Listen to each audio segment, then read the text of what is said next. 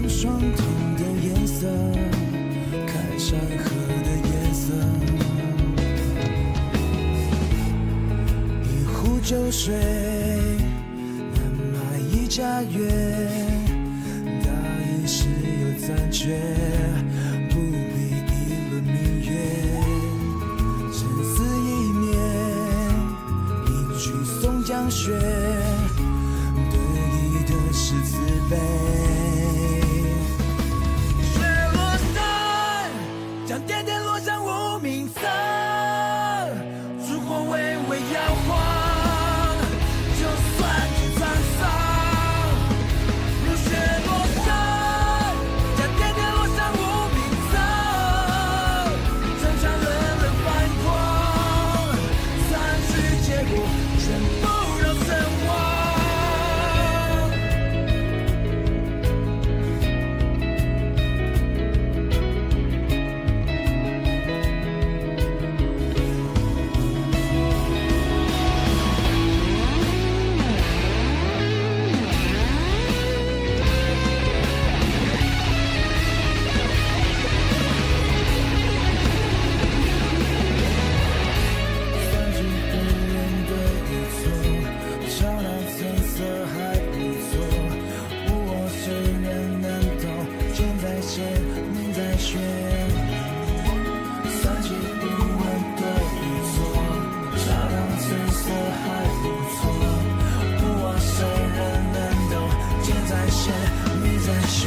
我是谁？等不及的交换乾坤，冷眼看穿秋霜，看不尽沧桑。倘若牺牲，等不及的交换乾坤，雪花片片落下，无声如土，无名又怎样？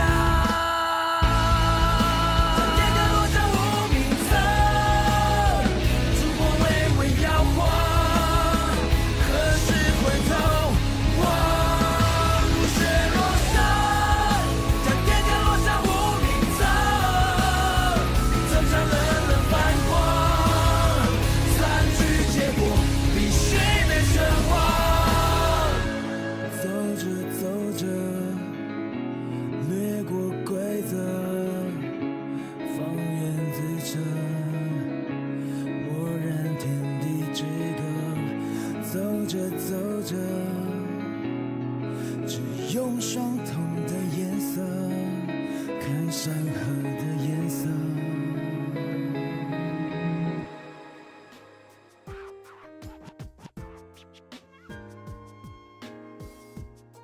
Testing, mic check. Cinnamon buns, cinnamon buns, cinnamon buns. Hello, friendos. My name is Nez, and we are once again back at it again for some more Arknights, because today we're going to be finishing our story reading of First of 1,000 Autumns. This may be the end of the Sui arc as we know it, or Through the Ages as it's officially called. We have been going through the story of the Sui siblings since year 1 of this fucking game. We don't even have all of them playable. Only about half of them, more than half, have become playable in that time span. It feels like we're about to reach the climax of this entire story where all of the siblings finally reunite. We've learned the entirety of what happened to Jie. Yan did not deserve her. They plotted behind the scenes because they did not want their supreme power to be superseded by a Fahrenheit proxy. They wanted control of their own history, but a benevolent demigod is still a demigod in the eyes of mortals, I guess. We learned how she, quote-unquote, died. And we are about to open up where her carving knife has been held, because that thing, of all the Sui, she seems to have the most reality-bending power. She has a whole-ass carving knife that can erase things out of existence. And we may need to pass it on to Chen, because the Chisha won't be enough when it comes to dealing with the bestial Sui. So we are at the grand finale of a 5 6-year storyline in Arknights. Will we get a Sue tease? Will she be born in this arc? I don't think so. We're not gonna see her. She's probably gonna be born behind the scenes, off screen.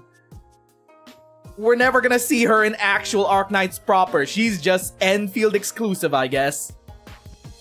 But she's proof, right? We have the 13th Sui sibling in Enfield. So things are gonna go well, obviously, in Arknights. We have that playable character plot armor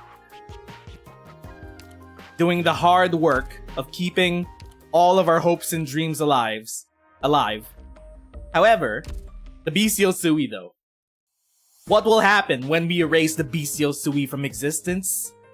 What will happen to all of the Sui siblings who have fought tooth and nail for a millennia to keep their own identities in check, to not get swallowed back into the hole? This entire saga has been about identity, self-actualization, what it means to be alive, what it means to be mortal among 12 demigods and their original form that wants to reclaim all the proxies. Genuinely, I think the Sui saga, right underneath the Londinium arc, it is my second favorite storyline in all of Arknights. There's just so much depth to it. We've been to so many places in all of Yan, explored so many facets of the Sui and philosophies of sense of self and identity. Genuinely one of the better written arcs in all of Arknights so far. But with that said, it is time to continue where we left off. I couldn't even access the EX stages and complete them prior to this because we still have to go through TA-11, which I'm saving for the story. So where did we stop? I know we have 5 stages today, so it's... Is it 7? TA-7, 8, 9, 10, 11? Oh wait, no. There must be some... Okay, we start at TA-8. Golden Erasing Blade. Their words can be erased by a writing knife. Their pages burned by a candle flame. Historical manuscripts are fragile, as is the history they contain. Let's turn the volume up.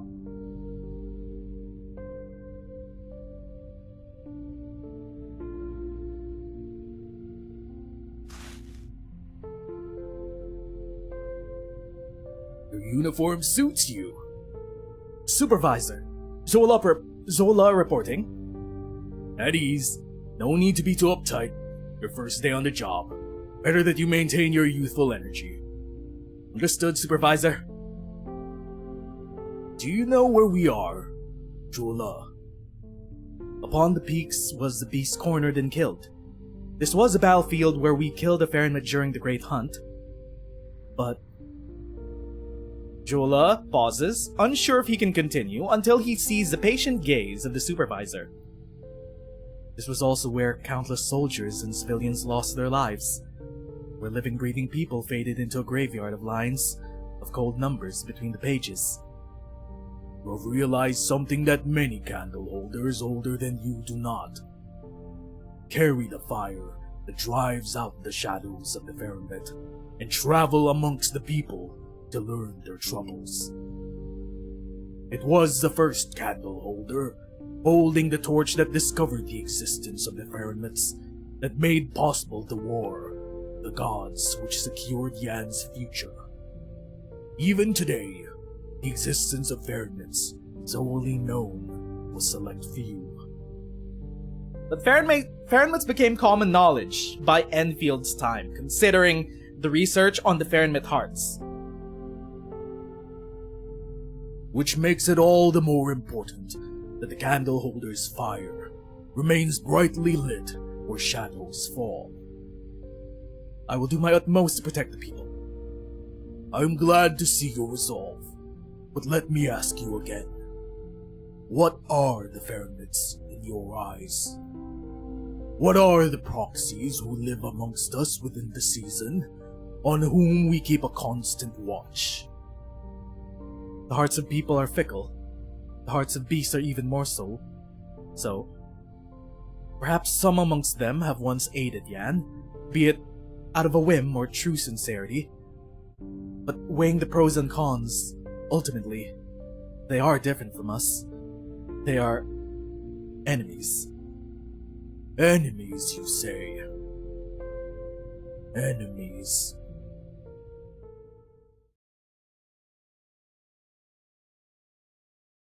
It's that exact kind of thinking that got Jie killed. They were already plotting to kill her, but she had to give her life to save Wang. Supervisor, what are you doing here? Oh wait, she was the supervisor.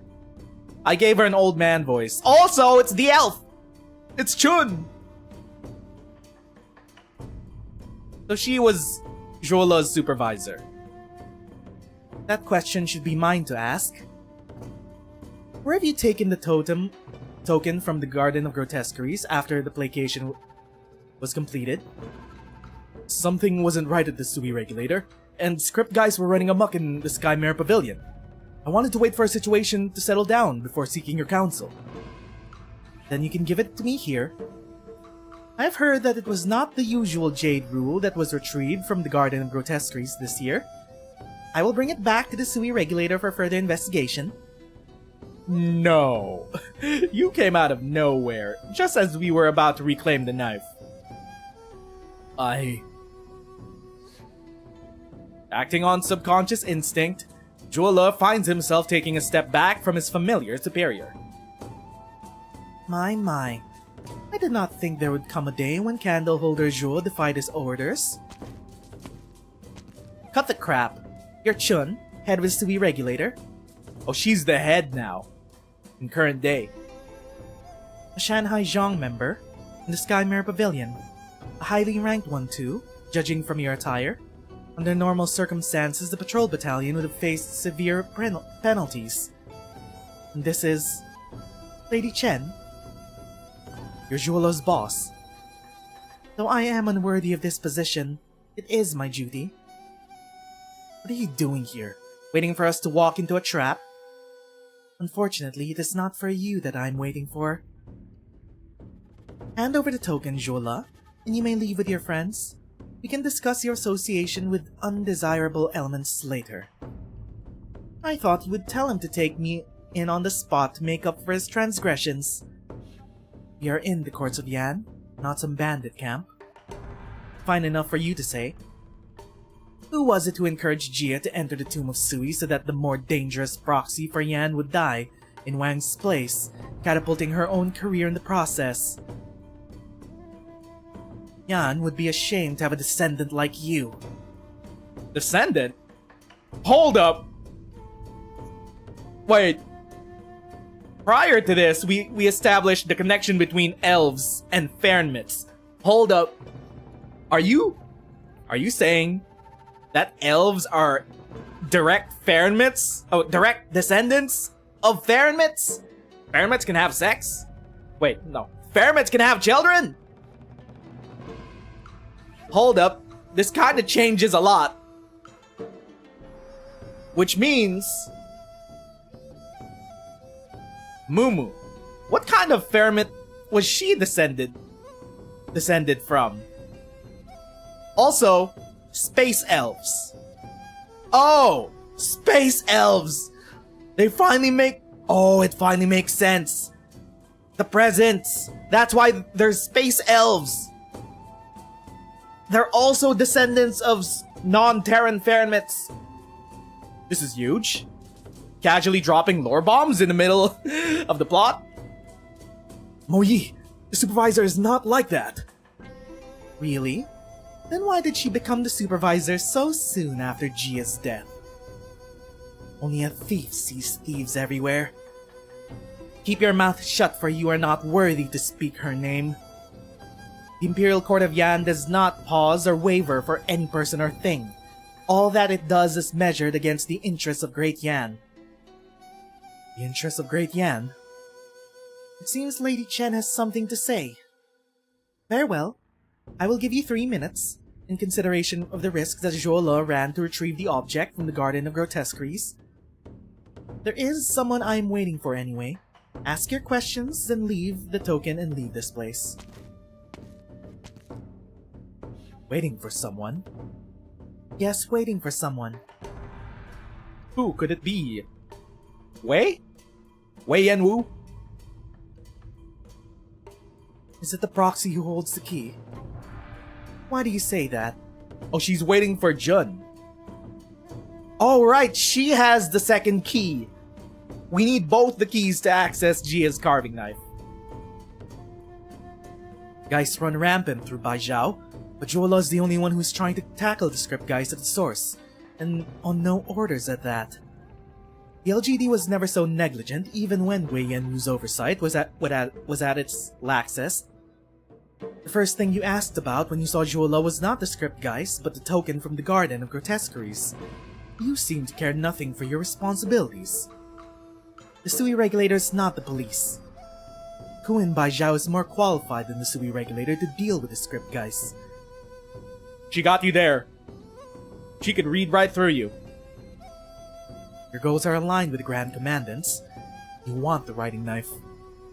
And if Mo Yi's telling the truth, no one in Baijiao is closer to the writing knife than Jun. You do the LGD proud, Superintendent. Why are you assisting the Grand Commandant's plot? What do you plan to do with Wei Yanwu, or have you already joined forces with him? Hot. You may have been an excellent officer of the law, Lady Chen, but it is not your place to intervene in matters of national interest. I've been to places and seen things. There's no need for grandiose words. If your plot is indeed in the interest of the nation, you should feel no shame in saying it out loud. Only those involved in political squabbles would keep bringing up national interest when questioned, beating around the bush and deflecting the question. You should be careful with your words, Lady Chen. Matters of state are complex and interconnected, and it is not unusual for officials to have differing views. Your words insult all those who serve the state. For 1,000 years, the Sui regulator has one mission, and one alone: to do what is best for Yan in matters pertaining to fairness. Nothing else matters to us. Even if the Grand Commandant's actions are indeed drastic, extraordinary times call for extraordinary measures. The use of the writing knife does not constitute treason. Then what is he planning? At this point, I doubt this damned old elf is gonna talk, so I'll do the talking for her. Just as I suspected, the Grand Commandant wants to rewrite history with a writing knife and completely eliminate the bestial Sui. The price is the True Lung's life. But why? What does the True Lung's life have to do with destroying a Fairnet? Unless, of course, we learn that somehow the Lungs are the direct descendants of the Sui. Surely. We were just talking about it before we were interrupted. 1,000 years ago, the Grandmaster discovered a piece of originium that he presented to the True Lung as a weapon that can end the Great Hunt.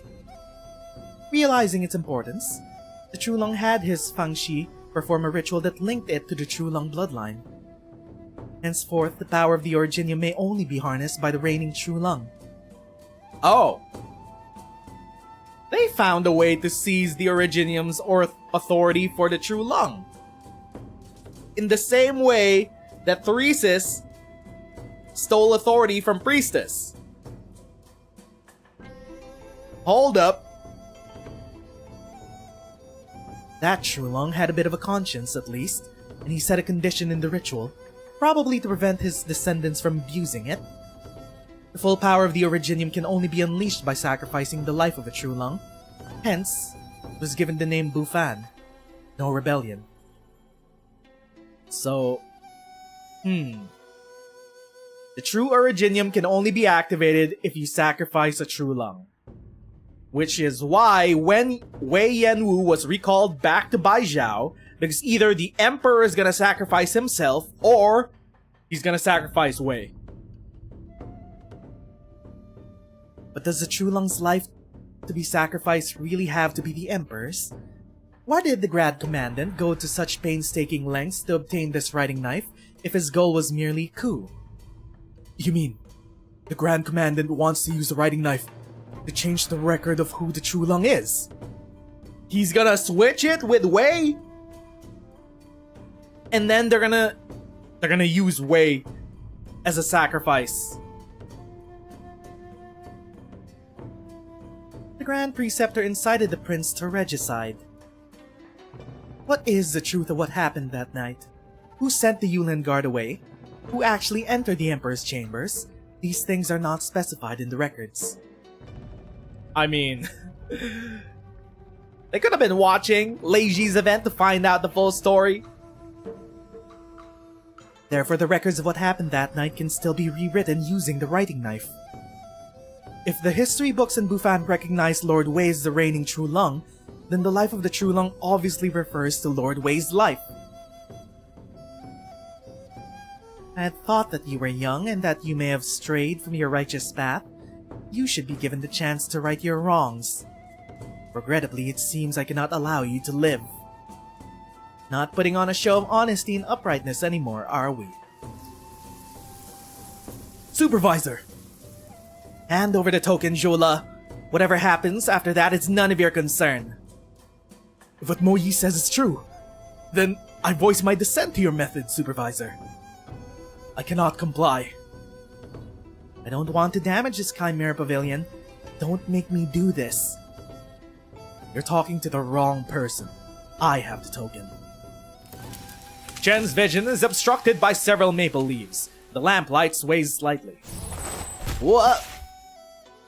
Chen steps back and prepares to engage, only for Mo Yi to step forward and block Chen's attack. So the supervisor of the Sui regulator is not above sneak attacks, like a thief. One can be subtle and reserved with words, but action must be decisive and without hesitation.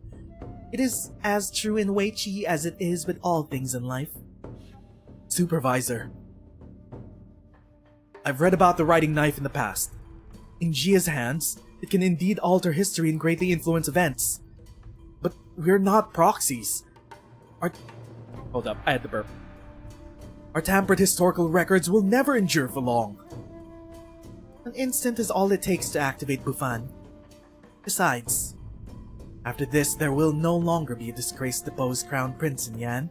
Only the pure True Lung whose legitimacy is beyond question. Is that right? We have to save Wei Yanwu? Was he kidnapped? Or did he go out here on his own? We still don't know about that. I fucking swear, if he's just chilling somewhere in Yu's shop. This is not the Sui regulator's concern. Since her death, Great Yan's history is already in tatters. One more change will hardly make a difference. Oh, I thought you guys wanted complete control over Yan's history. What do you mean, since her death, your histories have been tattered? You wanted this! How can you be so sure that we cannot record history truthfully? Chen chao-chien, Magistrate of Water for the Skymare Pavilion. I wanted to ask you as well, Supervisor. For many years, you assisted Jie in compiling history in her office. Why is it that you have now turned to tampering with history? The records of Yan are classified into 4 parts: classics, history, philosophy, and literature. The divisions of history and philosophy may seem distinct, but even the masterwork of the one venerated as the saint of history was merely the personal treatise within philosophy. Those who follow, modeling their brushes after his style, produce what is ultimately but the statement of a single house, in the House of Yan. Those things are no more than comments after fact. The truth has long since faded into the cracks of time. How could you say that? You must have read the Saint of History's notes. Despite imprisonment and torture, he always wrote the facts as they were and exposed injustice. You must have read the history tomes of the Skymare Pavilion, written by the thousands of sages who poured their hearts and souls into them, striving to set the record straight, to weigh every word in judgment of right and wrong. Well, she encountered a lot of bozos who tried to rewrite history for personal gain.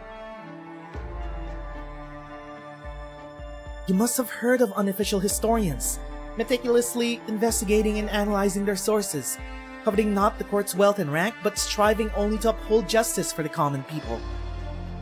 I saw with my own eyes the elders of my family dying on white fields of snow, because they wanted to write down the truth. Nay, because they were honest to themselves. These people who wrote history with their own flesh and blood, who willingly became the flame to illuminate the truth for even a moment. Who are they to you, Supervisor?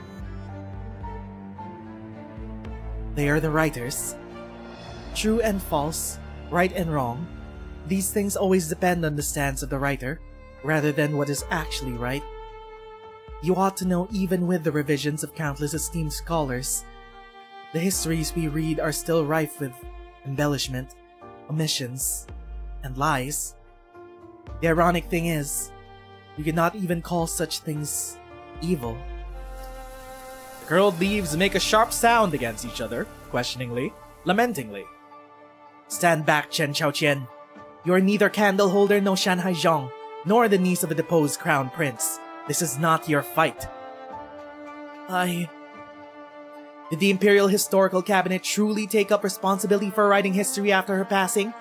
Did the Skymere Pavilion truly fulfill its duty of righting the wrongs? You are the descendant of historians. If you take up their mantle, can you truly guarantee that every word will be true for all eternity? No, you dare not shoulder this responsibility. I know about you. You wanted to change the Skymere Pavilion's culture of obsession with the analysis of ancient history, while neglecting recent history. That's why you took up a minor position at the Skymere Pavilion, hoping to lead by example by studying your family's history. Decades, centuries, millennia. How could you claim to speak for history when you have not borne witness to time on the scale that she knew? Stand back. The maple leaves sharpened. This time, no one saw what Chun did. All she did was wave her sleeve. The next instant, chao-chien was lying unconscious on the floor. Chao-chien! Supervisor! She's just unconscious. She'll wake up in a few hours. There's no need for her to sink any deeper into this mire. She's but an unfortunate, ordinary woman. She shouldn't have to be like you, or like me. I hear elves live a long time. We do. You don't believe in history or in the lasting justice in people's hearts, because the one who walked side by side with you on the long road of time died because of you. The question is not yours to ask, Chen Hui-chie. As an elf, you don't know where you came from, whether there are any of your kind left, or whether there'll ever be a home for you. My past, present, and future belong to Yan. That involves tossing your fellows into the abyss. Having her die in Wang's place was the appropriate decision under the circumstances. This is beyond all doubt. Compiling history, recording the passage of time. Have you any idea the power of those years? The power of time? The beast walks with a generous earth. She had gone one step further. Her power was rooted in words and lived in history. As long as the records of Yan continued, her power would continue to grow without end. If left unchecked, what sort of monster would be created in the end? It would be something even more powerful, even more terrible than Sui itself. Bro, you speculated on her future. You decided that all on your own. She was my mentor, my confidant, my friend. But I could not endanger great Yan with my own selfish interests. Chun, you are an elf, a descendant of a Farenmit who may have already been killed from the Great Hunt, and yet you serve great Yan, who they themselves called the Farenmits from this land.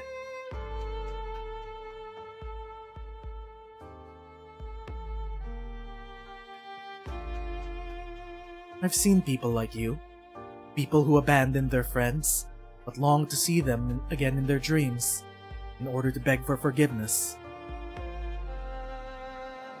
Head of the Sui regulator, What would you do if there was a way to see her again? I warn you, do not play games with the lives of millions for the fantasies of a madman. Wang did not go into the tomb of Sui for the sole purpose of eliminating Sui. The object that he had you retrieve from the Garden of Grotesquerie surely has something to do with his deranged plans to bring the dead back to life. Oh, even now you guys think Wang is up to something. For millennia, all Wang has ever cared about was defeating the bestial Sui.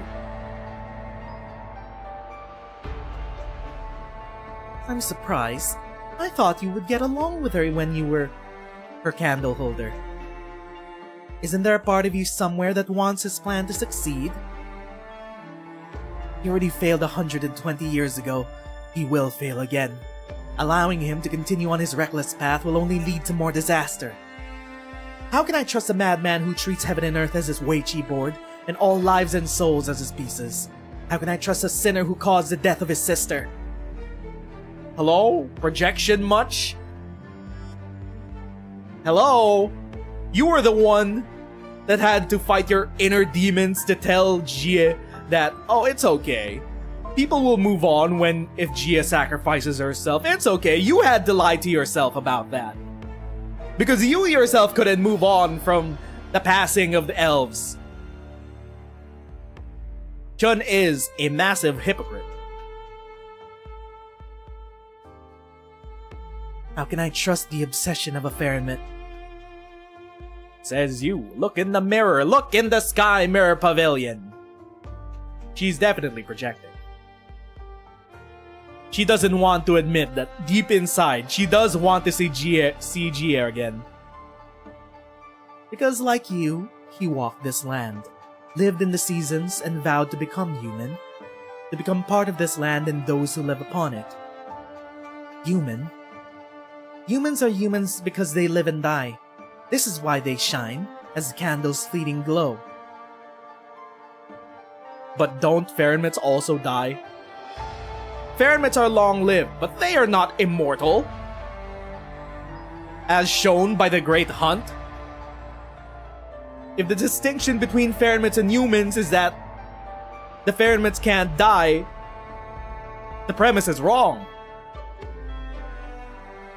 Also, a lot of the Fahrenmits that escape the boundless expanse of space were fleeing something in space that they had to seek refuge on Terra for.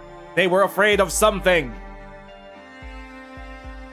The Foundation, the Observers, what were the Fahrenmits who fled to Terra afraid of?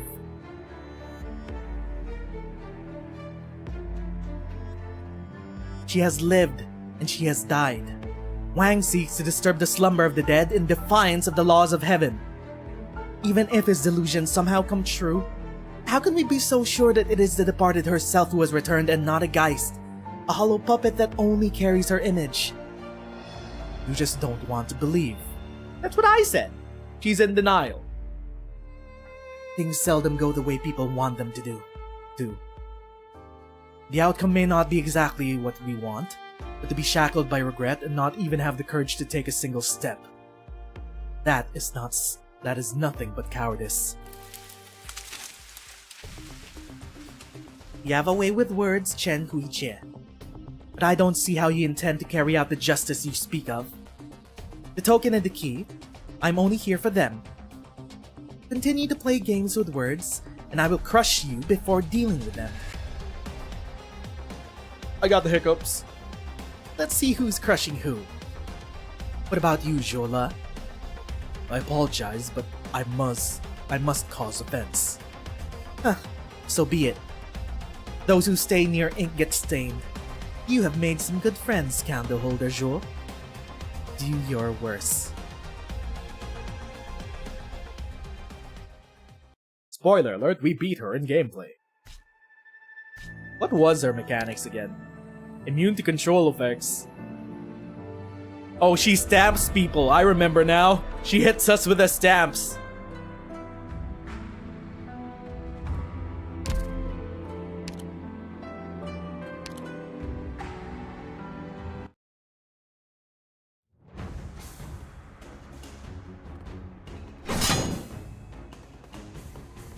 You almost hit a bookshelf.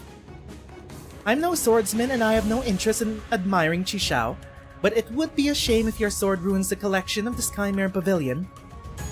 But you are not confident about taking the token from me. Is that so? The elf now truly waves her jade scepter and twig for the first time. Withered vines rush out from the ground, forming massive hands. Damn it, she's a nightmare to deal with. Is the silly regulator supervisor decided through combat? How does the book go anyway? I remember. And it's autumn, this is perfect. Metal's nature is change. Take this! For a thief, you're pretty well learned. I wouldn't be surprised if I know yin yang and the 5 elements better than someone who's forgotten her roots. Jula, Chenhuiche, your turn. Jula charges towards Chun, intent on disrupting her ability to respond. I think the person that's gonna get in the way of all of this is Jun. Jun's gonna come in, she's gonna intercede, and take both of the keys. Meanwhile, Chen Huiche pulls back, waiting for an opportunity to strike. In between them, Mo Yi unleashes razor-sharp autumn winds, tangling with the vine hands. The supervisor of the Sui regulator continues to stand where she is, utterly impassive, as though she is watching a farce that she is becoming increasingly bored with. Chen Huiche continues to back off until her back is almost touching the closed door. Damn, can't hold on much longer. Chen! Chishao! Splits the clouds! Cinema! Riding on the autumn wind, the sword aura sweeps away all the vines. The elf looks surprised for a brief moment. Then dried leaves, sharp as razors, fly out from the vines towards the trio. Mo Yi urgently casts a defensive spell, but the leaves cut their clothes and bags open. The token that has slumbered since it was retrieved from the garden grotesqueries falls onto the ground. The Labubu! I have not played IS-7, so I don't know the complete context of the Labubu. After this event, I should genuinely begin playing IS-7. I have not touched that since it was launched. IS-7, IS-6? Fuck, I don't even know which number we're on at. We're on now. And I still got, like, IS, a bunch of... I have, like, 2 endings in IS-4, which I should still do, plus the character stories, the monthly character stories. I have so much in my backlog, bro. There's not enough time in the day. This is a token from the Garden Grotesqueries. It is a Geist. It is indeed a Geist. The Weichi player had taken Sui's wildest imagination from the Garden of Grotesqueries and hollowed out the interior, leaving only the gleaming exterior. The memories of his siblings were then injected to create this object. Made of a glass-like substance, the tiny Geist lies immobile on the ground for a while, but then it seems to glow ethereal. It awakens. It does not seem to feel pain, or perhaps the pain was overcome by the urge to return to this familiar place. She begins to stumble towards the door. The Labubu is alive! That is... impossible. All it takes is a single thought from the elf, and the churning vines could shatter the object to smithereens, but Chun could not bring herself to do it. Because she truly does see a familiar figure in it. The object touches the door, and it is as though a dream that has slumbered for 100 years is suddenly awakened by an intruder. The falling dust forms thousands of golden threads drifting in the air in the setting sun. The sliver of life force ripples.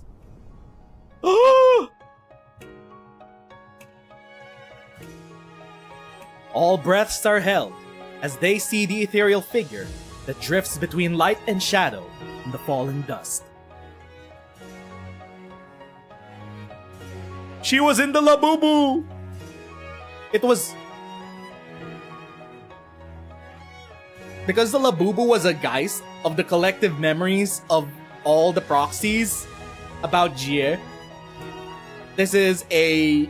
I don't know if it's actually Jie or if it's just a replication of all their memories coalesced into a being. It is blurry, indistinct. The only clear feature is its gray robe. Like paper that has grown yellow from the passage of time, but still smelling faintly of old books and dried ink. It's Jie. She's in modern day. Wait, flashback to when they said goodbye. The door opens slowly.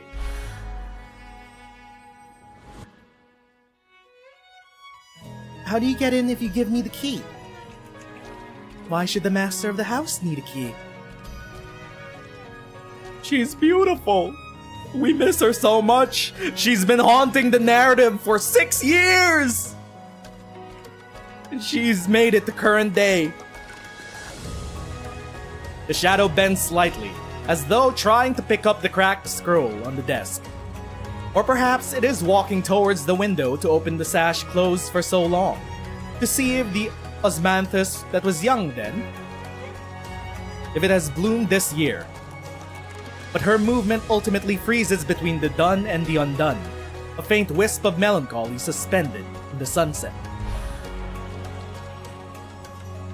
Put this scroll on the shelf by the wall. Leave that document on the desk. It's not yet finished. A painting from dusk. I should find a good place to hang it. Why do I have to do these chores for you? Oh, but Yan said her candle holder helps her put together mahjong games. Desk, chair, and scrolls. Every object in the room breathes with a shadow. They are her old friends, and she is the reason they never left. A gust of wind blows through the room. The geist falls asleep, and the shadow dissipates like a drop of ink that falls into water, leaving behind only that which is real, the shadows of dust. And the sun shining into an empty room. It's her. No, she was a little taller. Her hair a little blacker. She was thin, but not like that. She would not accept, yet there is a single question that she could never answer. Who else could it be?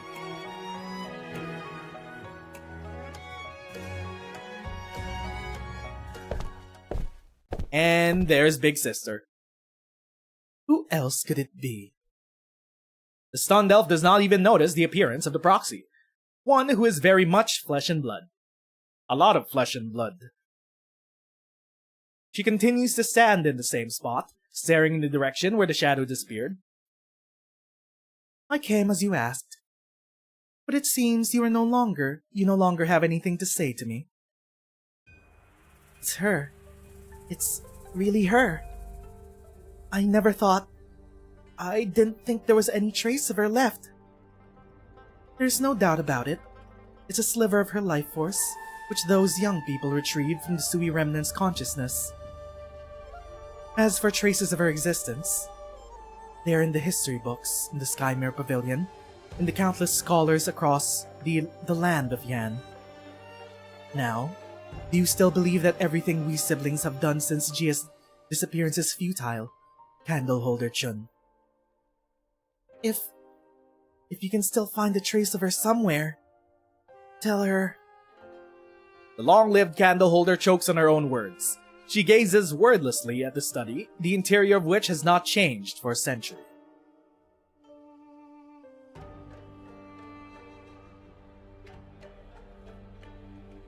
Having taken it all in, she turns around and slowly walks towards the exit, fighting the urge to look back at every step. Leaving this place she knows best, yet brings her the most despair.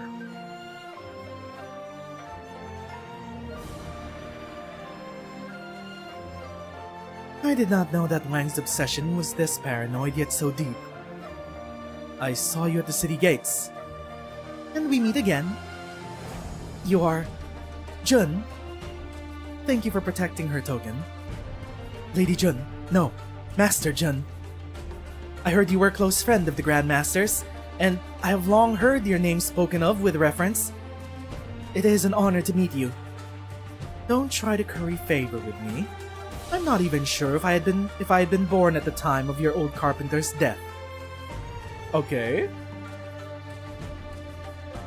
I'm glad to see that someone still remembers his views after 1,000 years have passed. But did you do what you did at Bangshan Town out of a desire for peace, or out of your own bitter cynicism? Do you really need me to tell you? The old Tianxia gave you an opportunity to make up for your transgressions. Have you done so? Ooh. That should have been me Jun's talking down to. It should have been me! The proxy does not raise her voice, but there is no anger in it. But her voice naturally begets respect. I've long heard of the second Sui sister's unapproachable nature. Today I got to witness it. There is always hope for those who learn from their mistakes. Jola. Academician Jun. Words cannot express my gratitude for your bringing back this sliver of Jia's life force from the Garden of Grotesqueries. Our family will remember the favor, and repay it when the time is right. Oh? I'm simply doing my duty as a candle holder. The supervisor lost her composure, but the candle of the Sui regulator remains lit. She was trapped between the greater good and personal desire, and was eventually crushed by her own obsessions. You must not repeat her mistakes. When the time comes for you to take on great responsibility. Does that imply that Jola eventually becomes the lead candle holder? Me. Now though, it is more useful for you to go outside than for you to stay here and look at the relics of the past. Take this girl too, and put her somewhere safe downstairs. It is late autumn and the floor is cold. I trust you will handle the matter of the writing knife properly, Academician Jun. Of course. One more request, if I may. Jun turns around and picks up the geist from the ground. She has turned back into a small, quiet doll, perhaps exhausted from the action she just performed. You know that this geist was formed from the last speck of Jia's life force? Wang drew you into the game and had you retrieve this object so that you could deliver it here and allow it to recuperate in preparation for her return. Return? Are we actually bringing Jia back to life? We do need all 12 siblings to defeat the bestial Sui. But consider it a burst of sentimentality from a reunion with someone long thought lost. Please deliver it to the tomb of Sui. The future is yet unsettled. Our family will gather outside the tomb. They're all reuniting! All the siblings, after centuries and millennia apart, are reuniting at the tomb of Sui to face themselves. I do not know if the day will come when Jia returns, but if Wang sees it as Jia's foundation, she should be there for this meeting. Wang is in the tomb, and I must help him. There will be a battle. Carrying this object would be unsafe, and perhaps cause a delay. Leave it to me. The Shanhai Zhong snatches the token from the woman's hands before the candle holder can react. I will see it done, in the name of Zhu Shi.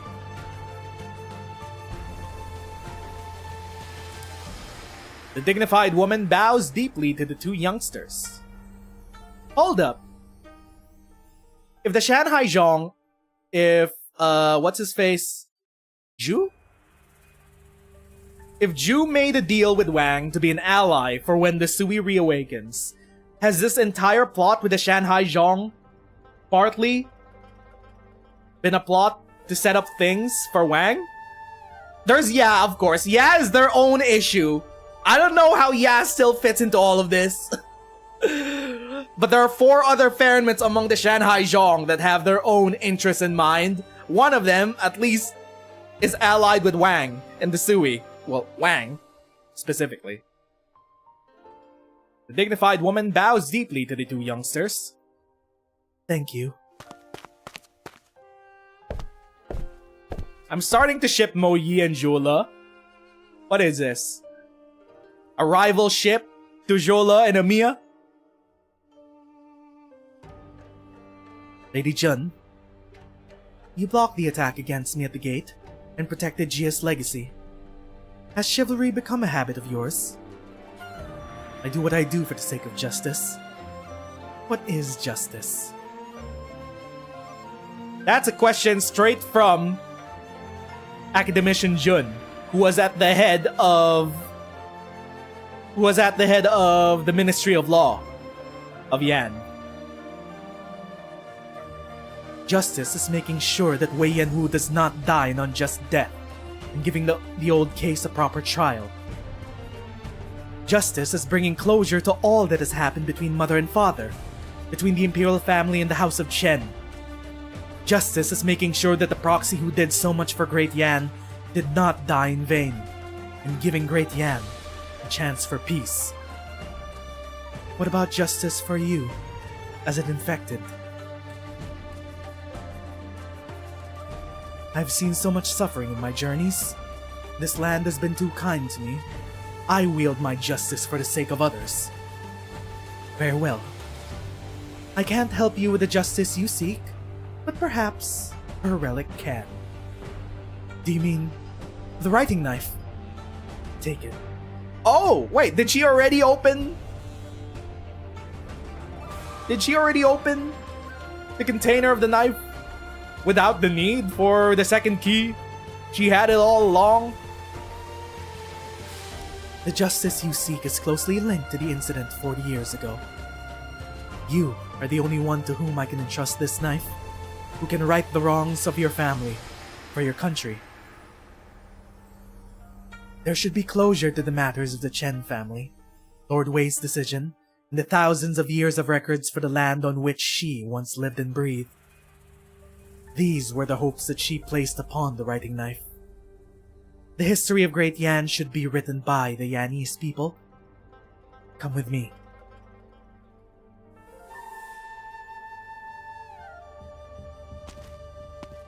They walk into the room.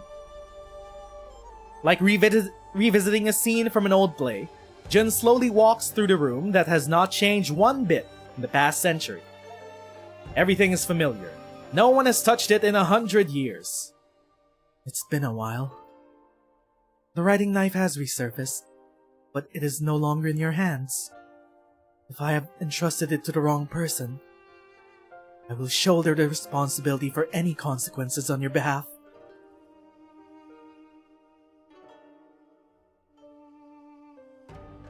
Chen's palm closes around the knife. Her fingertips tremble, as if the weight of 1,000 books is upon her heart. She has given her all wholeheartedly, and sacrificed herself selflessly. Now everything has come together as appointed. Are these Jun's and Chen's hands? These look like Jun's and Jia's hands. She clutches the writing knife. Oh, there we go.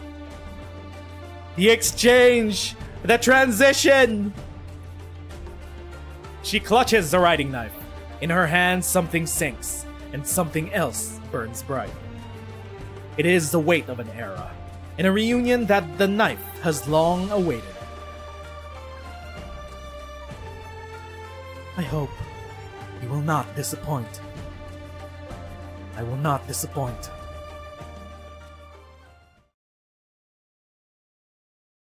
Meanwhile, back at Mangshan Town,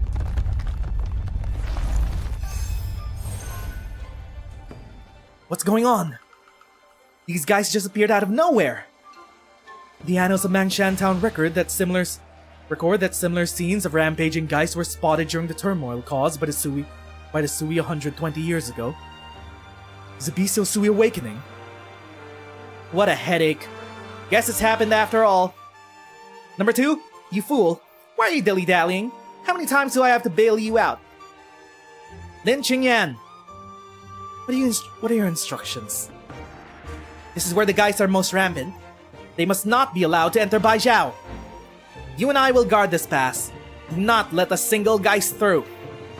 Yes, master. I can't hear you, girl. Look lively. Treat this as your entrance exam. Pass the test and I'll take you as my student. Then you can make your old teacher call you master. I wouldn't dare. Is there anything that I could help with? Help? What can you do? Watch my moves and record them. Then you could show them to your teacher and see who's better. The fire rises. Phoenix! Is she a phoenix? We never got any confirmation of what she is. I'm assuming she's a phoenix. Or maybe a firebird. Wait for me! You run too fast. What's the matter? You were the one who was in a hurry. If you're out of breath, give it to me and I'll deliver it. In your dreams, you blockhead, did you think about how we're supposed to enter the tomb of Sui when we arrive? Aren't the Imperial Guards standing at the entrance to make sure that Wang doesn't come out? To keep both of them in there? We'll explain to the soldiers guarding the tomb and ask them to let us through. Right. How do you plan to explain where you got the thing you're holding? Or maybe we find a way to sneak in. This calls for the other Sui. Even they have to get in from the front door. Your brain really is made entirely of wood, isn't it? Do you have any idea then? If we can't get inside the tomb of Sui, we'll find someone who can. Are they gonna enter through one of Dusk's scrolls? What if, hold up, taking a call back from Enfield, Wang kept one of Dusk's scrolls as an emergency back door that the other Sui can use to get into the tomb. Do you mean... Who's there? Show yourself! Jolo senses a hostile presence and instinctively draws his sword. Ah, it's Ya. I was wondering about where you went. What are you up to? The thing you promised me. Hand it over. Even you want the Labubu? Great, we have to fight Ya now? The Shanghai Zhong. I mean, Mo Yi's moving out on Jun's command. However, she's also a huge Fahrenheit fanaticist. Will she disobey Ya? The Forbidden City's just ahead. It should be heavily guarded if the Grand Commandant really intends to sacrifice Wei Yanwu's life. There are guards stationed at all the important intersections in the city. It should not be hard to detect unusual movements by a large force. Wait, is that? Chen stops in her tracks. She sees a figure. A very familiar one. Oh my god, we've been looking for your ass this entire event, bro. Have you just been chilling in the Imperial Palace? Did you go here on your own? Were you willingly part of the plot? Or was it the entire time that the Emperor, who never wanted to be Emperor, they actually wanted to sacrifice themselves so that the true Lung, Wei Yanwu, the truth of what happened 40 years ago with Blaze's mother, is that Wei Yanwu should have become the Emperor, but instead he was exiled to Hong Kong. Lungmen. Weijie, you should not have come.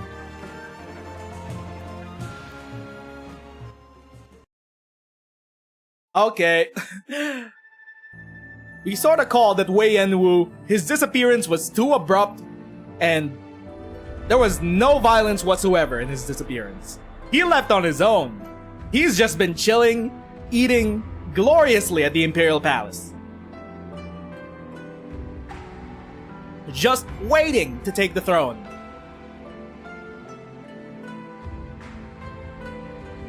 And his own brother is gonna sacrifice himself to rewrite history. To make sure that Wei Yanwu never left for Lungmen. But wait a minute. If you rewrite history to make sure that Wei never left, what happens? Hold up. The butterfly effect is way too complex on this one. Wait a minute.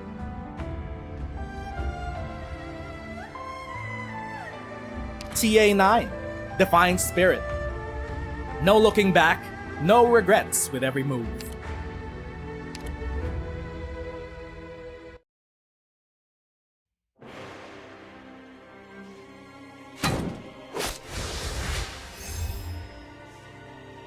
Too many guys. There's no end to them. Look out! Where did he see these monsters even come from? And just how many of them are there? They don't even seem to be decreasing. In fact, there's more of them now. I heard last night the 3rd Battalion in the north lost half their numbers. What? Have you noticed? I don't know when it started, but these mysterious monsters are looking even more realistic than they did. And even more aggressive to boot. Where's our Tama de backup? We're in dire straits if this keeps up.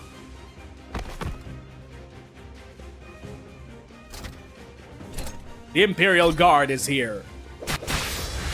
Not just aura farming and actually doing work. Stand up. We must uphold our duty to guard the land.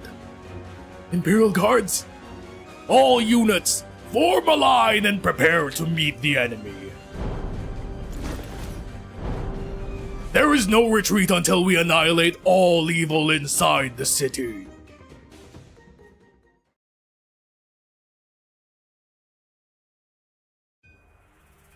The Grand Commandant.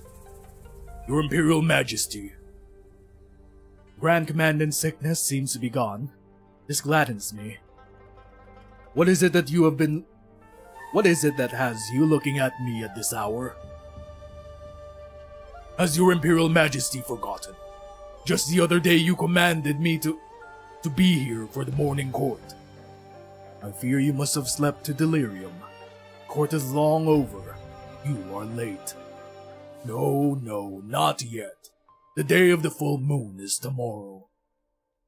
This old servant shall accompany your majesty and await your order.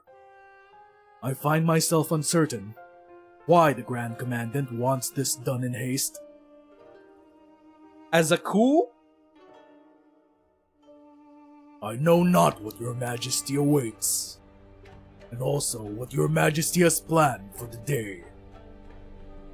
This is none of your business. Your majesty's silence only keeps the servant guessing.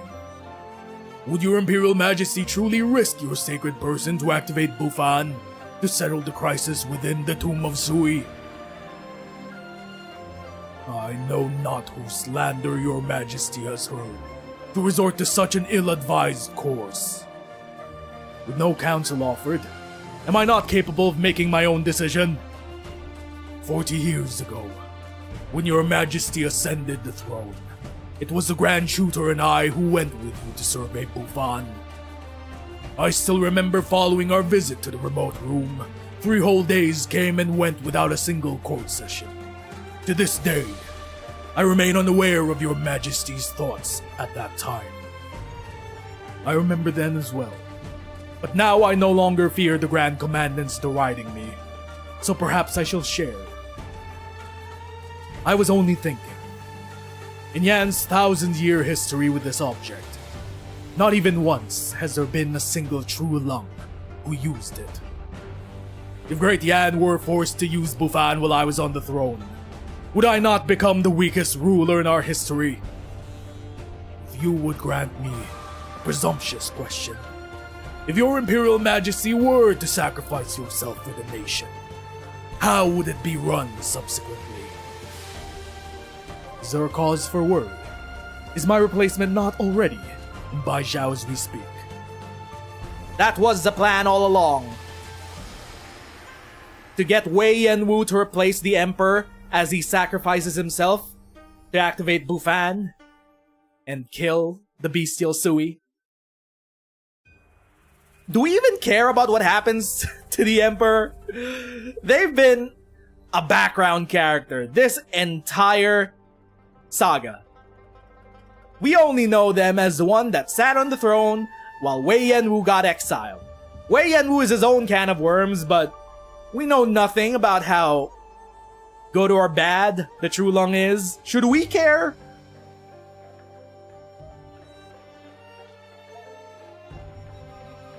The Mandarins would be unsatisfied if the deposed imperial heir Yan Wu were to take the throne.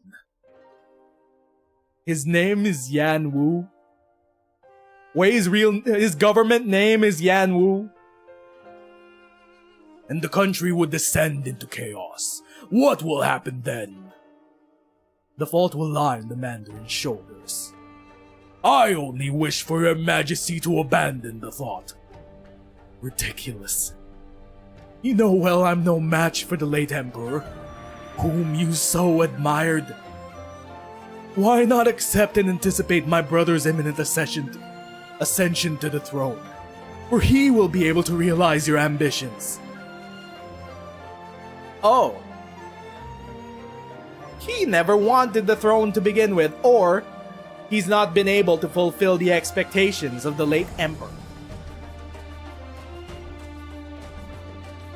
Anyway, look at how Wei has run Lungmen. I don't know if you want him ruling all of Yan. I don't know about that, dog. He is decisive, but also he's morally gray. Why trouble yourself to persuade me? Your Majesty! The old man suddenly tenses up, his trembling voice nearly hoarse. The man on the throne seems to have forgotten when he last saw the old man this agitated. For the past 40 years, I have witnessed your Majesty toil tirelessly to grow our country. Not even once did you slacken from your imperial duties. In those years, Great Yan has enjoyed stability. Our population swelled, the treasury remains full.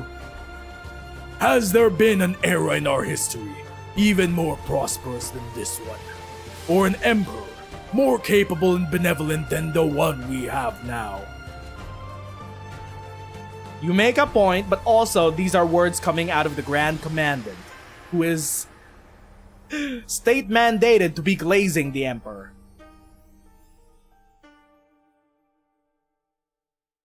No, please, don't kill yourself. You're so sexy. No, let's sacrifice Wei Yanwu instead. He's also a true lung. No, don't kill yourself. And yet, your Majesty, do you intend to idly watch as our nation's golden age vanishes into night during this turbulent time? An urgent message from the Sui regulator. A strong energy wave has been reported from the depths of the tomb of Sui. Far stronger than the wave of 1,120 years ago. And how fare the troops and civilians? Under control at the moment. Bai Zhao's peripheral blocks moved away before the energy blast, and non-mobile settlements nearby have been largely evacuated. The damage is minor. Mount Mang has suffered more damage, but the Tianshu at their posts, and the Garden of Grotesqueries is still suppressing Sui. There are Geists running amok in the city, and the Imperial Guards are cooperating with the patrol battalion to establish a defense line. They will give it their all. I see. You may go. From behind the curtain, the true lung rises from the throne and descends the steps until he is next to the older man. Will we finally get to see your face? Is it gonna be revealed that you're not a furry? But also, wait a minute. Oh, wait. What is this? You have sharp ears like an elf. Remember what I said about the True Lung and the Fahrenments and the elves? Of all the lungs that we've known, Wei Yanwu and Chen and other Chen don't have elvish ears. You, sir, are neither furry nor normal human. You have sharp, pointy ears like an elf. What does that imply about the True Lung bloodline? What does that imply about the Sui? Which one of the Sui gave birth to the True Lung bloodline, actually? Are we even questioning it? It's probably Wang. No, it's not Wang. He's too antisocial to fuck. He's too antisocial to have sex. What if the entire True Lung bloodline was just descendant from Chongyue? What if that's the biggest lore bomb of this entire saga? It's about time. You may withdraw, Grand Commandant. The battlefronts of Baizhao and Yumen await your commands. Or is there any other relevant Fairnmit that the True Lungs could be descended from? You have sharp ears, just like the Sui siblings. Your Imperial Majesty, for the sake of Yan, is your Majesty truly unaware why I strongly advocate for war? Do you still remember why the court came up with the 28 policies? Victoria, Lithanian, Kazdel, this whole great land is plagued with unrest, Great Yan aside. We are now in terrible peril, and the nation cannot afford to be passive. We must proactively seek change.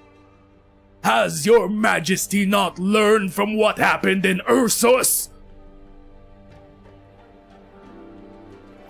The Chamber of Heaven's designs has yet to figure out what sort of power managed to wipe out that entire Originium vein. Priestess. She's siphoning the Originium that she needs for a full reawakening, for a full assimilation of Terra.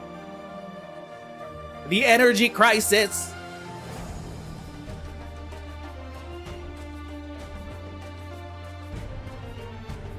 If the Crystal Age truly ends with the depletion of every vein, then Great Yan must take the responsibility and prepare to lead all of Terra. Okay, brother. What? You guys taking the responsibility to lead Terra? If anything, it should be Ager, right? Because Ager has the deepest knowledge of the true state of the world and its past.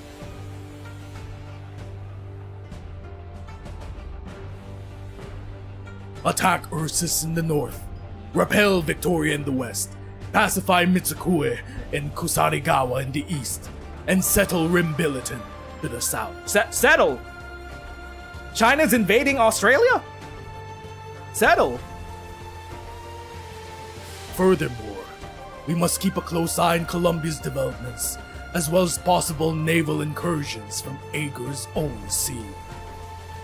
And before all of that, while Great Yan stands at the height of its power, we must seize the chance in this fight against the bestial Sui to sweep away decades of weakness hiding under peace and prosperity.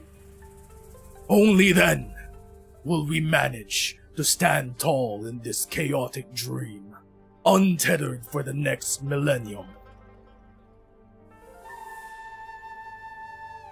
The True Lung falls silent at the old man's speech, not only to consider all that was said, but also to calm his own mind. No one knows how much time has passed before he finally speaks. You dedicated your life to wars for the country, and your military merit is without equal. But this has also left you with injuries and ailments. Have I ever doubted your undying loyalty to our country? But earlier, you spoke of what befell Ursus, and that makes me wonder. Do you remember what happened to Gaul? Your Imperial Majesty. Remind us what happened to the French. Your words were incisive. Yes, Great Yan should seek change, and must change.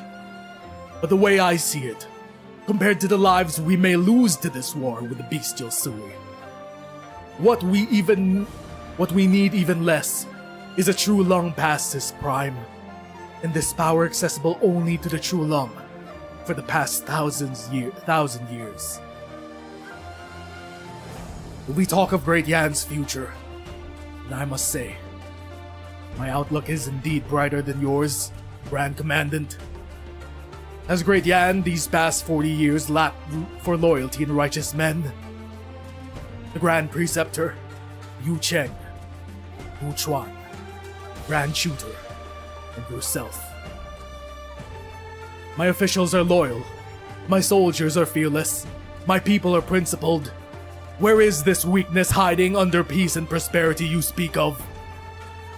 As for the future you mentioned, you can take a look in my stead. Your Majesty, You still insist? That hunt of my ancestors' days, the remnants of the bestial Sui plaguing Yan for thousands of years, should end with me. We must inevitably spill some blood. And the true lung should be the first one to spill it. Okay. You've sorta sold me on the true Long of Yan. He seems to be a benevolent ruler. Better than Wei Yanwu at the very least. I don't know if Wei would would ever sacrifice himself for Longmen. He would no sooner sacrifice the infected. Maybe we just sacrifice Wei instead. How about that? Hold up. What if we just sacrifice Wei instead? Longmen will be fine. Swire can turn Longmen into an amusement park for all we care.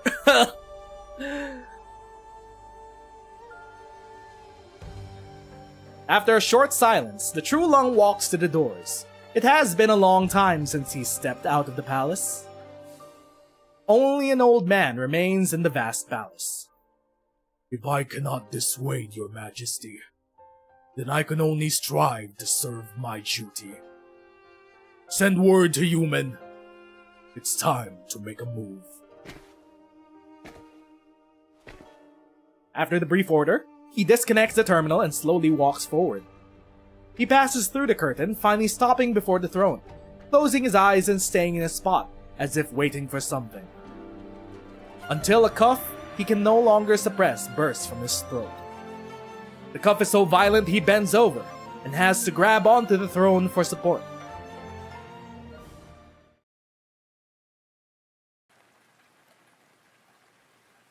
One day before the full moon, hour of high. You came in the end. So you were here? You don't seem surprised at all to see me, though. Chen Huiche is somewhat caught off guard by her target simply showing up before her.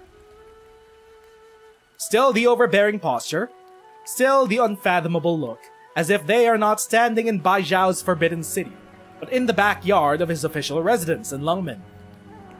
Buildings behind him seamlessly blend into his dark coat, as if those places are merely an excessive ornate cloak over his shoulders. So at least you weren't kidnapped. I still don't know just who on this land could manage that. Okay, you smug fuck. Everything I've done has been on my own volition. I'll never stop hating that attitude of yours. Why are you here? Is this a backup plan the Grand Shooter kept telling you to make? His words should not be followed entirely. The situation should never have developed as he suggested in the first place. I have another plan in mind. Either way, you're safe. So what comes next won't be much of a problem. And what are you preparing to do? Ensure you're safe. Get you out of Bai Zhao, then. Chen casually waves a writing knife in her right hand, its simple form leaving a light yellow scroll-like afterimage in the air. Correct some mistakes made by you and your brother. I see. So the artifact is with you. I'm not too surprised. Huh. And who are you supposing would deliver this writing knife to you? That's no longer important. Since you have it, then you ought to know how to use it, and everything else about it. I was pretty surprised. Every secret I've learned about you since coming to the city has opened my eyes. You know, I almost admire your ability to hide so many secrets. If you truly wish to rectify the mistake I made, you should follow me. Are they still gonna rewrite history? Follow you. Where? Beneath the Forbidden City, to the first, Original. The writing knife you hold will be of use, and will solve Great Yan's crisis. All will be made right. Of course, I prefer you hand the knife to me instead. It'll be quicker, and you'll have less trouble to contend with. But you won't trust me. I'm sure you want to see it all for yourself before you'll give it up. I don't really mind, though. Haven't had enough of playing the tragic hero? You're just conveniently skipping over the part where you'd actually lose your life. We stand before a great crisis. This is a small cost Yan can afford. There are no victims in this case. Your work ends here, Superintendent Chen. Don't tell me you forgot. I resigned right in front of you 5 years ago. Though the man standing before me now isn't even fit to be called Chief Wei. You're telling me to watch you throw your life away? And that's not even the part of your words that's pissing me off the most. Your sacrifice isn't going to move anyone's heart but your own. And right now, you don't even have the right to end your life just like that. Huiche! This is no petty squabble! This matter concerns the fate of Yan and the people. Of course I know that. But get over your own ego! This country's fate doesn't fall on your shoulders alone. There are definitely other things you should be doing besides glorifying your own suicide.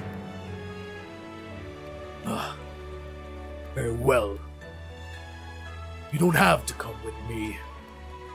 Give me the writing knife and go back to Lungmen. It's too bad I got 2 blades here. But I can't lend you either of them. You go, girl. Hello, doggo. Welcome as we finish off what may be the finale of the Sui Saga.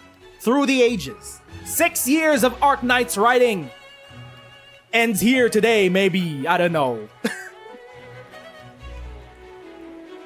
We don't have any more time to lose, and you still want it your way, Superintendent Chen. I'm not the one insisting on having it my way. Must you force my hand? Fine, show me. Let me see how much your swordplay has grown in the last 5 years. That's more like it. Chen Huiche grips the hilt of her sword.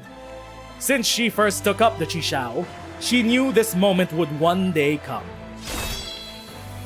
She unsheathed her blade, pointing it at the Baijiao autumn breeze blowing between her and Wei Yanwu.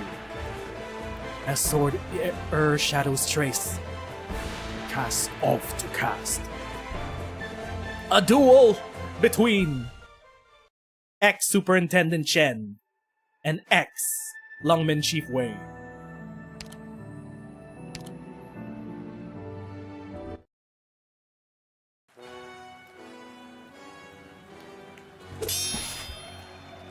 What is he fighting her with? Is he fighting her with his pipe? I'm just imagining that he has a sword.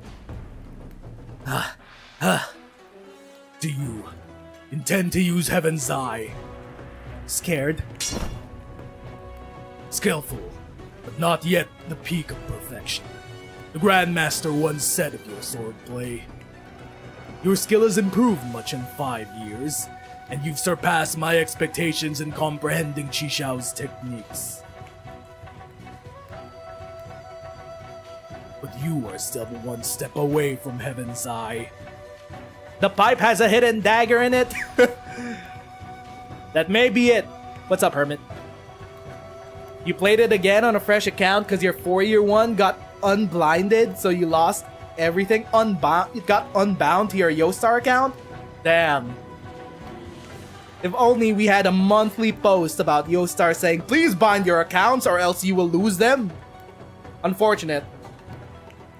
But it's good that you have a new account.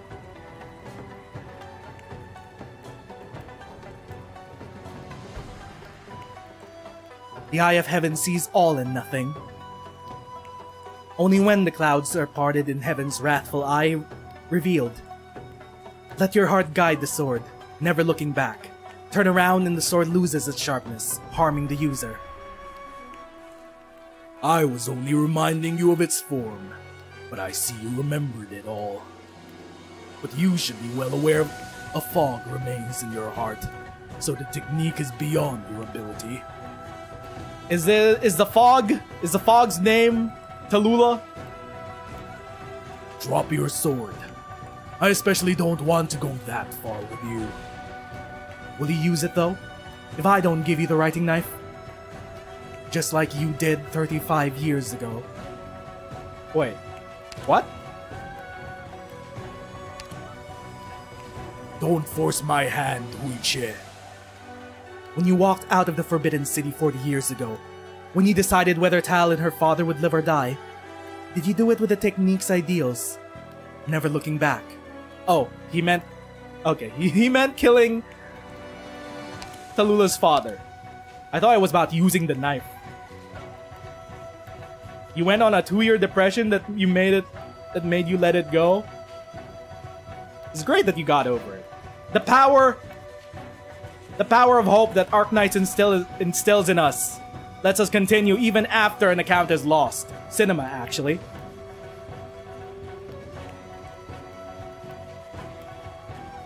Hui-che! If that's what Chixiao's final technique demands, then I shall never be able to unleash it.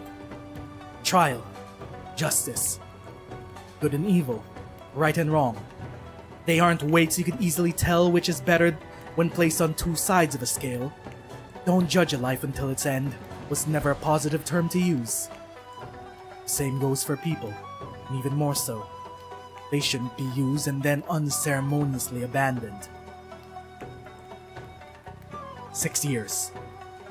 6 years! The ghost of the dead infected has haunted the Arknights plot in Lungmen and Chen and Wei and Lin. I don't think Swire fucking cares. Hoshiguma doesn't care either.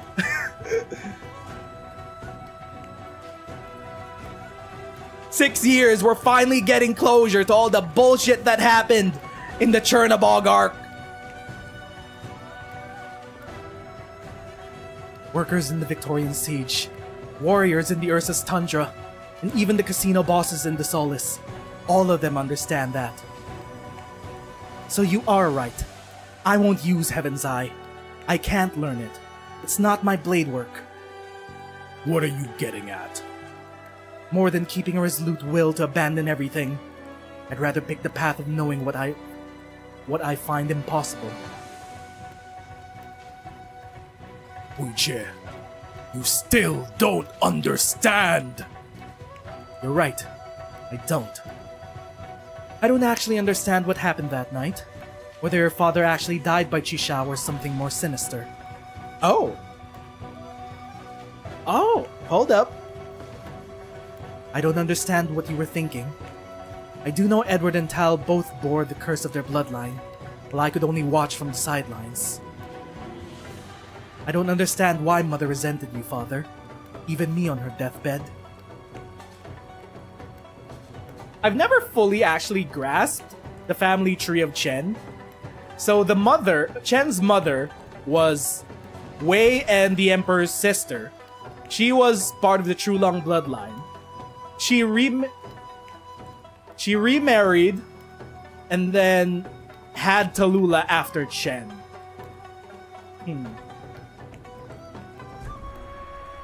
I'm only clear on one thing, and Tallulah knows it too. Apologies for the dead are meaningless. If there are people you want to apologize to, then tell them you're sorry while you're still alive. Otherwise, you're just a coward consumed by guilt to the brim, putting on a heartless act. A heartless and stoic act for a ridiculous facade. I won't let you keep making the same mistakes. There is no real merit in winning a verbal fight. If you truly have a strike that surpasses Heaven's Eye, you shall indeed become a legendary Yanese swordswoman. Heaven's Eye. None of Chen's techniques used by far have been Heaven's Eye. I would have assumed that at least one of her gameplay skills, one of the three Chen's gameplay skills is called Heaven's Eye. Are none of them called that? I can't remember off the top of my head. Or what about Chan Yu-chen? Heaven's Eye. It's a term that comes to mind, but I feel like I've heard it before, but I don't know exactly where. I don't remember where. Technically, Chen is royalty, yes. She is the Trulongs. Take a look at her. Yeah, she's a queen. No, Hermit. I've had this theory developing since the start of this session. Since we learned that the elves are descendants of Thermits, because we learned that from Chun. It's kind of weird that the true Emperor, the true Lung, Mr. Emperor himself is not a furry like Wei and Wu. He has sharp elf ears, like elves. What does that imply about the true Lung bloodline? Are they descendant from Thermits? The most likely culprit would be a Sui, but then we have to ask which one of the Sui had sex and had children, and would turn into the progeny, the true Lung, the Lung blood. Wang, he's too antisocial to have sex. I think Chong Yue had sex like a millennia ago, and that's what turned into the Lung bloodline. That's my theory that I'm cooking. I don't think... Well, if we're talking about Ling maybe could have gotten drunk somewhere and accidentally started the Lung bloodline. There's also that. Hold up. You're nominating Nian? I don't know about that. I think the Lung bloodline existed longer than some of the siblings.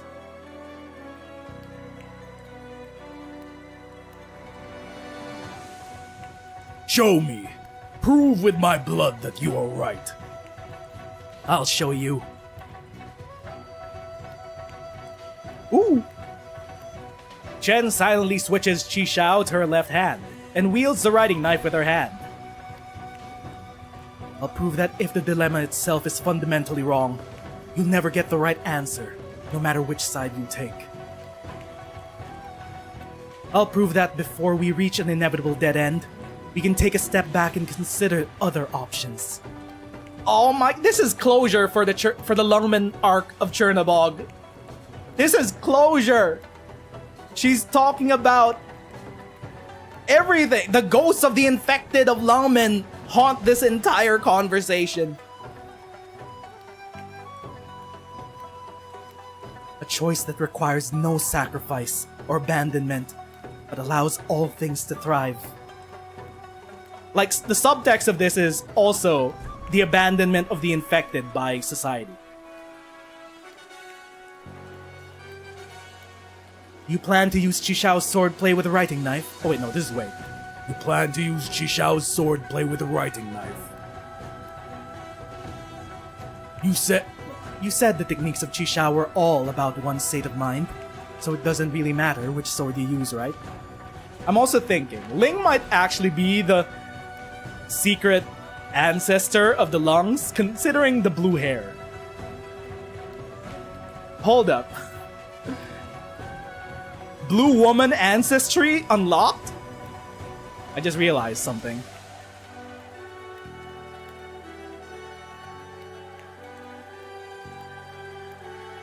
You said the techniques of Chisha were all about one state of mind, so it doesn't really matter which sword you use, right? Uncle, I still remember your last words to me when I left Lungmen.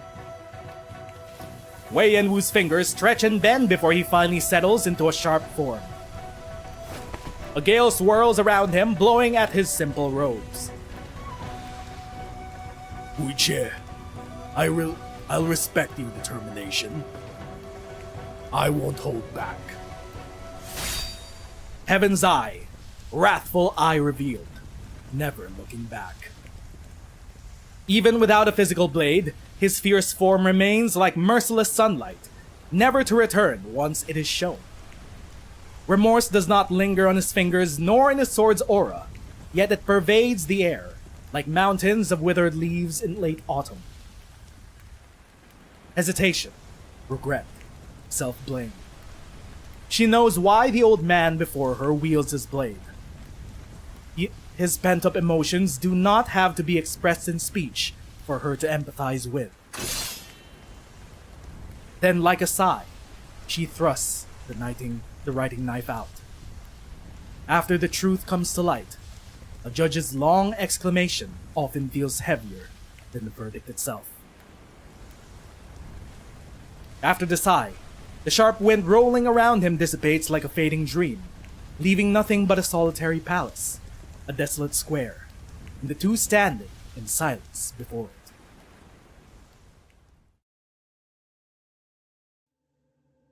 So this is the swordplay you meant.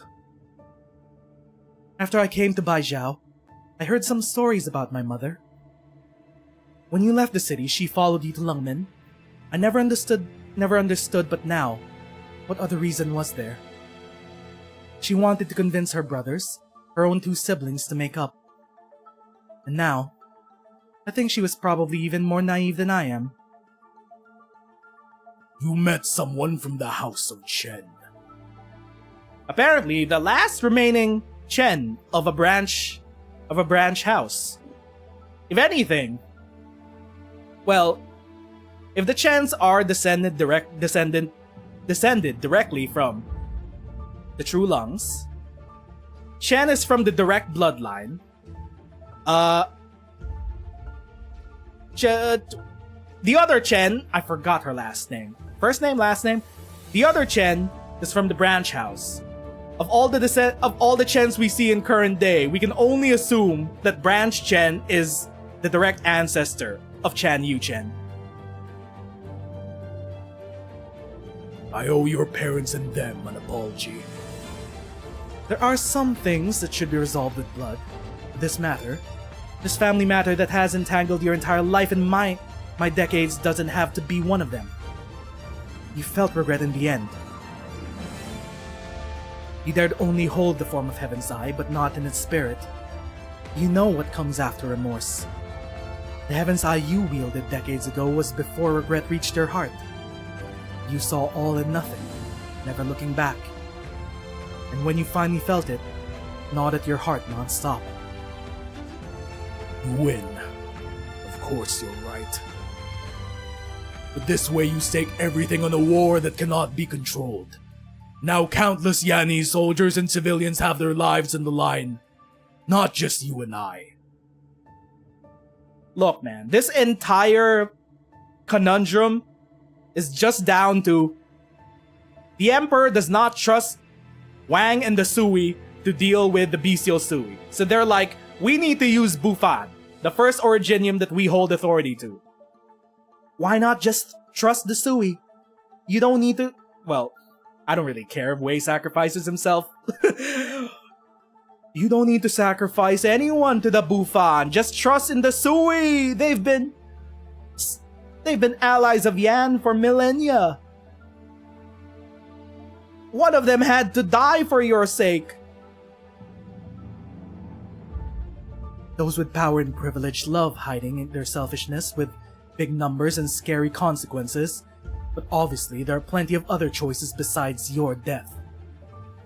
There are many who stand with us, proxies who have joined forces with Yan, your own brother, and even if there is no other choice to take up the responsibility, there's me. Let's finish the conversation from earlier. The path before you is long and hard, but I know you will master it. I thought for a long time about what you meant by that will. When I found the answer, I was loath to believe the conclusion it led to. But now seeing you in such a pathetic state, I can only believe it. From that moment on, when you placed your unfulfilled hopes on my shoulders, you were already old. You're old. You can't even harden your heart into stone as you did in your prime. You want to make amends, pay your debts, so you choose to die. Death won't let you make up for all you've done. Death won't preserve your last shred of dignity. Death will only leave a final knot in the relationship that can never be untangled. This is just an escape for you, Mr. Yan Wu. Still feels kind of weird referring to you by your government name. You have to atone for everything you've done. So don't do it. Don't do what Tal did. Ooh, the dual layer of this. It's also a conversation that Chen wants to have with Tallulah. Or has had with Tallulah. Ooh! Efficient writing. Is she? If you want to ask me is she doing well, then I'll tell you. No, not at all. But you should rejoice in the fact that I'm willing to talk about her with anybody. With you. Is it midnight? What's that? The horn signaling the attack. It's not from Baizhao, but outside. From human. The Grand Commandant? Well, what is he doing with human? Wait, who is he attacking? The Shanghai Zhong? The Geist? Human's about to attack the tomb of Sui. The Grand Commandant has issued the command, and whether or not the troops move up is up to Zhuo Xuanliao. He cannot hold on forever though. Human's troops are not his personal army. I should go. To do what? Our family matters have to be resolved, but those incarnations of the Farenmit, the same goes for them too. They'll try their best, and I'm willing to trust them. And that Grand Commandant, I can kind of guess what's on his mind. He's not selfish, but he thinks his judgments are logical and realistic. Disasters caused by people like him are usually the worst ones. Be it for Lungmen, or what's left of the House of Chen, I should try and win whatever peace is possible for Yan. I know you will. Right. Before I go, and if you want, help me think up a name for the move I just pulled off. A name like Heaven's Eye that would get a young me all excited. Heaven's Plaint. Heaven's Plaint? Doesn't that sound a little too old-timey? Surely you don't have to remind me of my age every 5 minutes. Even so, there are some things I must do myself. Such as? This time, I will do something that will leave me. That won't leave me with regrets. Meanwhile... Oh right, yeah. Bro, Mo Yi is already working with Jun and Wang. Don't get in the way, brother. Zhu is also allied with Wang. Who the hell uses the word plaint? I'm too brain rotted, and all I could think about is taint. Heaven's taint! That's not something you want to name your big ultimate skill. Zhuo recognizes the person before him, the one steeped in malice. The mastermind who turned human upside down, and an actual Farenmit. Zhuo grips his blade and swallows hard. But the other party does not seem to pay him any mind, instead looking towards Mo Yi. She's the one carrying the labubu. And where's the thing you promised me? I didn't find it. Then there's no meaning in leaving you alive. Uh-oh.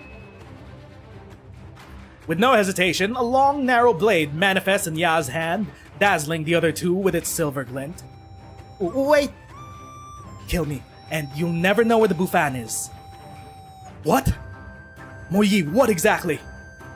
Faced with Zhuo's angry stare, Mo Yi can only turn her head away.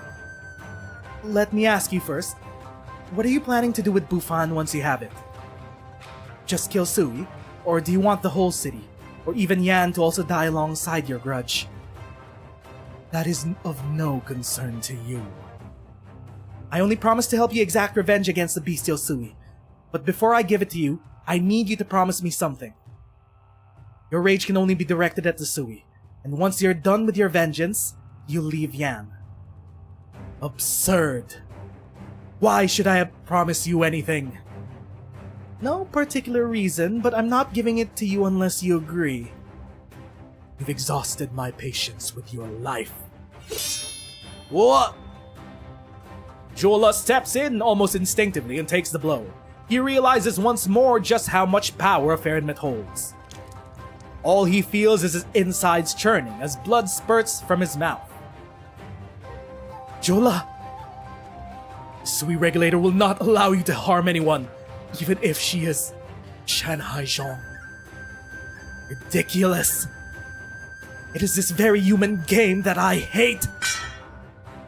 A light flick of her long sword and the candle holder's own blade flies from his hand, and his throat meets the edge of her blade. The whereabouts of Bufan, or his life. No way, you can't. Don't hurt him. I'll tell you. Oh? These two have bonded a bit? The Shanghai Zhong takes out an elaborate box from her pocket and opens it to reveal an ancient map within. That's from the Sky Mirror Pavilion. When did you... Sorry. Lord Zhou, I admit the crime of deceiving you over and over again. Dare I ask you to trust me, and if the chance comes, to let me be the good one and make amends? You mustn't! Ignoring the candle holder's futile attempt, Mo Yi hands the map to Ya. The latter merely sweeping a glance at it before the parchment turns into ashes. Enough! I did what you wanted. You should leave. You tricked me once, and still hope for me to trust you? You shall come with me until I find Bufan. Ya raises her long sword but does not point it at the two, instead slicing a rift in the air. Don't just stand there! Run! Mo Yi is swallowed by the rift, leaving only withered autumn leaves all around Zhuo. She got teleported? What did you do? Stop! Where are you going?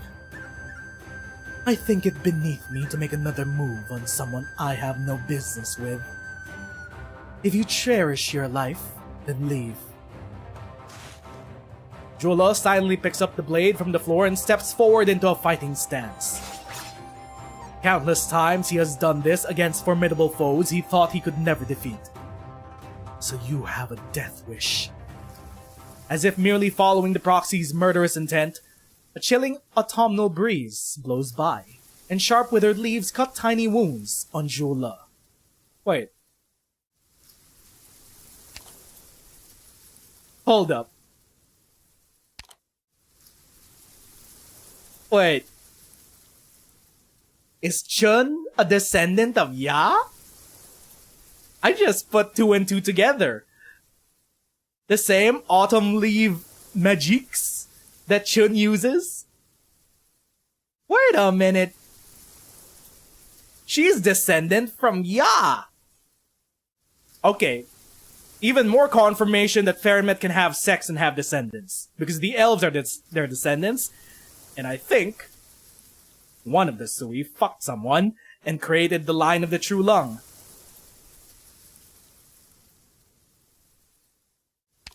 Oh, it's kind of obvious. Okay. Will Chun learn about this? Hold up. But right after, he sees something he could hardly believe. The dead leaves turn into flowers and green. The piercing autumn wind is gradually replaced by a gentle spring breeze. Who dares? Oh! It's Jew! And Chinese Jesus. The other two Fahrenmits. Why do we always run into each other when a fight's about to start? This encounter is no different from the one 1,000 years ago. Our former foes are gone, as are our dear friends. To draw your blade for vengeance now, how is it not a futile grasp at the past? You too. The proxy is loath to address her kin by the names humans gave them, yet she realizes how else are they to call one another. Ya detests these names. Ho. Zhu. It's more about marrying in the Chulong family? Possibly. So you were alive. You were both alive all along? As you can see, we are no illusions or walking corpses, so yes. But this is no place for chit-chat. Can your hidden realm welcome us as guests? Whoa. Domain expansion! Back in my day, we called these reality orbs. But no one watches Fate anymore. I thought it and I were the last of our kind on this land. Oh, how clueless are you? Wait, you sincerely thought that you were the only Fahrenmits left? Kiera? The Fahrenmits under Australia? Alive until sunset? You were unaware? And you were managing a Fahrenmit cult? How have you survived these last 1,000 years? And why have you come here today? Do you want to stop me as well? We don't intend to make things difficult for you. But are you aware just how much trouble you've added to our plates with your awakening and return to Yan? Since that day, I've been followed by hundreds of eyes. Even when I'm just casually angling for some silverfin on the Dusk River. Staring at your decrepit shell. Huh. Those ants sure are experts at wasting time. Not in China? She only thought that she and the Sui were left in China.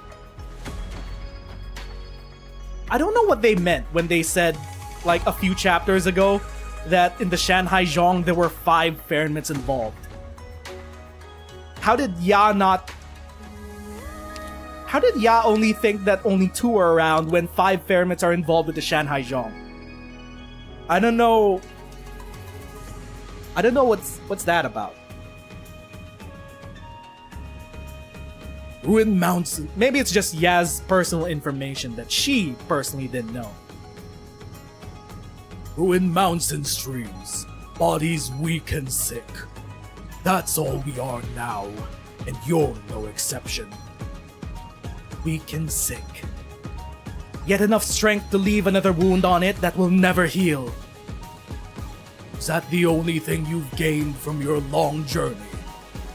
After this millennium-long journey, all that remains in your head is wanting to settle the score between you two. Seriously, your smarts are not up to par. Nobody likes Ya, for real for real. One person had to at least like her to leave behind the progeny of elves. At least one person was able to handle all of that. Spoiler alert, it was me. I'm able to handle all of that. If you don't want to play the game, pass the controller. I'll leave behind the progeny of elves. Anger, humiliation, discontent, confusion. You came back on accord of these, and you used them as excuses to level your blade against your own kind.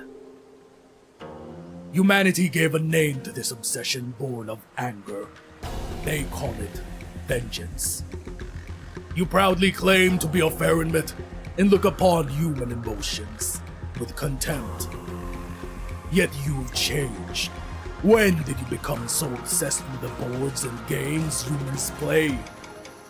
And when did you, primordial beings, pick up the rhetoric used by these crass pests? Fooling humans, hunting our own kind. Have we ever suffered such humiliation? When have we suffered such betrayal? Vengeance, boards, games. This is a war between it and me that has yet to end. Chill out. The Sui are at it.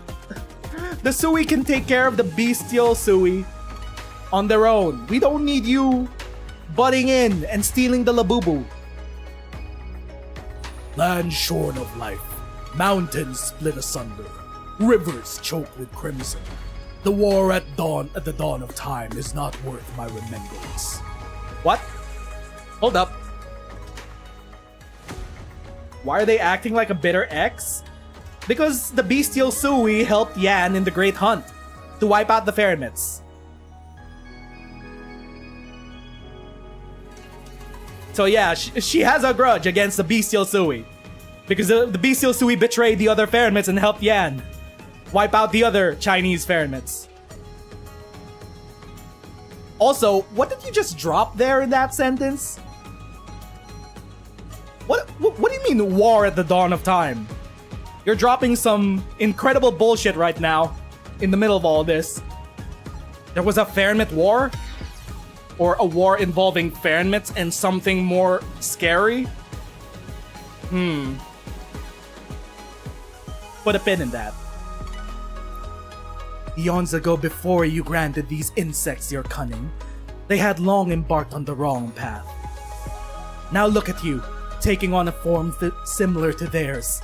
Comical, ugly, broken, unbearable. You make me laugh.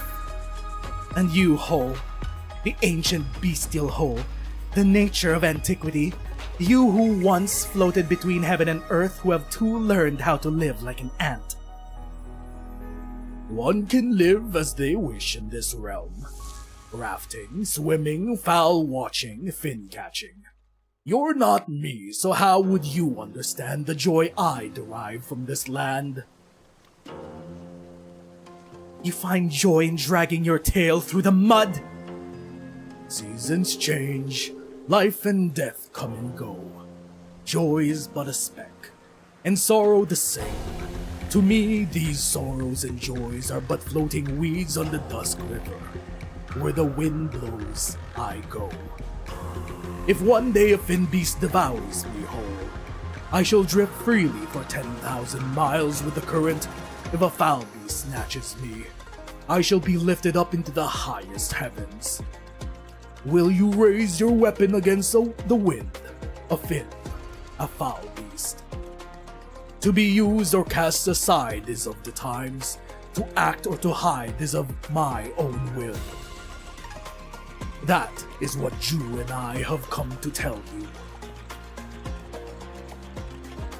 These two have just chilled out in the millennia that they've spent on Terra. They've been doing their own thing.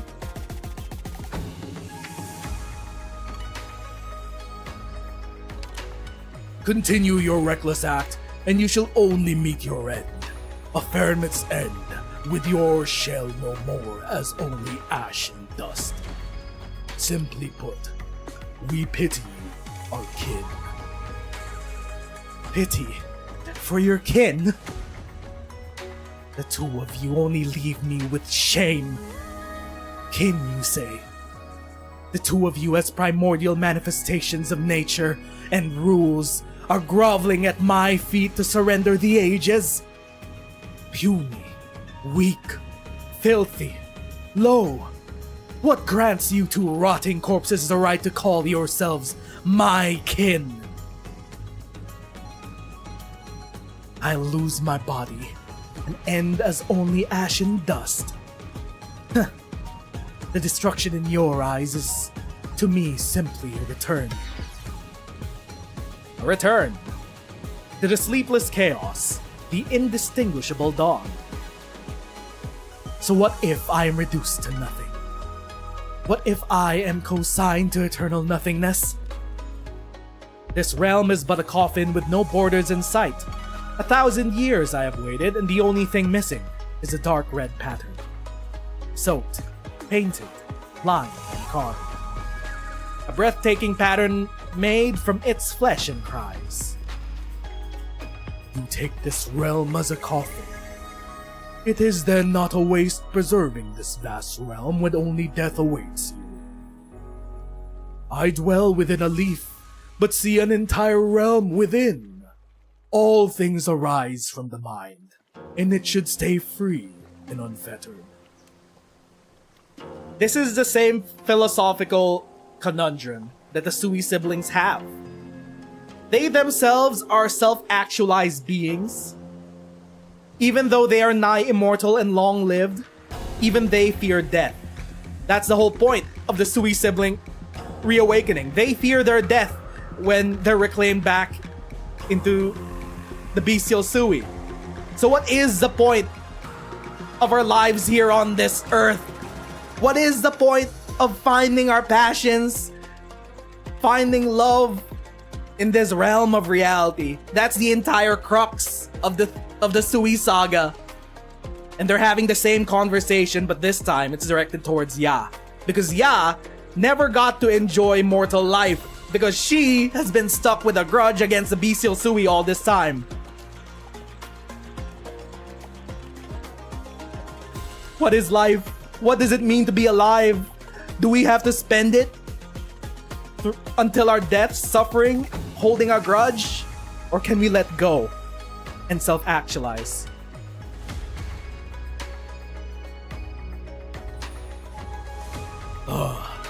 Is it this realm that confines you?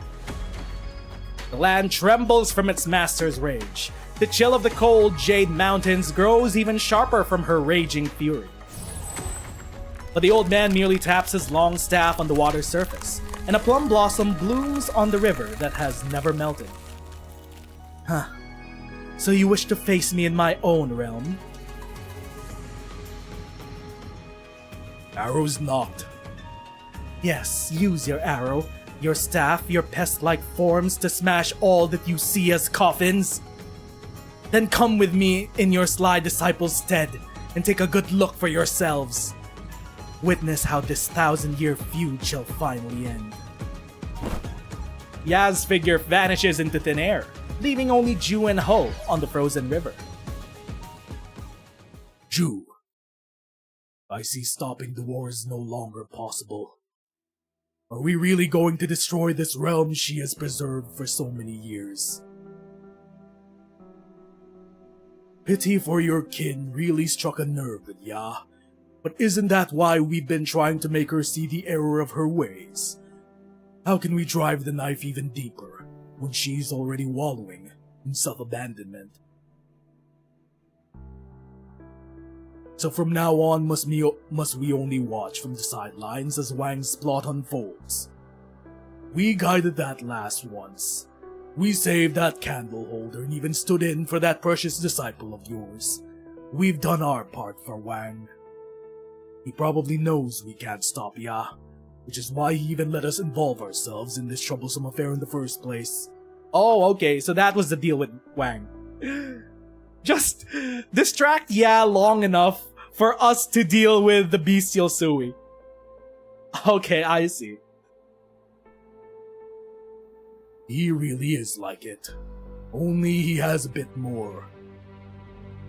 What's done is done. Let's just rest on this river and partake in the scenery from a millennium ago. Time is running out for it as well.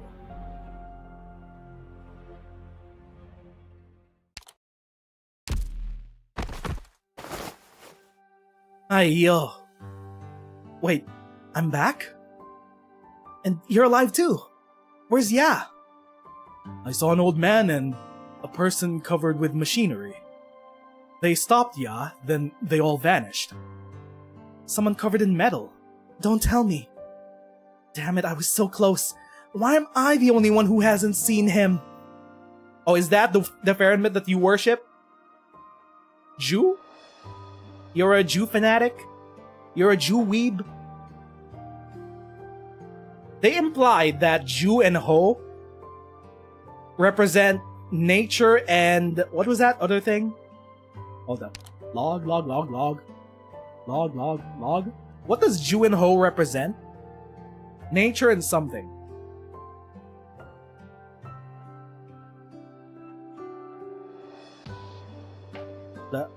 Log?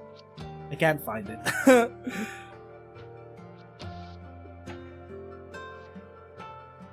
Never mind. Forget it. Since he's already here, I'm sure I'll get another chance to meet him when this is all said and done. Technology? Does Ju represent technology? Interesting. Hold up.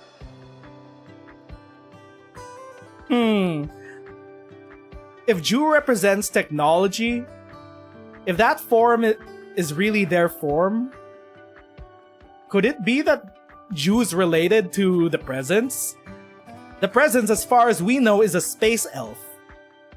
And since we finally connected that elves are directly descendant from Farenmits, is the Presence related to Ju? I'm spitballing. I'm cooking too hard. Thanks for saving me earlier. Saving you? Without my convincing performance, she would have thought my actual intel was fake, right? Wouldn't that be a real shame? What? What were you planning divulging the location of the Bufan to that proxy? You keep asking me what mission the old Tianshu gave me, right? You wouldn't believe me anyway. Maybe when you become that Tsui regulator supervisor, whatchamacallit. What was that? Human is attacking! Catch up! From far away, a bugle horn. Fuck. Freudian slip? A bugle horn sounds, sending Mo Yi in a frantic search for its source. But to Jola, it could not be more familiar. That's Human's call to march. Human is preparing for an assault of the tomb of Sui. Nature and justice. Okay. Nature and justice. Interesting. I'll put a pin on that. Considering Jun also kinda represents justice, at least within the bounds of Yan. Hold up. Jun? Nah, can't be. So soon? The bestial Sui hasn't woken up, right? The bestial Sui has yet to wake. The city is in chaos, and the Sui regulator still hasn't fulfilled its duties. How could they possibly issue the order to attack the tomb right now? Something must have happened inside Human. I should. Well then, get going! But we have to take that token to the tomb of Sui. After a moment of silence, Jola speaks with hesitation. Can I trust you? Just shut up and leave it to me. Since you saved my life earlier. What is this? Hold up! I'm slowly getting used to this crack ship of mine. Jola and Amiya have a real rival ship that actually has text within the story? Hold up. Stay safe.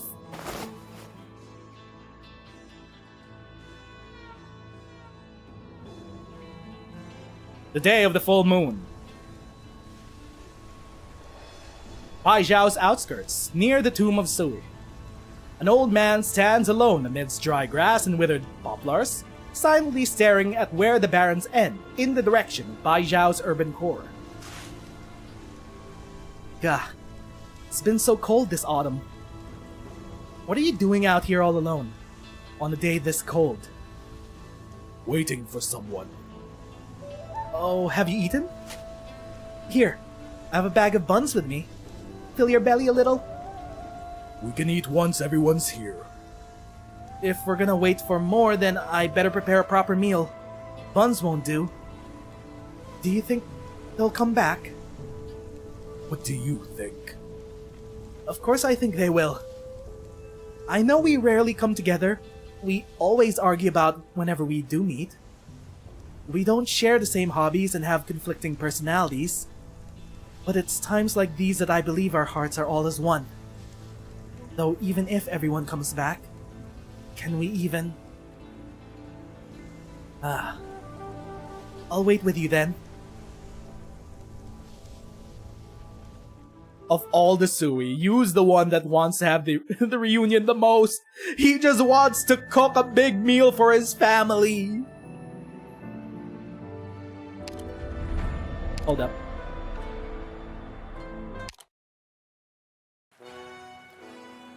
So much actually happened in Divine Spirit.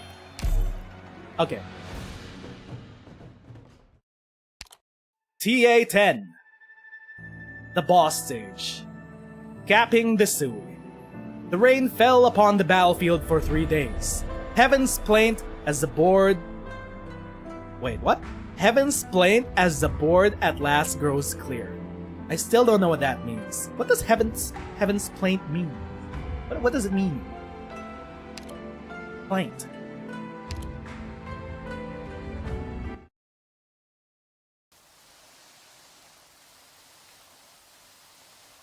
The day of the full moon.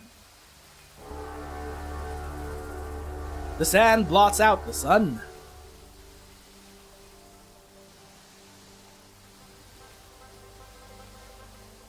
Jola crouches within human shadow, looking at the wind aegis, the sand sluices, the distinct silhouette of the cannons.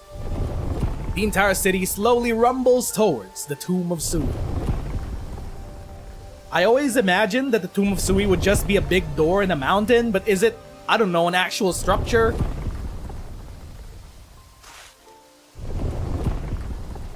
Human really did have marching orders. Is it all the siblings? 7? I believe all the 12 are gonna be here. This is basically the finale of this story. They should all be here. But why would His Majesty order an attack on Sui before it awakened? After this moment of hesitation, it's not His Majesty, it's the fucking Grand Commandant. Human is almost right on top of the crouching candle holder. Soon there will be no more room for him to move forward.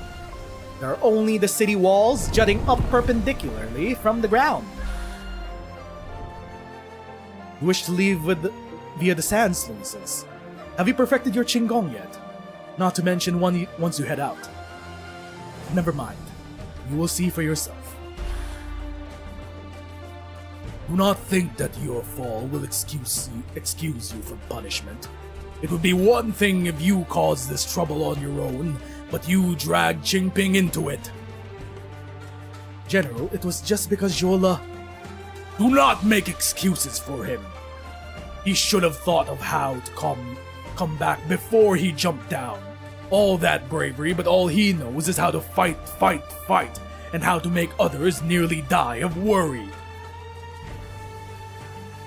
Back to your place, and once your wounds have healed somewhat, come and receive your punishment. The city walls are only 10-some meters away from Jola, and so he takes a great leap forward. The Qinggong others praise him so much for his... What? The Qinggong others praise him so much for is now the only thing he could rely on. What?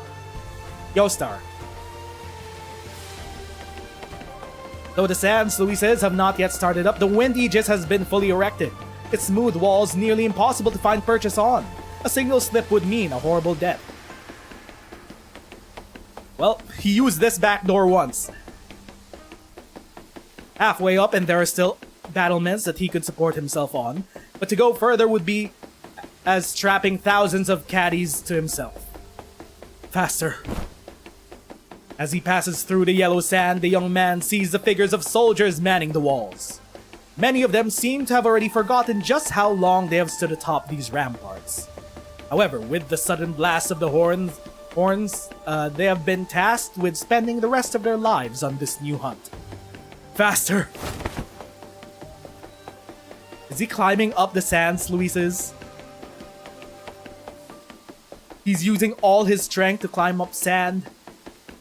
The higher he climbs, the clearer his thinking becomes, the steadier his steps. Even so, the final stretch of the wall is no stroll down a garden path.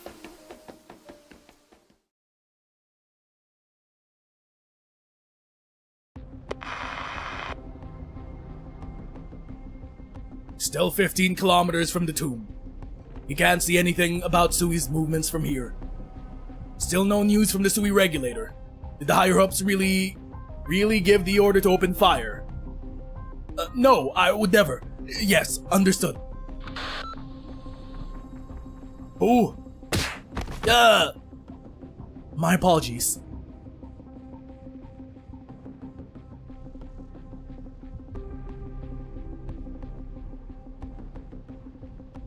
Don't move.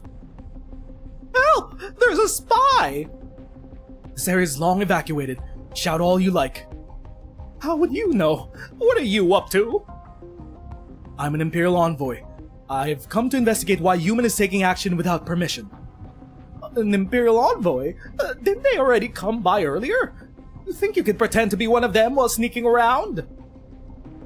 Already came by earlier. Of course I'm an envoy of the court. Don't you recognize these clothes? Be shit you are! Those are nothing like the clothes that they wore. They had proper court mandarin uniforms on. The Ministry of War? How do you know that? Not long after the Ministry of War's envoys came to Human, The order to deploy was passed down, correct? Has General Zhuo made a public appearance since then? Before any great battle, he would always personally beat the watchtower drum to inspire morale. Are you really from the court? Of course I am. These marching orders seem really strange, but if it wasn't General Zhuo, then who could have issued them? I see. I've already untied your wrists. Returning to the tower now will most likely raise suspicion. I suggest you wait here for a while. Goodbye. The soldier rubs his eyes with his numb hands, wondering why the young man leaping away with his qinggong seemed somewhat familiar. That young man seemed a lot like General Zhuo. Father? Zhuola, how did you get into the city? I climbed through the sand sluices. No, that's not important right now. I'm just glad you're safe. Where are the men from the Ministry of War, Father? Why are you trying to find them? The orders to march upon the tomb of Sui and fire at it. If they were not your orders, then they must be theirs, right? Otherwise, why would you be here alone? Like, you're under house arrest. Silence! Do not presume to comment on military affairs. Father, the Grand Commandant is doing all of this because he has decided to overstep His Majesty. He's vainly trying to fire on the tomb to start a war. The Grand Commandant has formed a cabal, and will sit and watch as Bai Zhao is overrun with script guys, in collusion with the supervisor of the Sui regulator. Not only that, he tried to seize the proxy's artifact within the Skymere Pavilion, and also forced Chief Executive Wei of Lungmen to attack Sui using some secret technique. None of these plans worked, which is why he commanded Yumen to fire upon the tomb. His Majesty never gave such an order. The ones given to Yumen to move and fire are false. Do not be deceived, Father.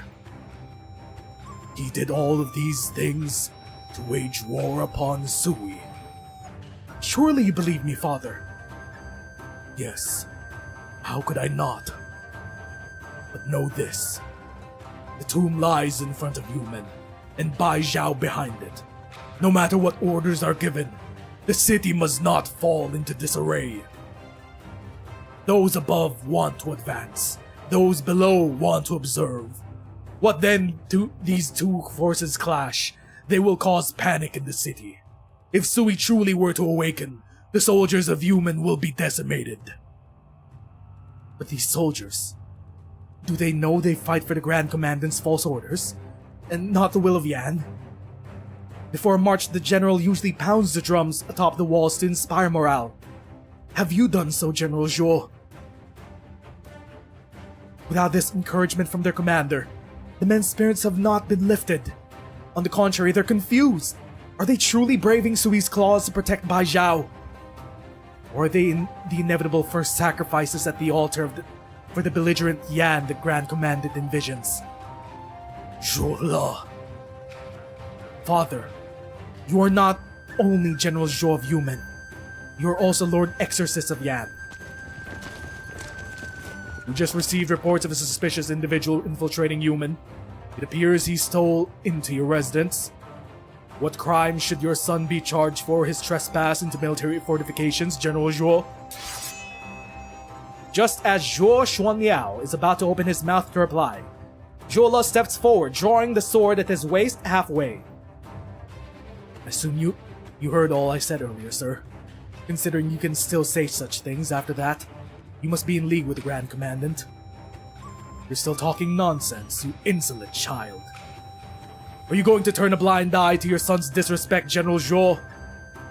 Sir, I truly must wonder. Why is the Grand Commandant so eager to wage war against Sui?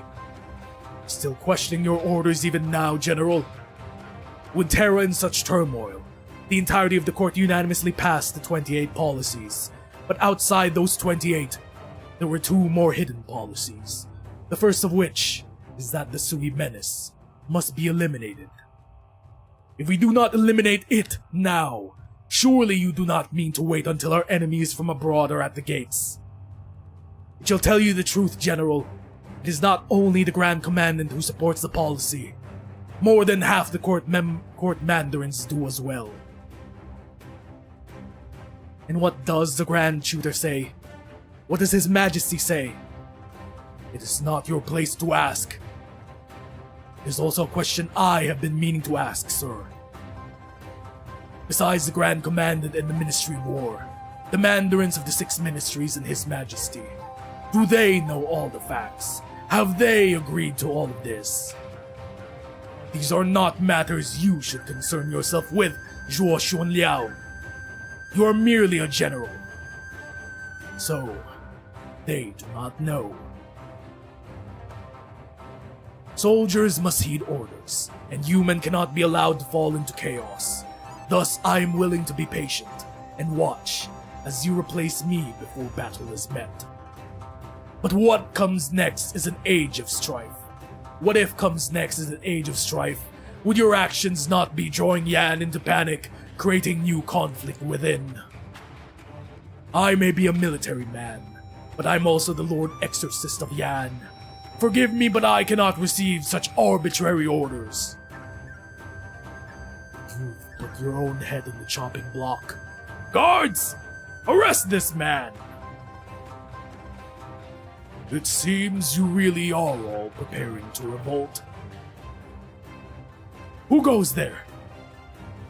It's Uncle! I am Tai-He, Monitor Censor of the Department of Discipline and Supervision.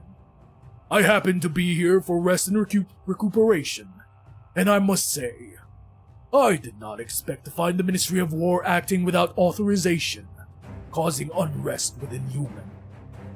You need not heed me. I will not interfere with your affairs.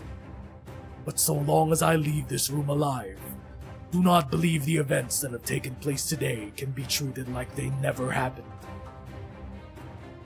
The Ministry of War's envoy and his men freeze in place. Enough! Here and now, I'm still the Warden of Human. If the Grand Commandant wishes to court-martial me after the matter, then whether I am to be sacked, exiled, or otherwise, I will submit. But as for now, out of my way. I must go see my men. Jola fully draws his sword, shielding his father as the two of them walk out of the room. Father and son.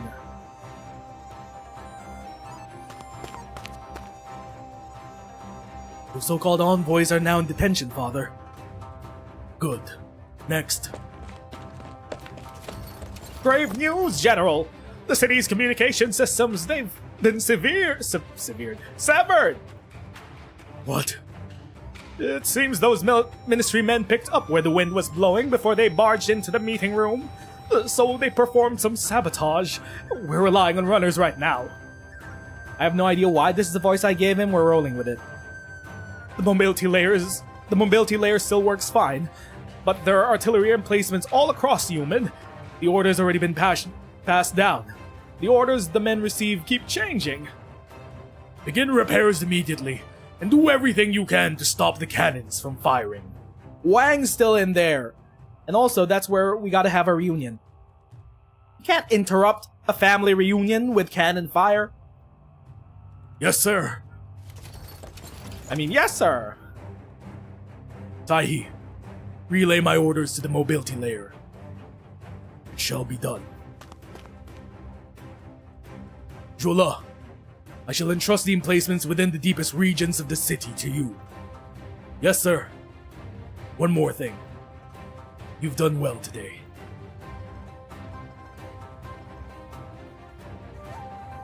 Good thing Father is more loyal to his men and his son.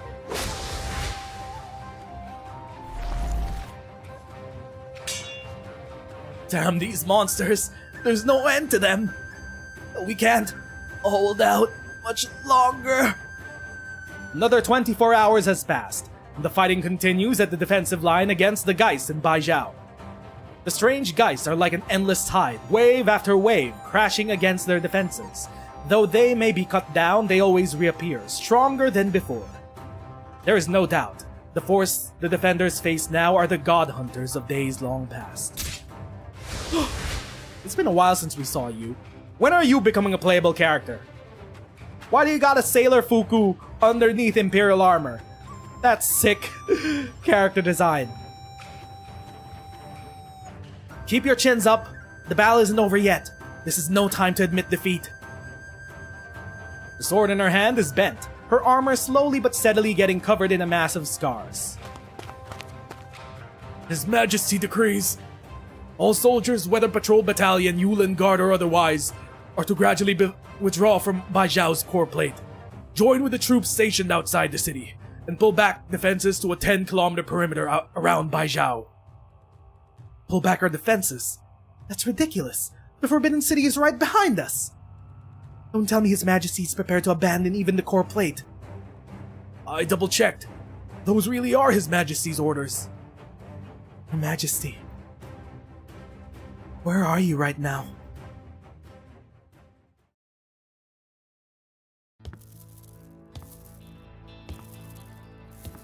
After 40 years, he steps into this secret chamber once more. He still remembers the emotions he felt the first time he set foot in here. Remorse, confusion, resentment, terror. Oh, is this Wei Yanwu finally back in the palace? 40 years has been long enough to smooth them away. Long enough to grind away at all feeling, aside from the one known as helplessness. Or is it the Emperor inside the room of the Bufan? 40 years passed in a flash. Okay, we're in the Bufan. If you're still unwilling to bow your head to Yan, then I alone shall bear your 1,000 years of rage. The sin of disloyalty. I shall also stamp out alone. This millennium of grudges, grievances, shall end here. From now on, Yan will begin a new chapter in its history. But why wait for heaven to bless this nation? There is only the triumph of man over nature. Ironic because the first Originium is a man-made product. And it is a weapon designed against some sort of natural impending force coming for the Terrans.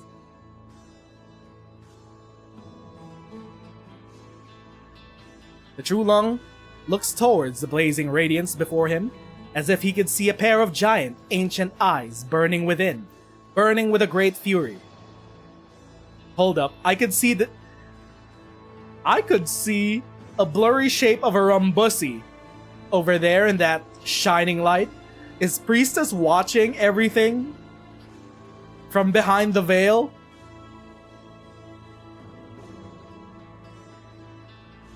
All he waits for is the signal that Sui has fully awakened, before he martyrs himself.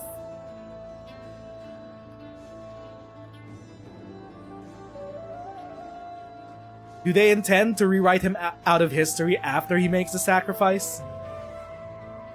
Meanwhile, back in the tomb, with these two,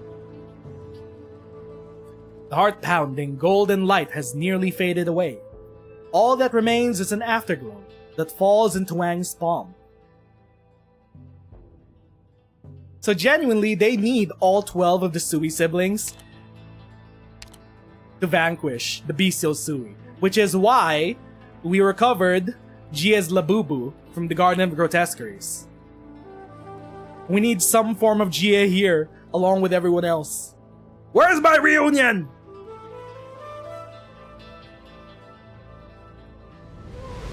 Within that instant, a flood of jumbled, shattered memories flows past his eyes. With all his might, he reaches in to grab hold of a fragment, a splinter, anything with a trace of her. For 120 years, she has never appeared in his dreams. She's been dead that long? I thought it's only been 40 years. It's 120 since the last time. Finally he grasps onto something that survived. A record of a game.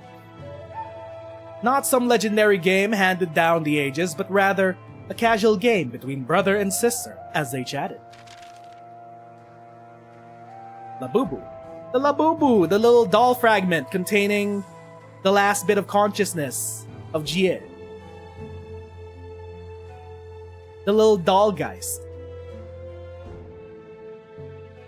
He flips the record over, wanting to see what was written in the message she left behind that is missing from his memory. He finally reads it. You are a pessimistic one, brother. Always thinking that the heart of humanity is unknowable, an unending flow of evil. Only through careful calculation and reasoning can it be understood. I beg to differ. I believe humanity to be fundamentally good, evil deeds merely a covering of the heart. Thus I believe there is no need to attempt to decipher it. Simply read the history books and learn the ways of the world, and you shall understand through analogy. You knew I was lazing about, brother, which is why you came to give me a board written atop your board.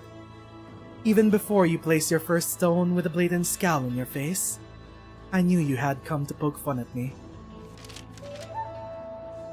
Both interpretation and analogy are fine. These split paths shall meet again at a summary of the human heart, of our family. Only you and I walk this self-defeating road, always wanting to know the hearts of men. Perhaps when we both obtain the same answer. The letter stops there. The Wei Chi player stares at the exquisite handwriting for a long, long time, seemingly forgetting the life and death struggle he is currently locked in. Split paths shall meet again. Split paths. She is long gone. But to meet again. The game nears its end.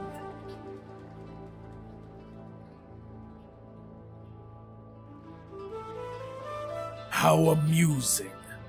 She was the first of you to raise the flag of rebellion against me. I must admit, over these past 1,000 years, I truly did fear her growing power, even if only for a moment. But her plan was defeated by her lack of cunning, defeated by the unknowable heart of humanity. What is even more preposterous is that she chose to give you a chance to live. She's never been defeated. Through her own force of will, she brought the rest of us a chance to live. Because she believed that after her death, we would be able to surpass you.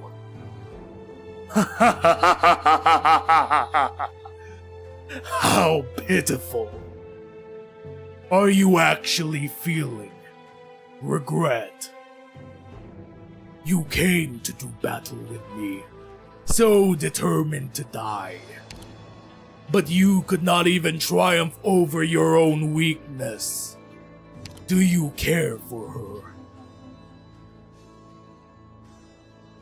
Yes, I care for her. I once thought I did not.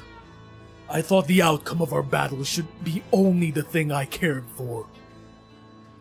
Until I learned something later on. The hearts of men, you, a wild beast, will never understand.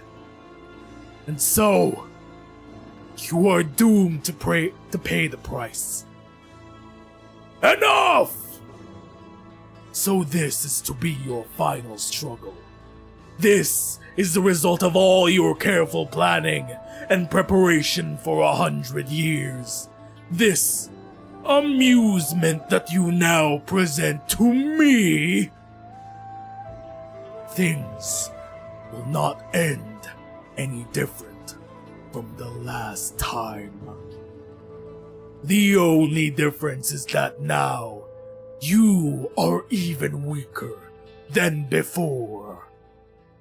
Or do you mean to say that with her choice, killing me will be akin to killing her, which is why you have not the will to make even a single move?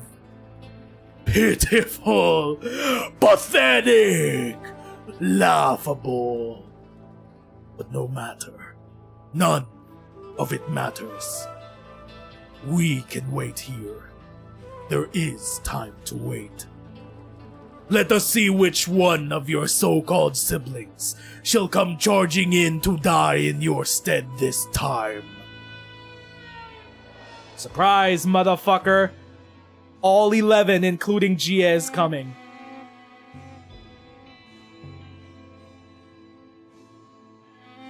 Wang failed once because 120 years ago he decided to face the bestial Sui alone. He thought it was only his own sins to bear. We need the whole family. The haggard Weiqi player slowly rises from in front of the board. Only a few black stones left within his bowl. His movements are slow and stiff. So stiff as if to seem that he had been sat there withering away for the last 120 years. As you lay there, half asleep, half awake, you turn the void within your body into a puppet, causing all sorts of trouble these past few centuries. You decided that puppet should walk in the dark, while we walked in the light. So at first, he tottered as he learned to walk, and he secluded himself to gather his strength, and finally he ran amok. But you forgot. When all is said and done, there is only one of him. If I had stormed in alone to that game 120 years ago, having forgotten how wide the board is and how suffuse it was with your might, then this time, it is his turn to have too much to do. He must cover all of Yan, and even lands beyond, dealing with black stone after black stone. Oh! Wang's preparations for this final fight? He's been preparing. More than he did 120 years ago. This time, will you still be able to see through my stratagem? Ha! You tore yourself into 181 pieces, nearly driving yourself to madness, and you believe this would be enough to fool me. What of it? What of it? A gravely wounded Fernet, forced to sleep and recuperate, having to play a game with humanity while its thoughts are trapped in unending nightmare.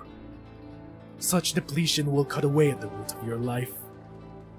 All your bluff and bluster cannot hide it from me. You are growing weak. And what of it?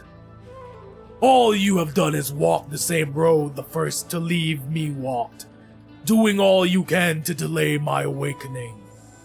But do you truly believe that you are awake? That is the thesis statement of the Sui Saga, of Through the Ages. What makes us truly awake? What makes us truly alive as we walk on this mortal earth? Is it suffering? Is it the passions that we take upon ourselves? Is it self-actualizing the things that we love and enjoy? Is it the suffering when things don't go our way that makes us truly awake? What does it mean? Who is real? By killing me in every memory, every fantasy, will you be able to throw off the shackles of dream?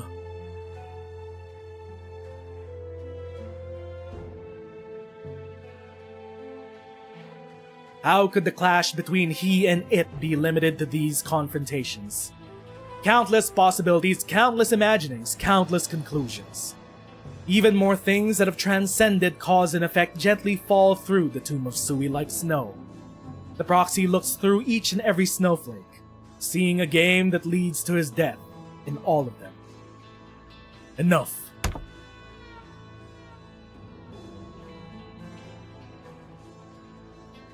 Finally. You finally wish to put down that ridiculous game and bear steel against me.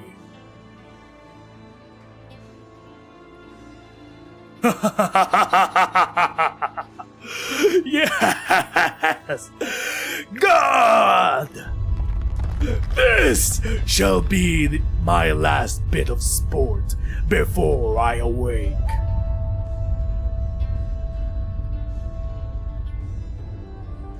Finally, the one who chose white, my reflection in the mirror, its nightmare. How difficult it is to meet with you. It is ironic that the bestial Sui has been using a sort of proxy to enact its will throughout the entire history of Yan. I mean,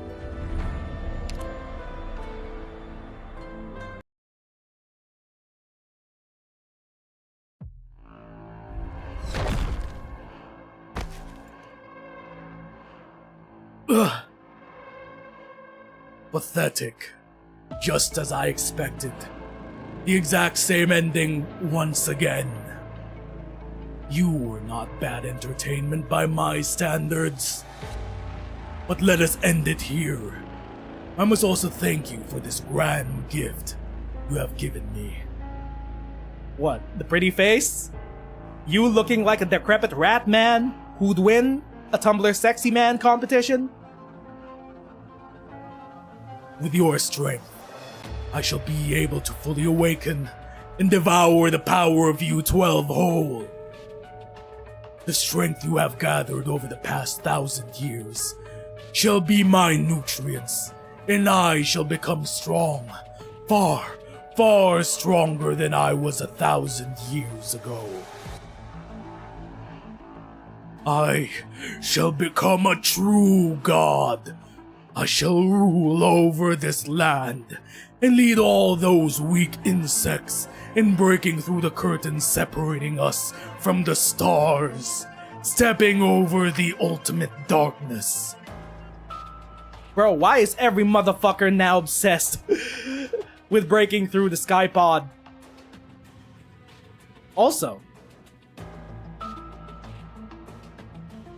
interesting. You wanted to leave Terra this entire time. Unlike the other Fairnits who fled to Terra from space, you wanted to leave. Interesting. With your combined strength, I shall see and obtain that future.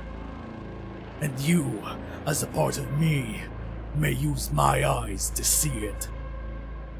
Foolish dreamer. Why resist? You will be like that consciousness you call a younger sister, returning to where you should be, returning to the primal chaos you came from. The dream you 12 have been stubbornly chasing after shall be realized within that chaos. No need for hellish preparations, no need for wasteful schemes, no need for fragile freedom. You will be me. You will be us. A great illogical terror intrudes upon the proxy's mind. His heartbeat quickens as cold sweat drips down his brow. His body dearly wishes to leap away, but he cannot even swivel his eyeballs. A blessing. Split consciousnesses returning to the whole would be the cruelest of blessings. Abandon your desire for hardship. Abandon your worthless obsessions. Abandon those duties you bear.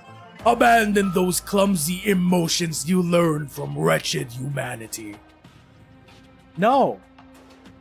No, dog. That's the entire thesis statement of this story. To live is to become obsessed. To live is to love, and to live is to suffer. And to live is to die. You should probably go back to sleep. Mr. Sandman. Bum bum bum bum.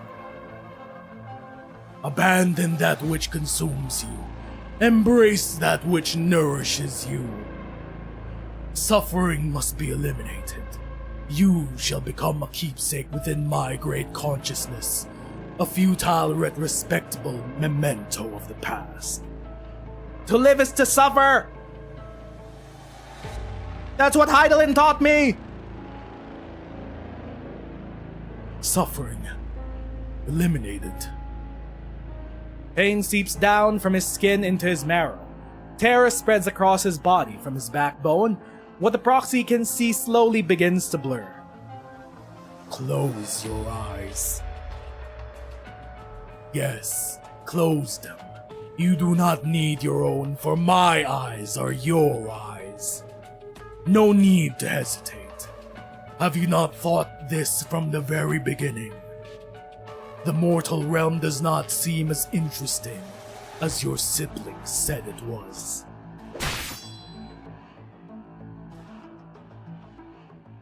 No, big brother, don't kill yourself. You're so sexy. Why is this rebellious heart of yours so hard to tame? No matter. Simply yet another tangled consciousness to slowly digest. From this 1,000-year-long dream, I shall finally awaken. No. No! It thought it had crushed the shard of consciousness. Your body's collapsing, you're heading to bed. Thank you for the stream. Thanks for stopping by, doggo. But it does not sense its scattered strength from 120 years ago flow back into its body. What does this mean?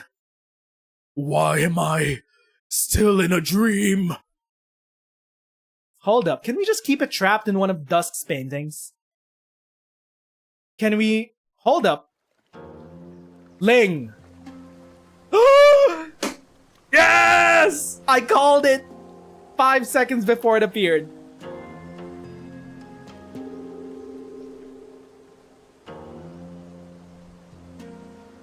The poet lifts the wine cup in her hand, but not to offer it to the heavens, but rather to pour it upon the ground. That's the blue woman! The wine falls splashing across the yellow soil, becoming a drifting cloud of dust. Wait, has that entire conversation just been an illusion within Ling's dreams? Hold up, did we bait the Sui?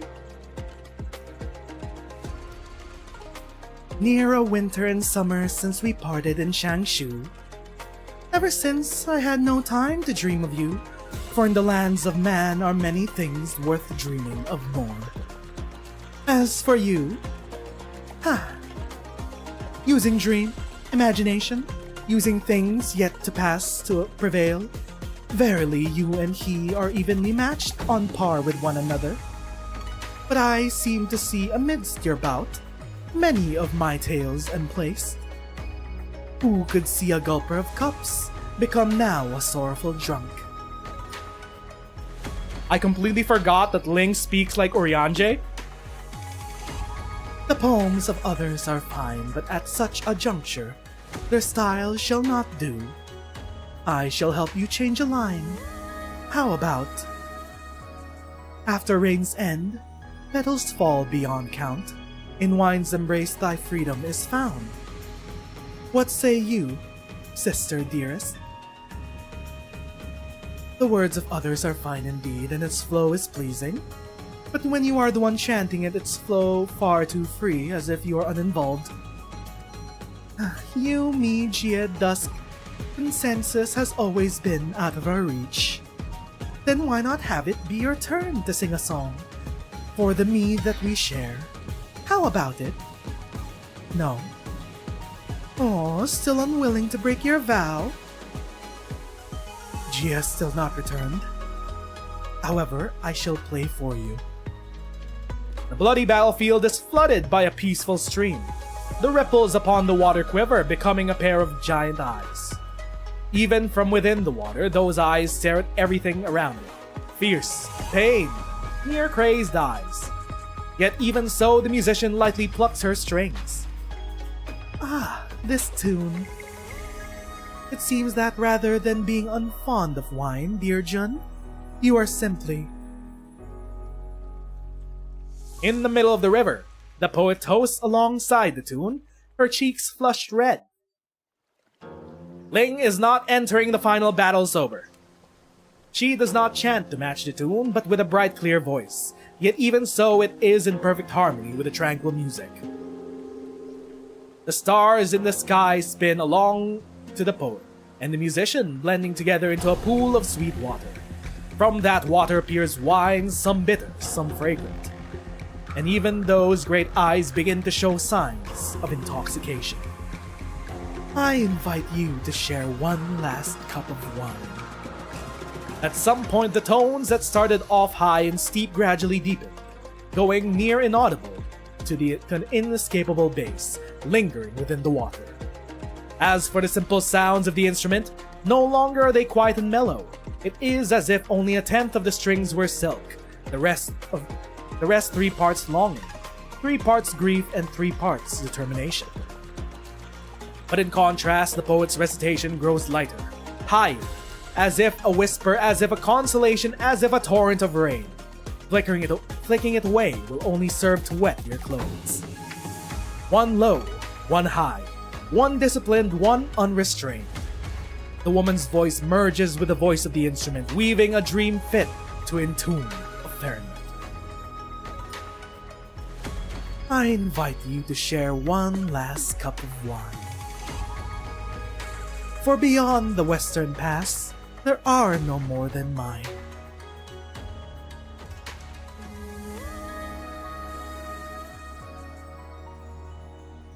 You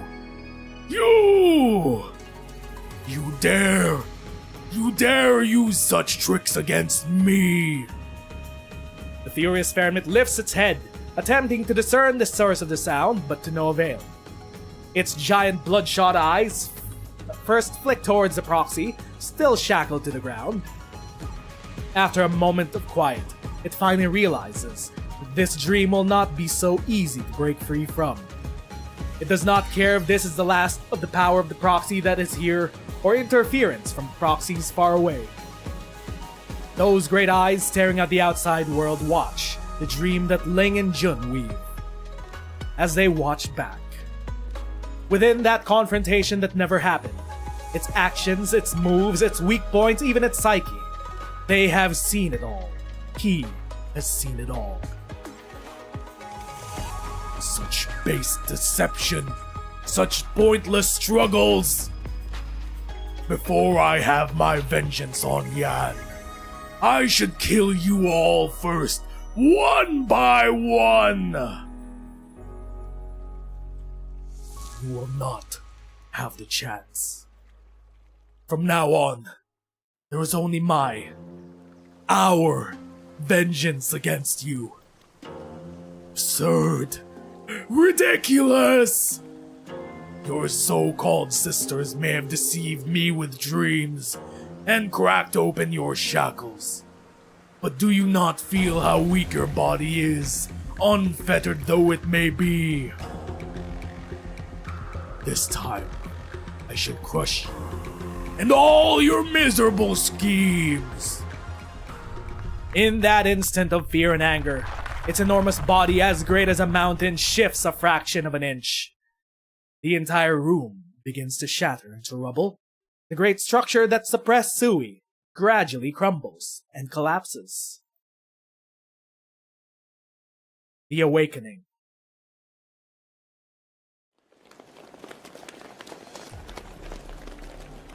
Save me! Save me!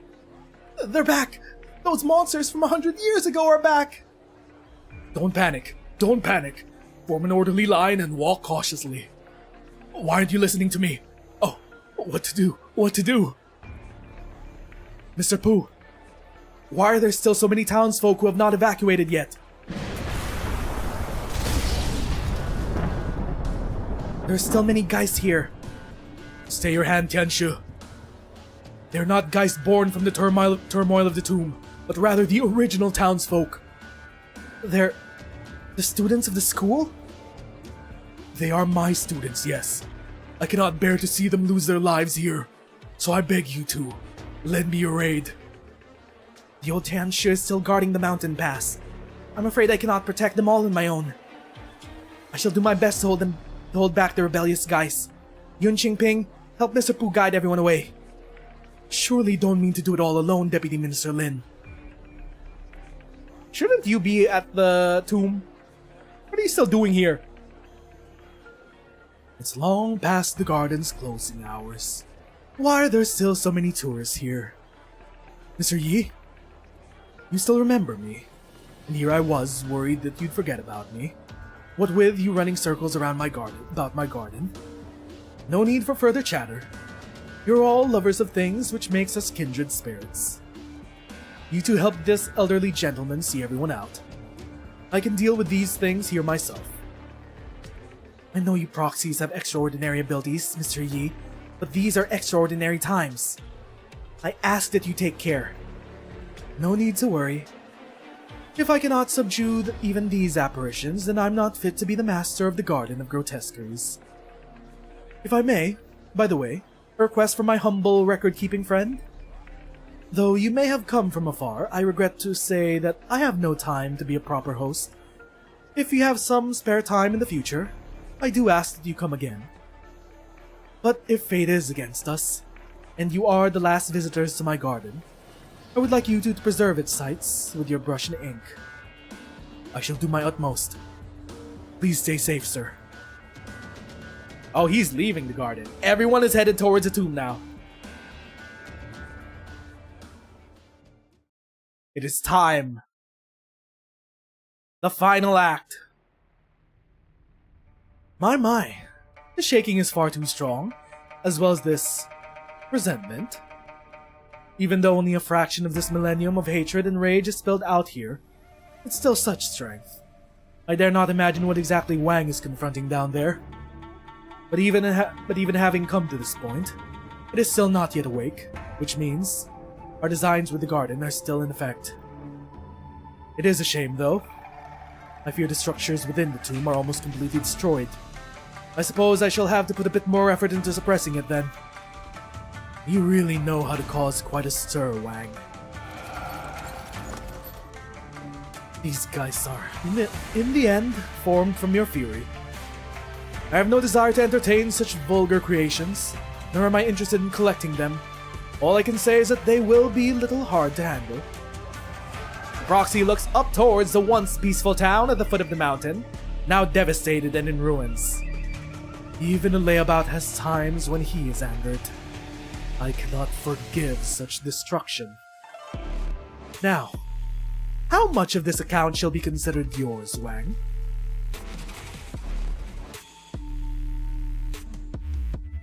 I shall make it whole for him. Reluctantly, if I might add. G is also hit with him.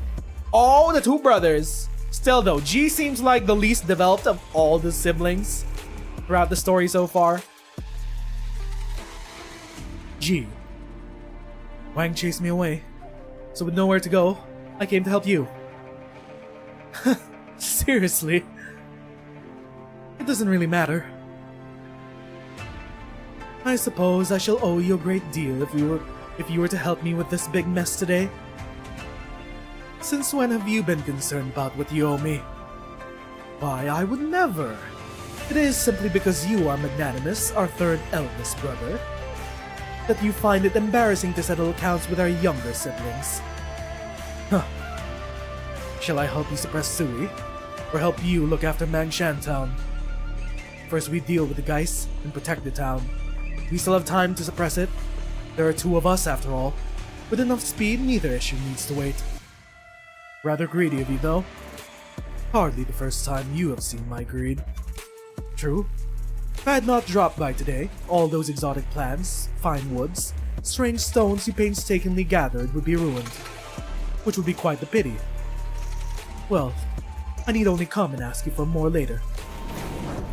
These two bros. Teal and pink flames join the spreading golden threads, searing away the murky black geist.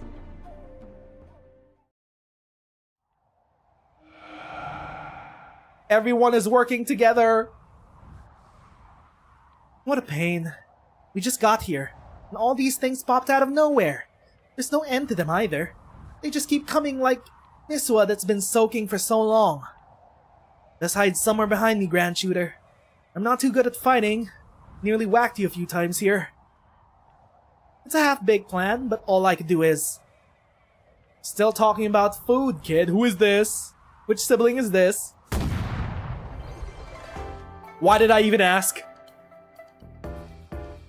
I've added a little something to your pot of half-baked swollen miswa. No need to thank me. Let's see. Sisters number 1 and 2. The kiddo and who else? No big deal if 8-0 doesn't show up.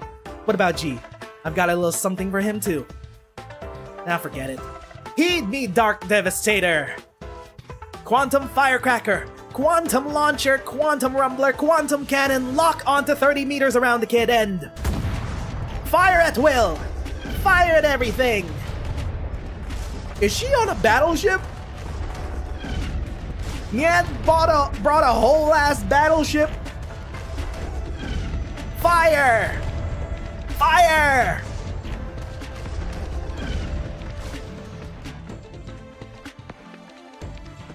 Shut up already! What the hell even is this stupid Dark Devastator thing? Shu and I only agreed to help you because you promised you wouldn't make these weird things again. Made it pretty much the same way as the 12 pagodas in 5 cities. This is war after all, and all's fair in it. That Weichi failure loves saying shit like that. The 12 pagodas in the 5 cities, she brought a whole ass offensive city. She brought a warship. She made a warship. Who exactly are you declaring war on by aiming that stuff at me?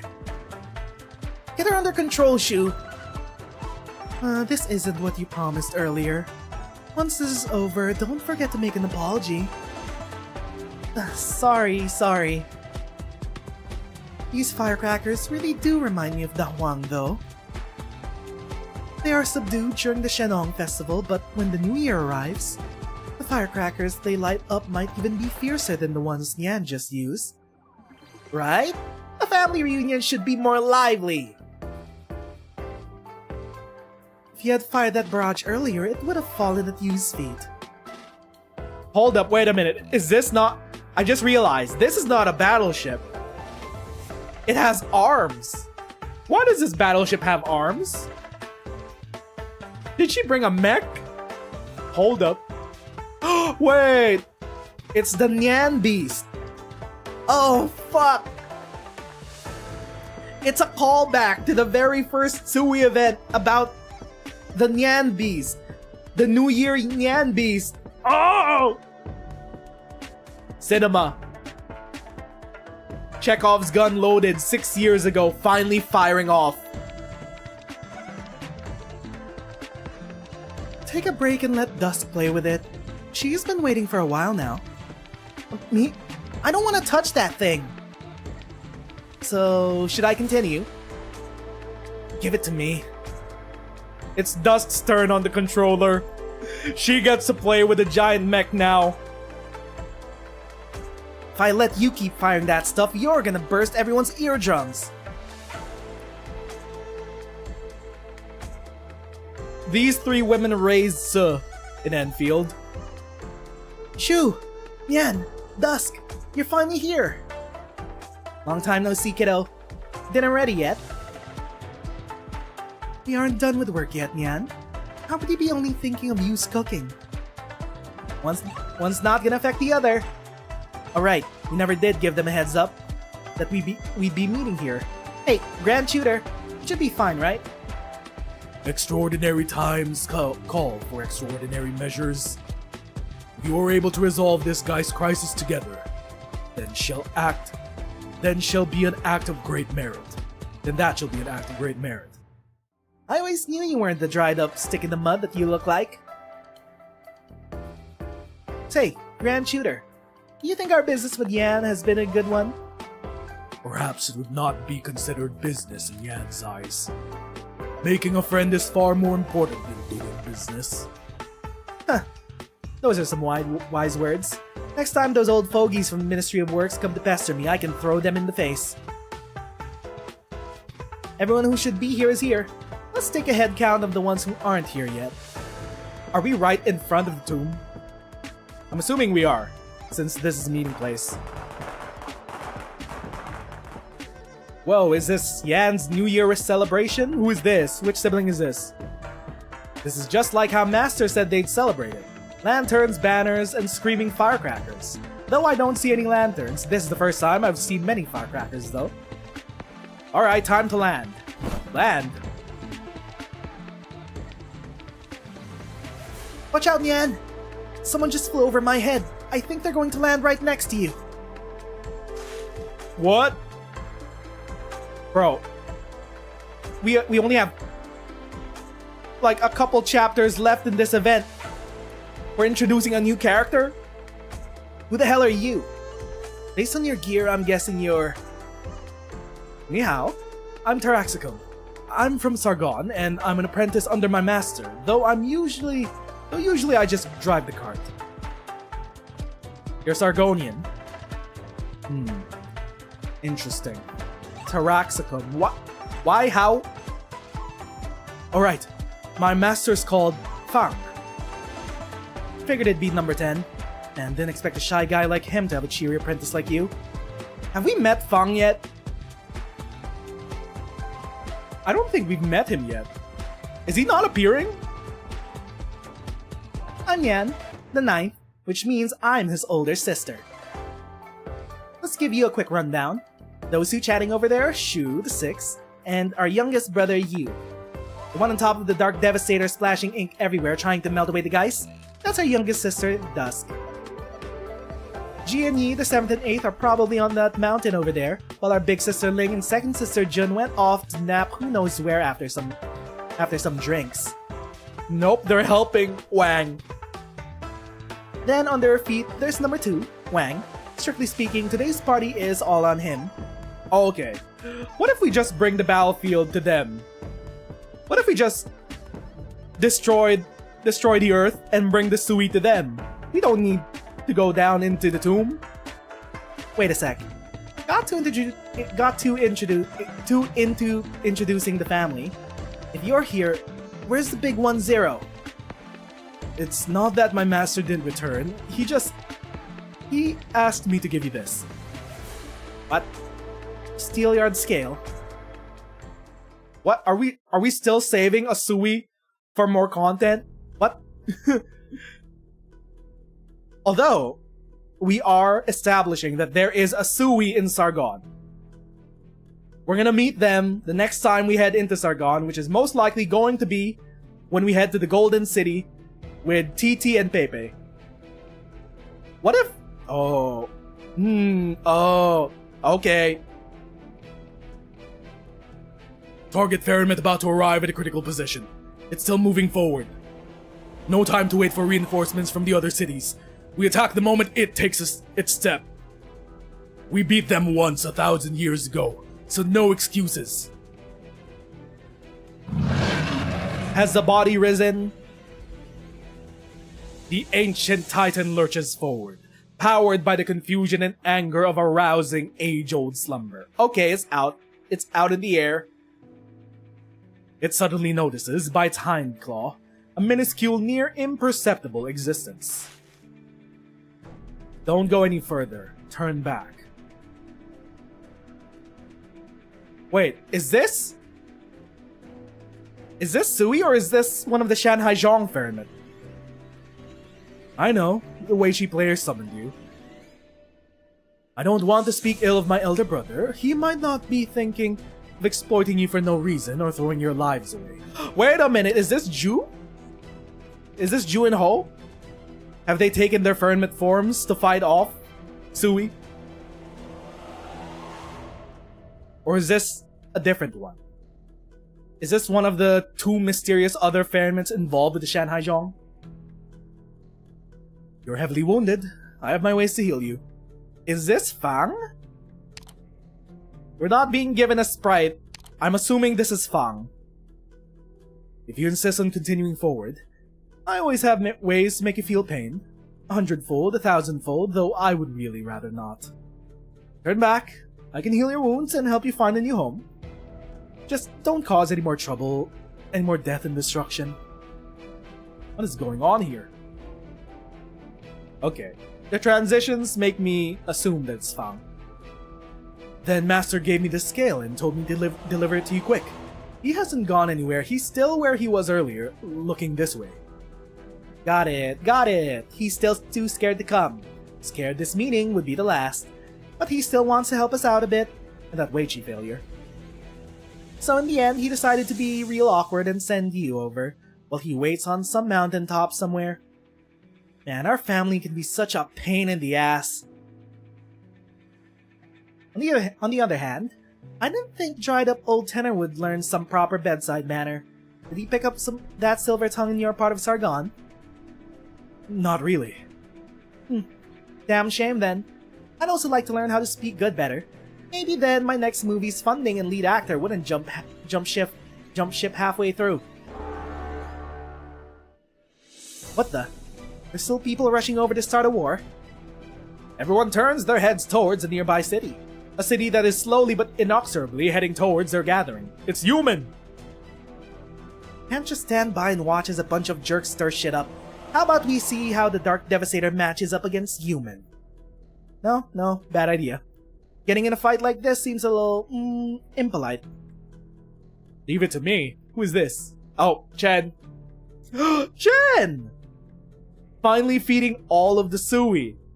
Surprised, well, the fact that they're playable characters on Rhodes Island is, ludo-narratively dissonant to the way that they interact in the actual story. I don't know if Chen would ever see them on Rhodes Island, considering most of them are off-ship at any given time. Oh, you're that Chen Hui-che. You know me. You're my supporting actress. The one I cast for that movie. Shame I wasn't able to find you afterwards.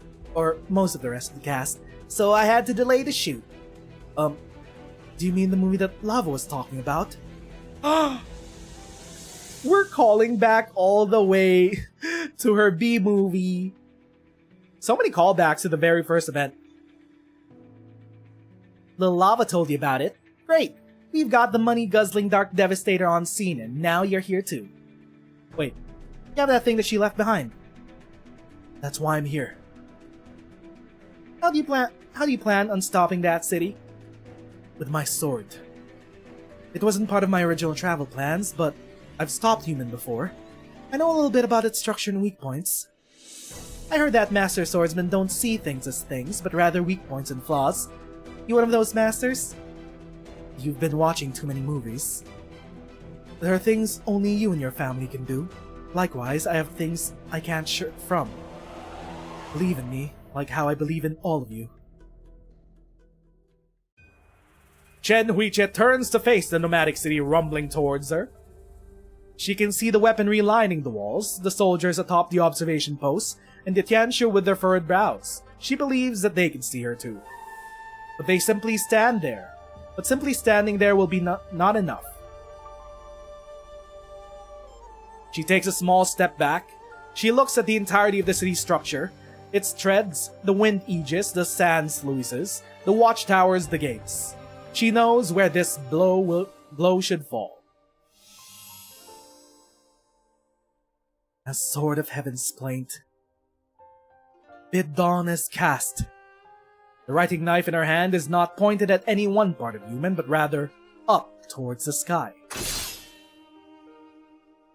The knife becomes a long sword, becomes a heart-pounding golden light, and then finally becomes a sandstorm that engulfs human. Okay, it can do that now. I thought it could only erase history. Sand! Has Sui already woken up? Look alive, everyone! No, wait. This is...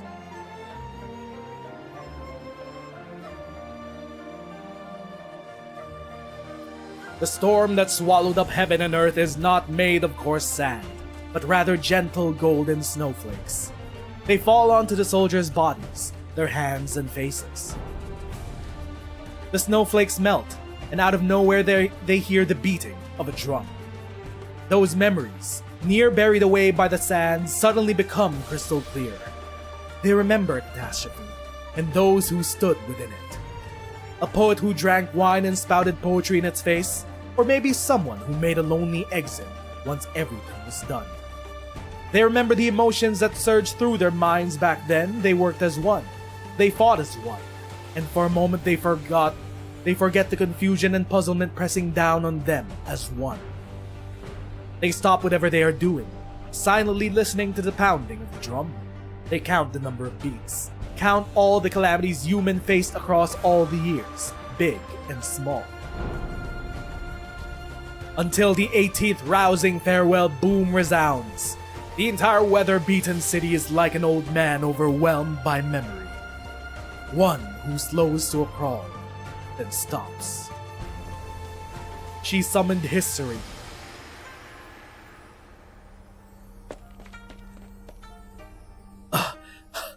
At this rate, I won't be able to make it in time to the last few emplacements.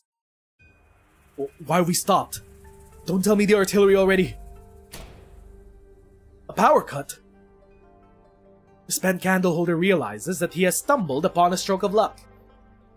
Even a near-instant cut in power would require many short but essential checks on the cannons before they could re-engage, despite the automatic switch to reserve energy stores. It has bought him precious time. Why would there be a power cut now? Surely it's not proxies in human. A strong wave of emotion sweeps memories to the surface of Jola's mind, but what he recalls did not take place in human. It is possible that the fate of us siblings will lie in your hands, Lord Zhuo. To be able to chat with you on this festive day, even but for a moment, is destiny at work. I hope that in the future, you could see me as the man you can discuss things with. Was this his conversation with Chongyue? The doubt and suspicion he felt at that time have now become some sort of illogical post-realization incisiveness, though he knows there are still many things he is so confused about. But he soon pushes down that sense of relief, that sense that makes him relax, even feel exhausted. It's not only about the fate of your family. There's also my family, Human, Bai Zhao, all of Yan. Why am I thinking about all this now of all times? This fateful decision is not over yet. He forcibly tamps down the wellspring of emotion flooding his heart. He hates to lose his attitude. His hates to lose attitude pushes him onwards, hastily winding his way to the last few emplacements.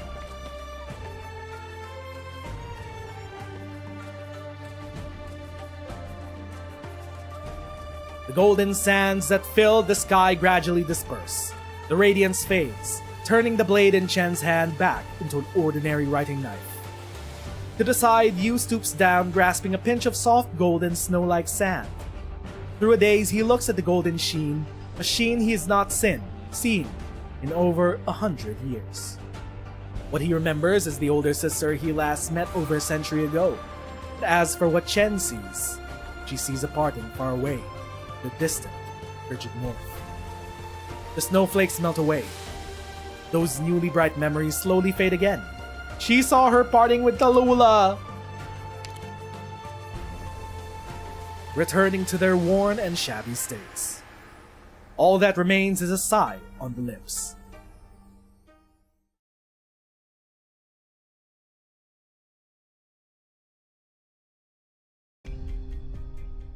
Finally at the tomb.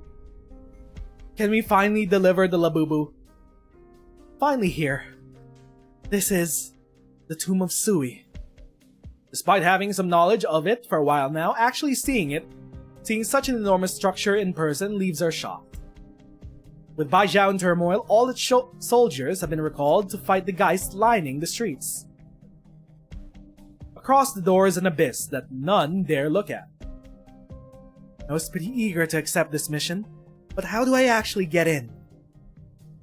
Ya accounted for my speed and intercepted me. I didn't familiarize myself with the map very well, so she beat me here. So what now?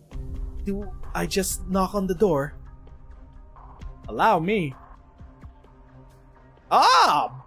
Chongyue, You are... Sure. long has it been since I was last called that name? Do we happen to be old acquaintances, madame?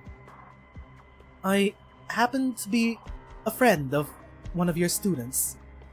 And I once stole one of your things, and I already returned it. Sorry. The thing I'm talking about isn't this thing here. I meant... I know. You do? I could hardly be mistaken about the scent of my siblings. The man notes the clothes on the woman before him, and his face takes a slight turn for the serious. Whether it be the martial disciplines or the scholarly ones, there should not be a splitting of sex. But if you wish to eliminate the prejudice in the hearts of others, then you yourself must first have a tolerant heart. He could tell that she's Shanghai Zhong. My thanks for your wisdom. The young lady carefully and deferentially hands over Jia's token. Duoxie, madame. Delivering this drop of life to the tomb is no doubt Jun's plan. Aside from Wang, she was the closest to Jia, and she wished her here, even only as a token. But I fear that she did not adequately explain things to you. Our family will be gathering in the barrens outside, not in the tomb itself. What? But this is still a stroke of good fortune. Before our family reunion, I shall have this life accompany me on a trip into the tomb. Surely this isn't the piece that Wei Chi player is planning to use up when defeating Sui, right? He worked so hard to bring this out of the mortal realm.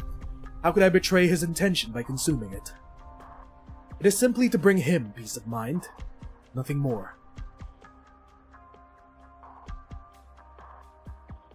You sure about that?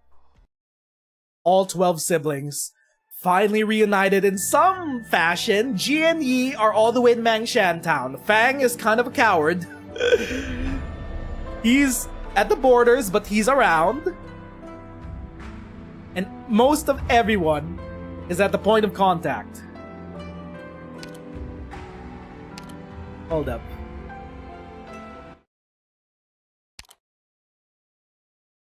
Okay.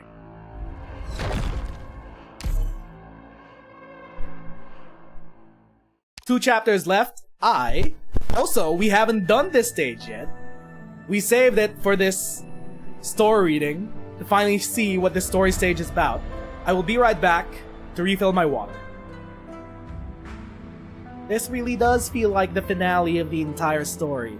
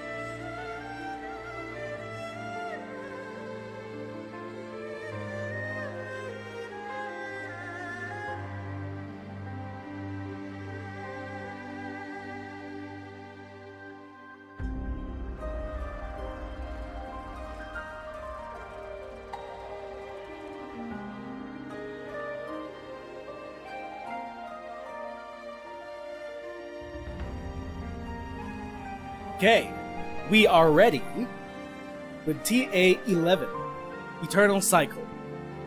You think yourself clever. Tell me then, why do humans forever chase a reunion they know to be impossible? We're not checking the map, we're not checking the info, There doesn't seem to be a story attached to this. However, let's play the story stage.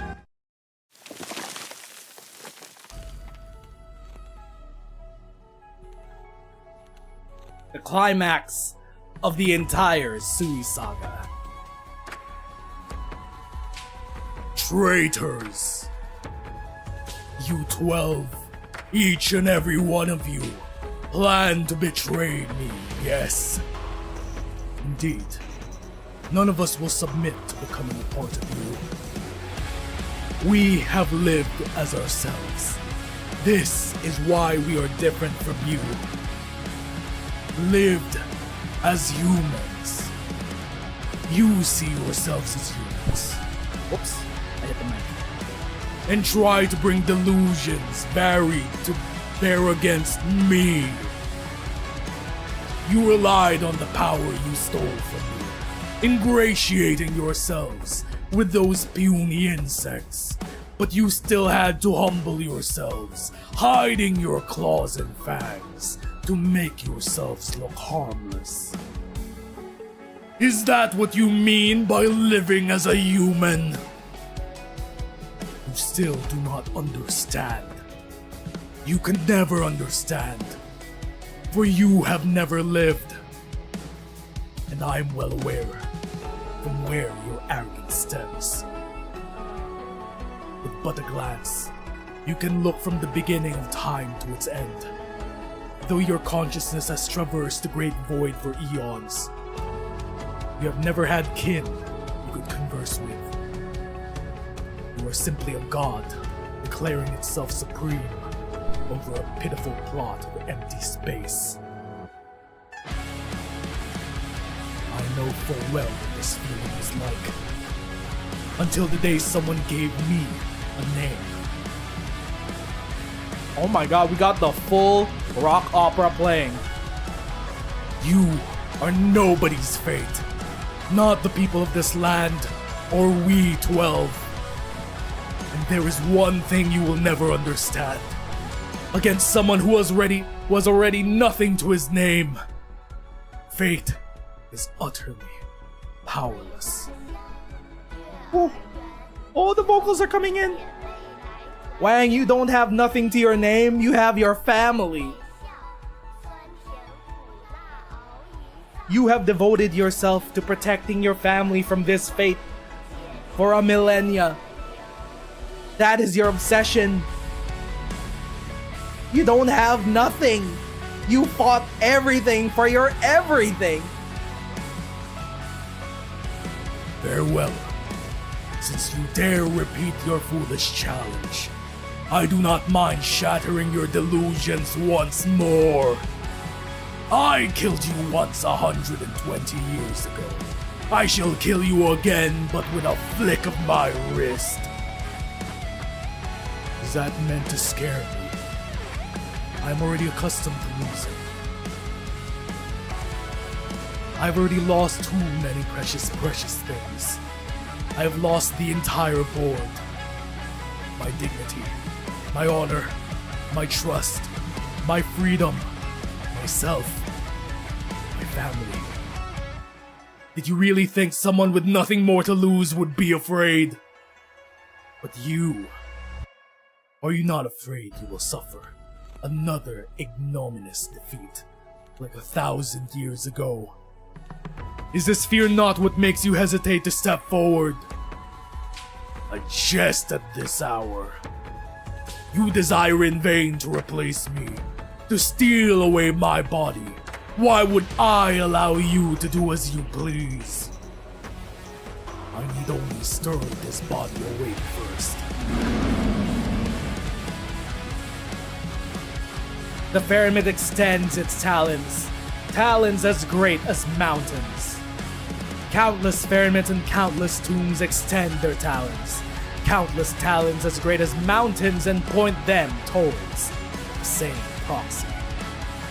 It does not matter if this is a dream, so long as that loathsome face is wiped away in all of them.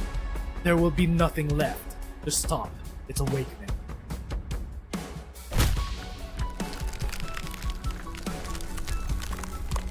The fourth wall! What is this?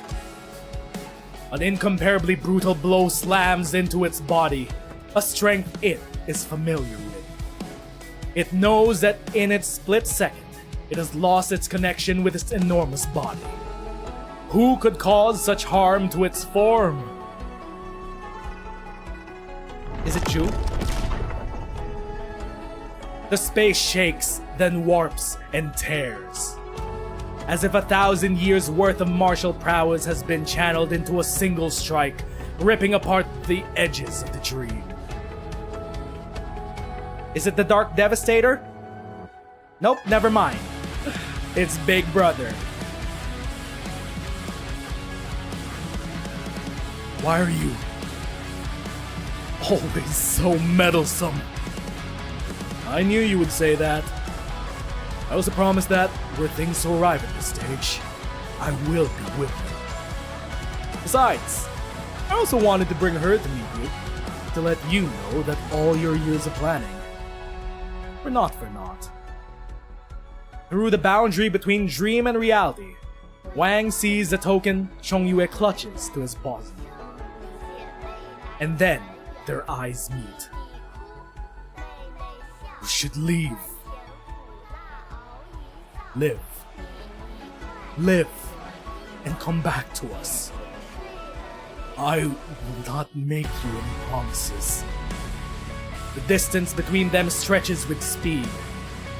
Even though he is a grandmaster of Kung Fu, 1,000 years old, a human body is still a human body. The force piercing the veil between the truth and fiction quickly dissipates, but the voice of that brother Wang is so fed up with still reaches his ears. Then I will look for you. I always will. Suit yourself. Big Bros! The Big Bros have reunited! What did he do? But it does not matter. It does not matter. No matter what he did, it was only for an instant. An instant! No longer shall he disturb us, nor will any of your ludicrous, insignificant siblings. This is my dream, with only you and I. I thought I would have to bring all my strength to bear to defeat you, but it seems you are still weak, still liable to collapse at the slightest breeze. You only have a single stone left. I will barely even lift my finger to crush you, to annihilate you. And those poems, those laws, those martial arts, some irksome pests. I need only use the strength I saved for you to isolate you from those meddlesome insects. You are unfit to die by my claws. You are only fit to be cut down by your reflection's blade. Now die! Is that so? What? The dream has been shattered. To die is your end, not mine. Yes, in all these casual chains, in all these possibilities, in all these dreams, you will die. These countless repetitions within the dream have eroded away, hollowed out your most frenzied imaginings, and all without you knowing. Have you not noticed how intricately linked you and I are to this dream we used to travel? You have been chained by your hateful, vengeful impulses. Your evolution has reached its end, and we have already surpassed you. You could see the siblings. Hold up, can I spot all of them? The top left is that Chong Yue? There's Jie in the middle. There's Wang. Is that supposed to be Fang? That doesn't. I think the one beside Wang to his right is Fang. There's Dusk. There's Jun and Ling to the right. Where's Nian? I don't see Nian. Why was she the only one excluded from this picture?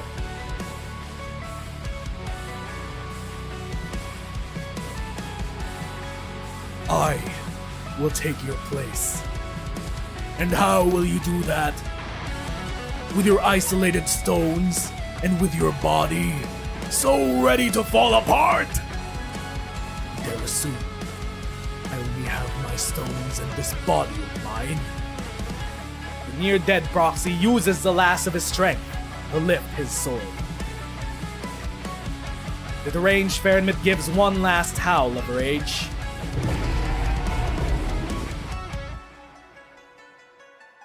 The cold moon splits stones. The fierce sun chars boards. Ashes to ashes, a farewell to ages. Full cinematic!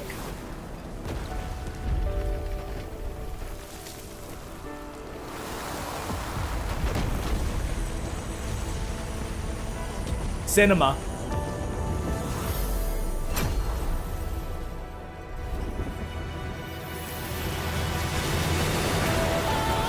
Everyone's here!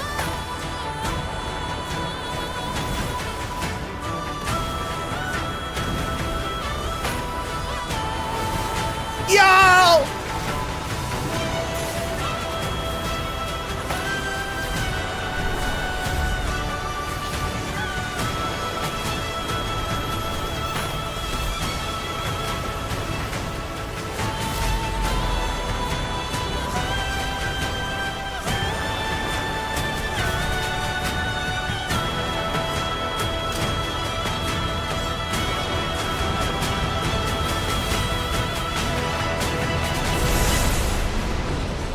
One last stone.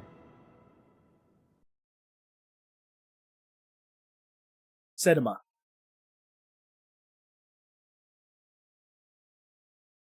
Oh! TA-11, the eternal cycle.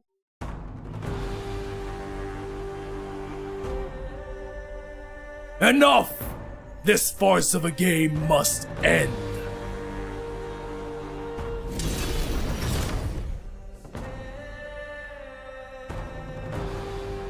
Huh. An end. Did you not once tell me that the board is endless, and that our battle is so much more than the board called Wang? I am not the only one playing against you. Not anymore. Shoo! She gave him grass. What you have sown, I have reaped for you. Here. If it isn't Wang, the Wei Chi failure. If you told us you needed our help, we would have shown up sooner, you know.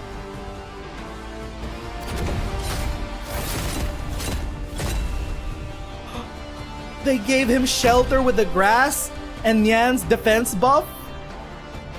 Here lies a dream unchained. I gift unto you a verse and wine, wind and rain. Can't find an empty stomach, Wang. Star-shrouded snow, crude mounts utmost risen. At this final battle, we are here, together.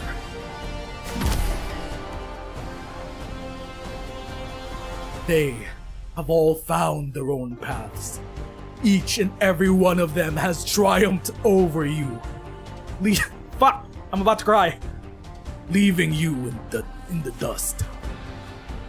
I'm getting teary-eyed. Do you still believe you have the upper hand? How can this be? How can this be? I, with split stones and burnt board, shall send you off on your final journey. It's so funny that they can't use Ji, Yi, and Fang. Because they have no sprites. They have no playable character as of yet.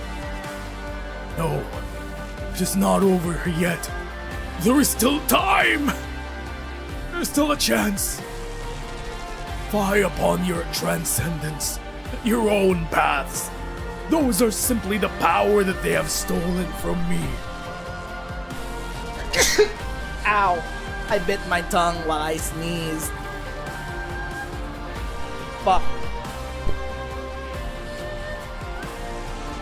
Ow, that hurts. And your candle grows dim.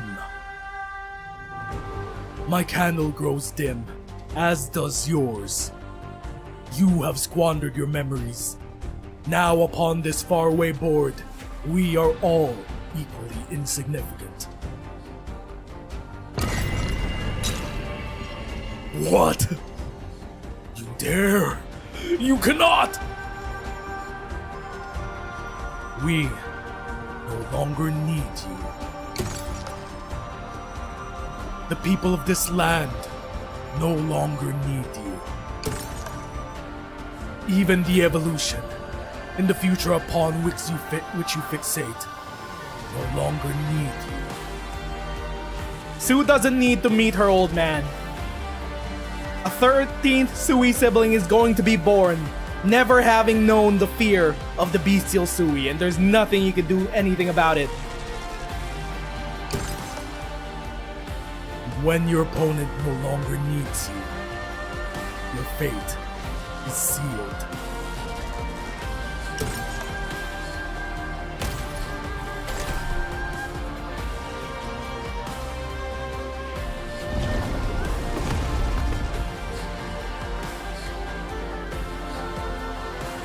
Mission accomplished. That was great. But also, very funny that they couldn't use Ji, Yi, and Fang just because they don't have playable characters. Memories from time immemorial pour down like a torrential rain, washing away its enormous empty consciousness. The remnant consciousness slips and slides about the land of dreams, trying to find the single scrap of something, anything, to use as its foundation. But those dreams are now as blank as unscribed bamboo slips, with only the grain of wood to provide texture. There should be people and events written upon them, yet such things cannot be grasped. We're not actually gonna erase Sui from history, considering that we still have records of it all the way into Enfield. It has lost. Without doubt. You wish to seize its body, take its place. What of your siblings? They will not see me again, nor will they come to fill the void that you have left behind. That said, I will not disappear. I shall always be with you.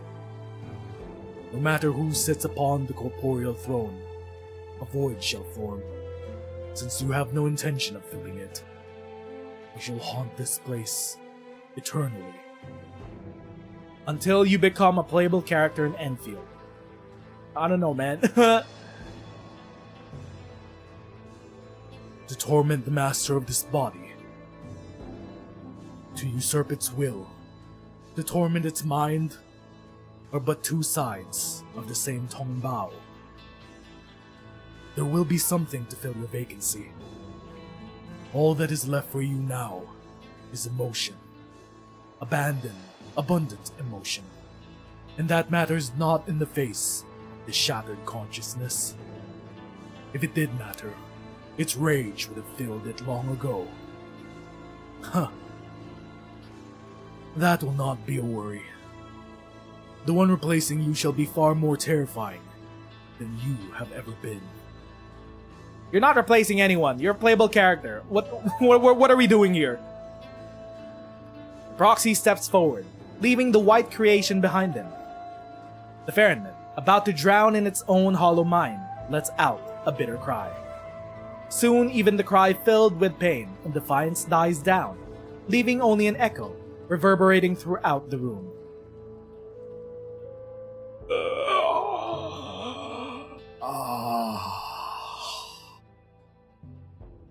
You are about to die. I am going to die. Who am I? Why will I die? You were most arrogant of dreamers. In your dreams, you pushed evolution to the endless sea of stars. But this egotistical evolution was cut short by humanity. That humanity you saw as nothing. And then your anger, your hatred, and your defiance dragged you to your grave. But at the very end of it all, died by my hand. You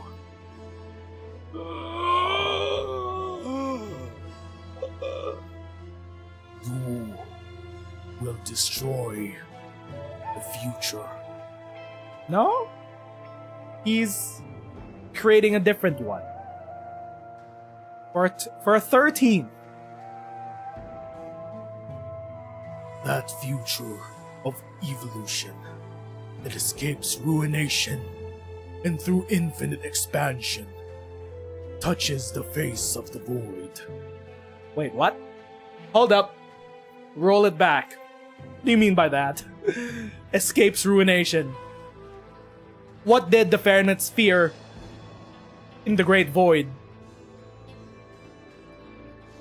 It was a dream you would never have been able to see fruition.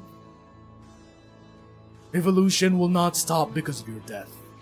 Your passing will simply be released for a will that has suffered for 1,000 years.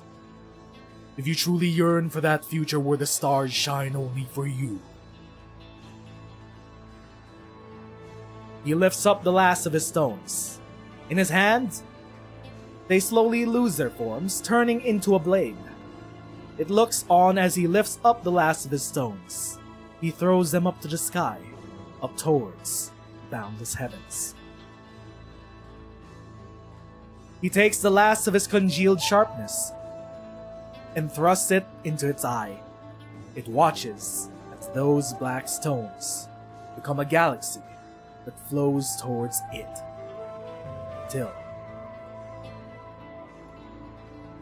the bestial Sui closes its eyes. The bestial Sui espies the future that exists only in its dreams.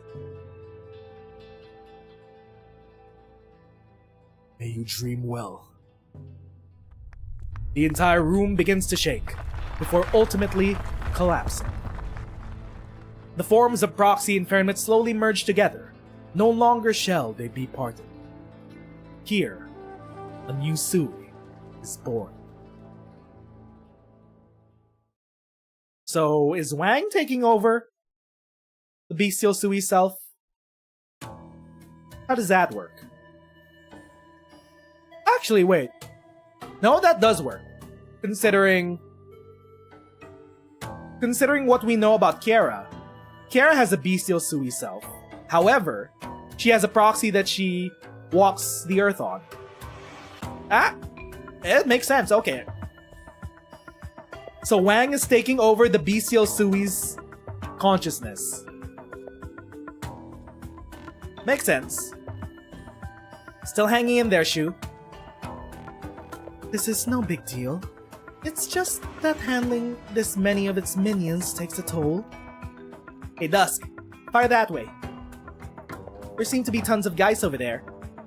Where? Where I'm pointing! There's nothing there! Are you stupid? Yan is stupefied. There really is nothing there.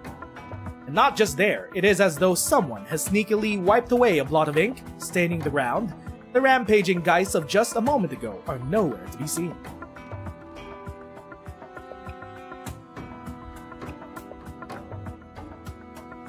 Oh, you nearly chopped me in half!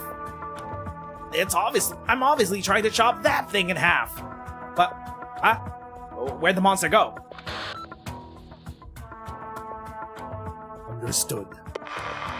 And look, the Emperor didn't even need to use the Bufan. No one needed to die. Even though maybe I wouldn't be opposed to Wei Yanwu dying. But he needs to atone, alive. The Sui regulator reports that all the script guys have disappeared. We won? Don't let your guard down. An earthquake? It stirs. All hands move to an open space.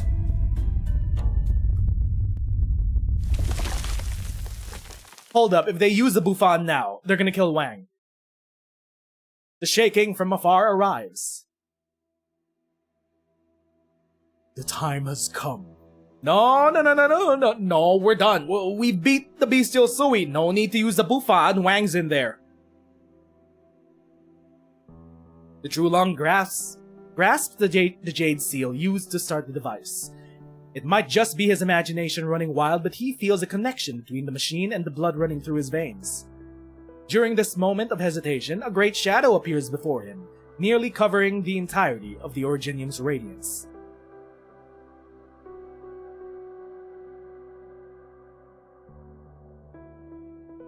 Is that Wang? Are you it? The shadow utters what seems to be a threatening low roar. Within the roar, the True Lung hears a haggard voice, one he heard decades ago.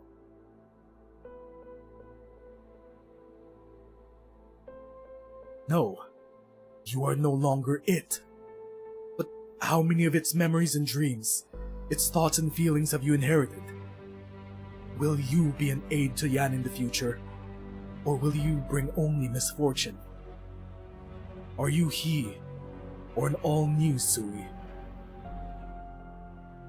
Its pale memories, withered dreams, exhausted thoughts, befouled feelings, they all roil and jostle through my consciousness at this very moment. But you are correct. Sui is dead. And Wang got an upgrade. Look, man, some of us are monster fuckers here. We don't cower at the face of a big beast. Shadow lets out a long howl that shakes both heaven and earth. But what about you? Your ancestors, your nation, it is also what you owe me and mine. Those arts winding their way through your body are proof your ancestors shackled us for 1,000 years. Are we gonna set the Sui free from Yan? Has it been the Bufan all along that shackled the Sui to Yan? Interesting. Considering what we know about Originium is that Pyramids are immune to Originium. However, apparently not the first Originium.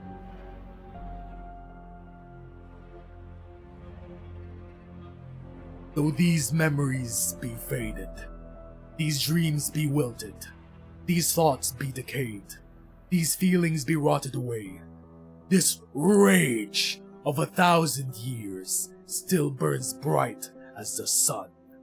Okay. Look, it's still understandable and valid that Wang has a grudge versus Yan, considering that they plotted to murder Jie. And they've kept the Sui basically on a leash for a millennia. But you are not him. If your hatred is not diminished, then make your move. You wish to use this place, this piece of Originium, to take me down with you. It shall be my final act in service to Great Yan. If you are the new Sui, I shall rid my country of you, even if it costs me my life. If you are Wang, then my promise to you stands. Your life shall be spared, and you will be pardoned for deceiving the crown. And now, for regicide. Oh! That's the truth of it. The truth of how the late Long died. It was Wang who killed the late Emperor. Honestly, based. However, it was the Ministry of Works and Rights that plotted behind Jie, plotted behind her back.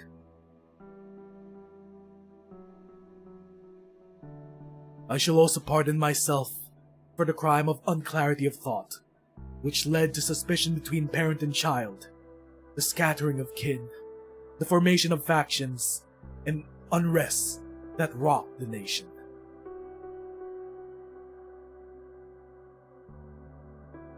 Interesting. It was Wang who killed the late Emperor all along. They pinned it on Wei Yanwu, exiled him for it. But why would they need to protect Wang? Probably to keep the peace about the bestial Sui. Do you truly seek death? If it can begin a new chapter in the history of Great Yan, why would I deny you my life? Farewell. As you wish. Neither of them are dying. Did you believe all our grudges settled? Who is this? What? Hold up. You are finally here. What is going on? Oh, yeah. Bro, come on, man. Okay. We gotta deal with Ya, but also, the Sui that you held a grudge against is technically already dead. We finally meet. Hey, you are no longer it. It was slain by my hand. You are too late. You actually did it. That ridiculous plan of yours actually worked. Very well. If you have taken its place, then you shall bear my rage. Really? The ancient Colossus remains quiet, silently watching the near-dead kin. What is this? Are you pitying me? Up until the end of this endless journey, the millennium of hatred burned bright in Ya's chest, unwavering even for a moment. So why now, when Ya sees Sui for herself? Does the hate seem to fade away, leaving only nothingness? Why are you so unconcerned? Were you hoping I would grant you release? No, I will not kill you. The sword in her hand hesitates. What would come from enacting this vengeance? A bloody end for the both of them?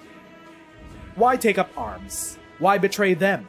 She finally realizes that with the death of Sui's consciousness, those answers she had searched for are no longer in reach. But how could I ever forgive you? This is your fault. You should have arrived sooner. You should have witnessed its death. Or maybe you should have contributed to that, to quell your deadly grudge. But there is still something you could do, late though as you are. Virginium, this is all a part of your schemes. You went through all of that trouble to collude with the ancient lunatic to lead me here.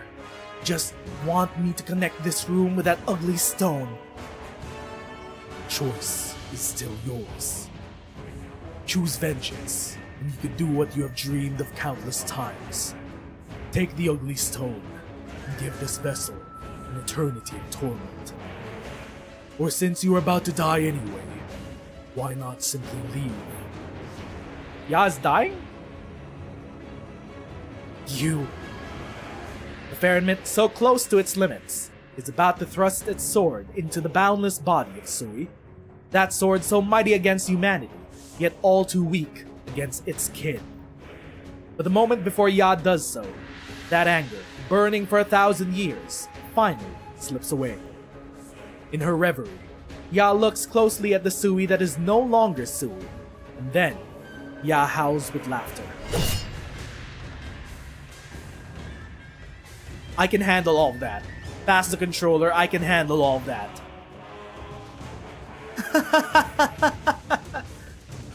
The enormous vessel remains silent. I do not know why you are so adamant on being tortured, or why you wish to bring this cursed originium into your body. Wait, what? Huh?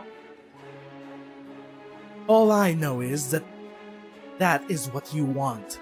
You want to take this festering, swelling ancient wound and have it thrust into you. Very well, I will humor you.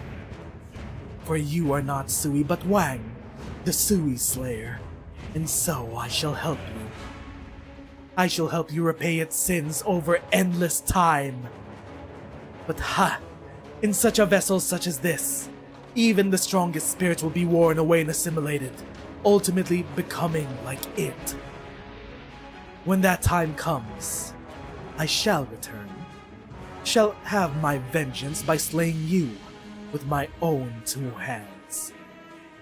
But as for now, I do not wish to hear your prattle on about explanations and the like. I do not wish to hear you squabble with those insects. All I want to do with this body is to have my unprecedented vengeance. One most fitting for we souls who have walked since the beginning. Cutting away the seasons is not a power without a price, especially for a Farinmit on the brink of death, meddling with the most primal force of this land. But Ya still does it anyway. The price of Originium, alongside the space it occupies, is cut away by Ya, then ruthlessly thrust into the depths of the Sui's body. Oh. That's a development I did not expect. We're shoving one of the pieces of the first Originium into into Wang. Surely there will be repercussions to this, considering that Priestess is reclaiming all of the Originium on Terra? Hold up. We've created a branch in the timeline that may or may not call for the Sui to join in the main plot. Hold up. We've unlocked a secret path where the Sui siblings become involved in the main plot with Priestess? Hello? We're just shoving the first Originium inside Wang. Okay. To torture him? To suffer in a way that it should have suffered under Ya's vengeance? And then all she sees is black. Ya's already forgotten her 2 kin she had trapped within illusion. With the fading of the last of her strength, they break free. Now they watch her body slowly wither away, their faces lined with sorrow. Well, she finally got her vengeance. But 2 Farinmits have died this day. It had to be a baddie. It had to be a crazy baddie. Oh my! An earthquake just as we escaped those fiends. Over here, Tianqiu Lin. There's still people here. Coming. Lin Qingyan rushes over, dragging several bewildered guys out from the collapsing building. But the tremors got stronger, sending a falling roof beam straight to Mr. Pooh's head. Duck, you old buckbrain. Oh wait, no, it's the Tianxia. Thank you for saving me, old brave hero. Zushi. Yo, everyone still alive? Not bad. Right? everyone's here, and the earthquake's over. Got everything tidied up, then head back. Is the chaos finally over? The childlike Tianxia narrows her eyes, looking out towards the tomb of Sui. She has a rare somber expression on her face, a far cry from her usual cynicism. Okay. It's heavily implied that she's a Fahrenheit also. She's a Tianxia but also a Fahrenheit. How can you sense the deaths of Ya and Sui? This was your choice, you Weiqi failure. Your calculations. You must have foreseen what kind of disaster this piece of originium would bring with it, to think up of a solution like this. Okay. So Wang is taking one of the pieces of first originium. Means nobody's going to dare mess with you. But you might as well be damning yourself to eternal hell this way. Is Wang the first Fahrenheit to get Oripathy? You chose a bitter road to follow. I don't know if this counts as me helping you or hurting you. Plotting a great windfall of all beings in this realm. You actually did it. This game is yours, Weiqi failure.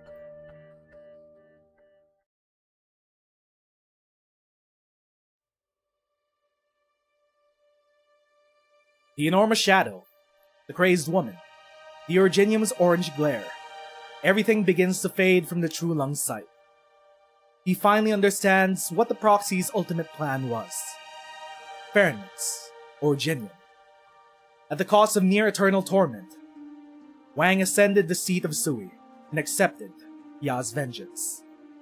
But Bufan, or rather the first originium Yan had relied upon since the days of yore, is now buried within the deepest pits of the Fahrenheit's body and soul. And with the disappearance of the energy it supplied, the secret chamber gradually begins to collapse. The True Lung walks towards the exit, pulls open its doors, only to discover they have been jammed shut by rubble. But he does not panic. He feels that to die here is not such a bad thing. Chishao! Chen to the rest. Never mind. The two brothers, after being separated for 40 years, finally reunited. For a moment, the True Lung believes himself to be hallucinating. For the one supporting him by the shoulder has an uncanny resemblance to his older brother. Yanwu? Don't speak. Follow me.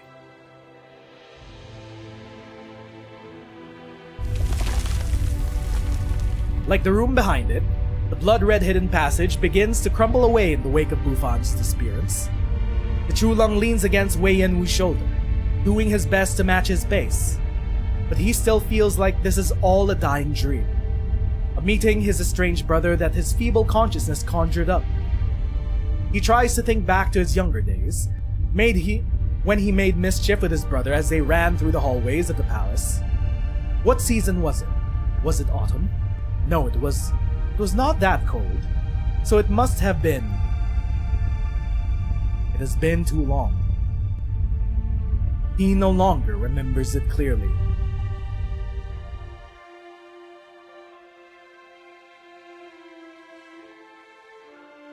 The prolonged earthquake finally stops. This is straight out of Enfield, bro. But this is how the Yannis designed their libraries. I want to go to a big Chinese library one day. The panicking court mandarins look at each other, unsure of what to do next, at least until a familiar face unhurriedly walks in.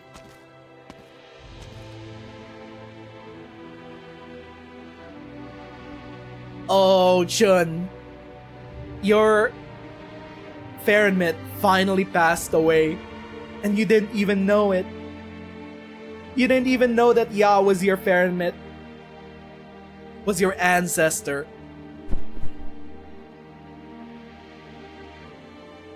You may all rest easy. Supervisor, do you mean to say? The Sui menace has been thoroughly resolved.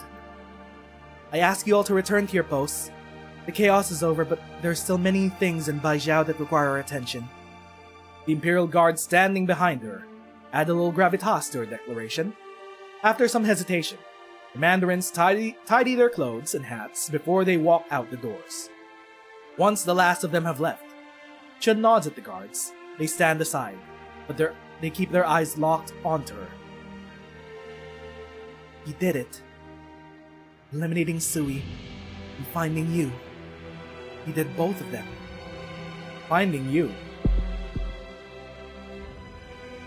The former candle holder, the current supervisor of the Sui regulator, listens to the heartbeat of the Ferryman. It is the rage that enormous creature felt against itself, but there is still a gentle breath accompanying that pulse. From within, she hears something not of that consciousness, far away from that vessel, gathered somewhere within Baijiao, and it speaks of forgiveness. What are we sensing?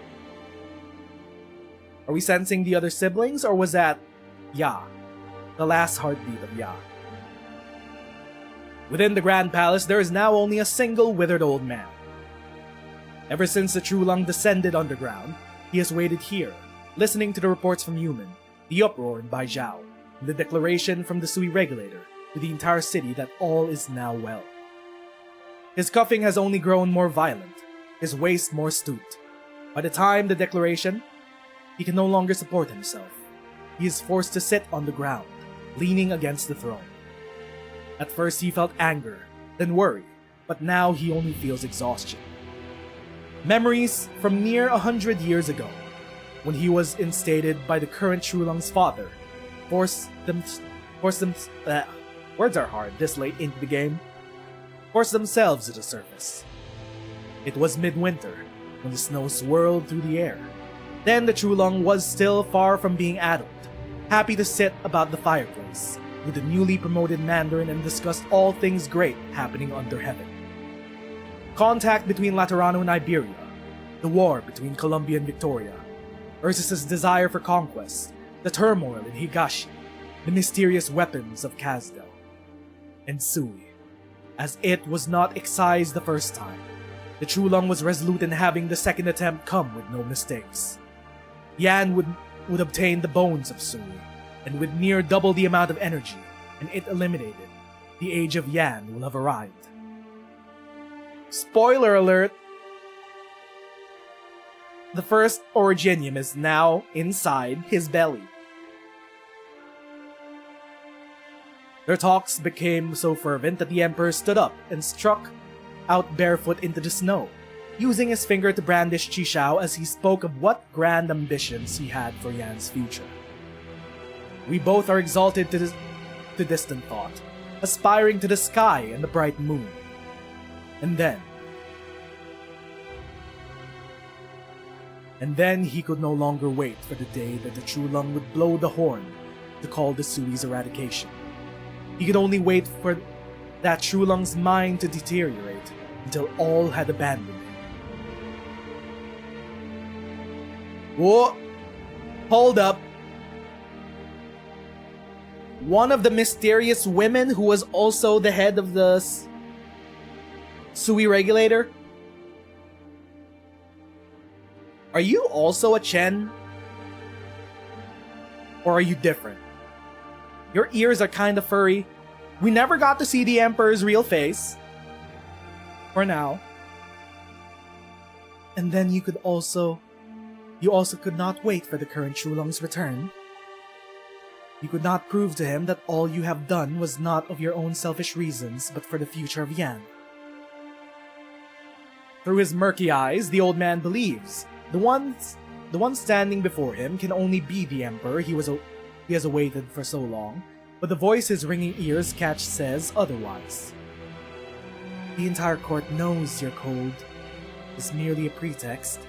The lingering illness that has plagued you for years could hardly be passed off as a simple chill, just as how we all know that your ironclad desire to eliminate Sui was not an idea you had on your own.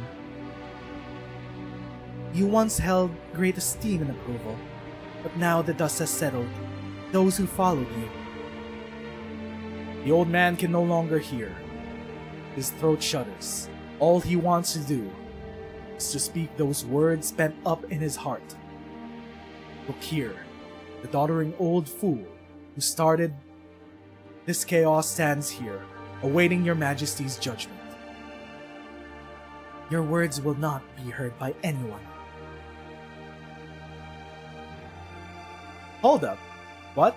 I just realized. She has very blue hands. What does that mean? Who are you? Before he can shout these words at his liege like an unfortunate, misunderstood hero, life itself no longer wishes to remain within him. He is dead.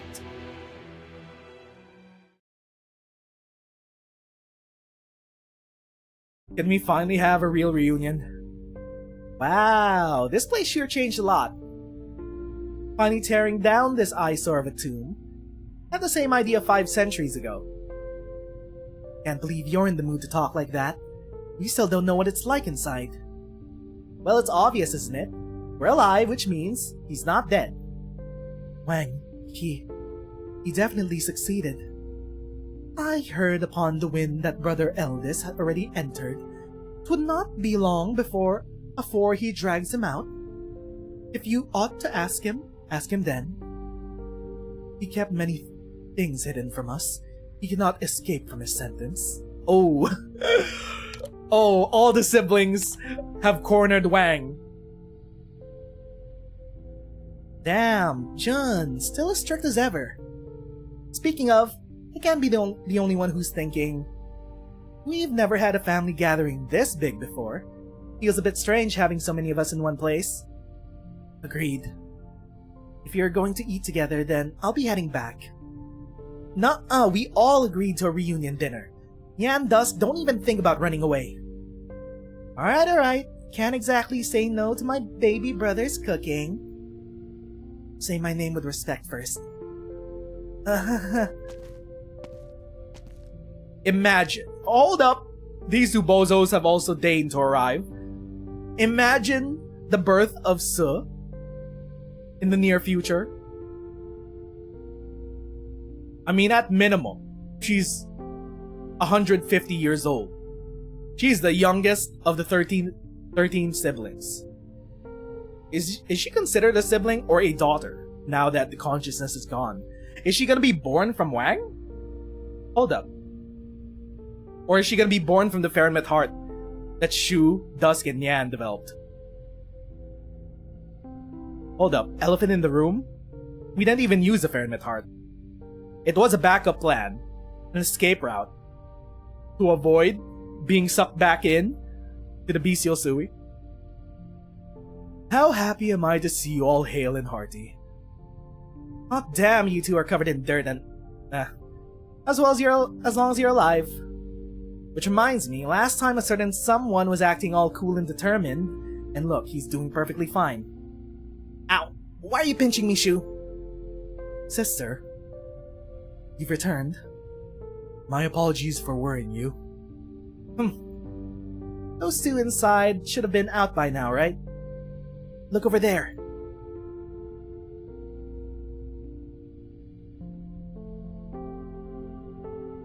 You finally emerged, Dagye. Wang? Is he... What the... Chong-il looks towards his siblings. They see the mirthless look upon his face, and they know it to be an ill omen.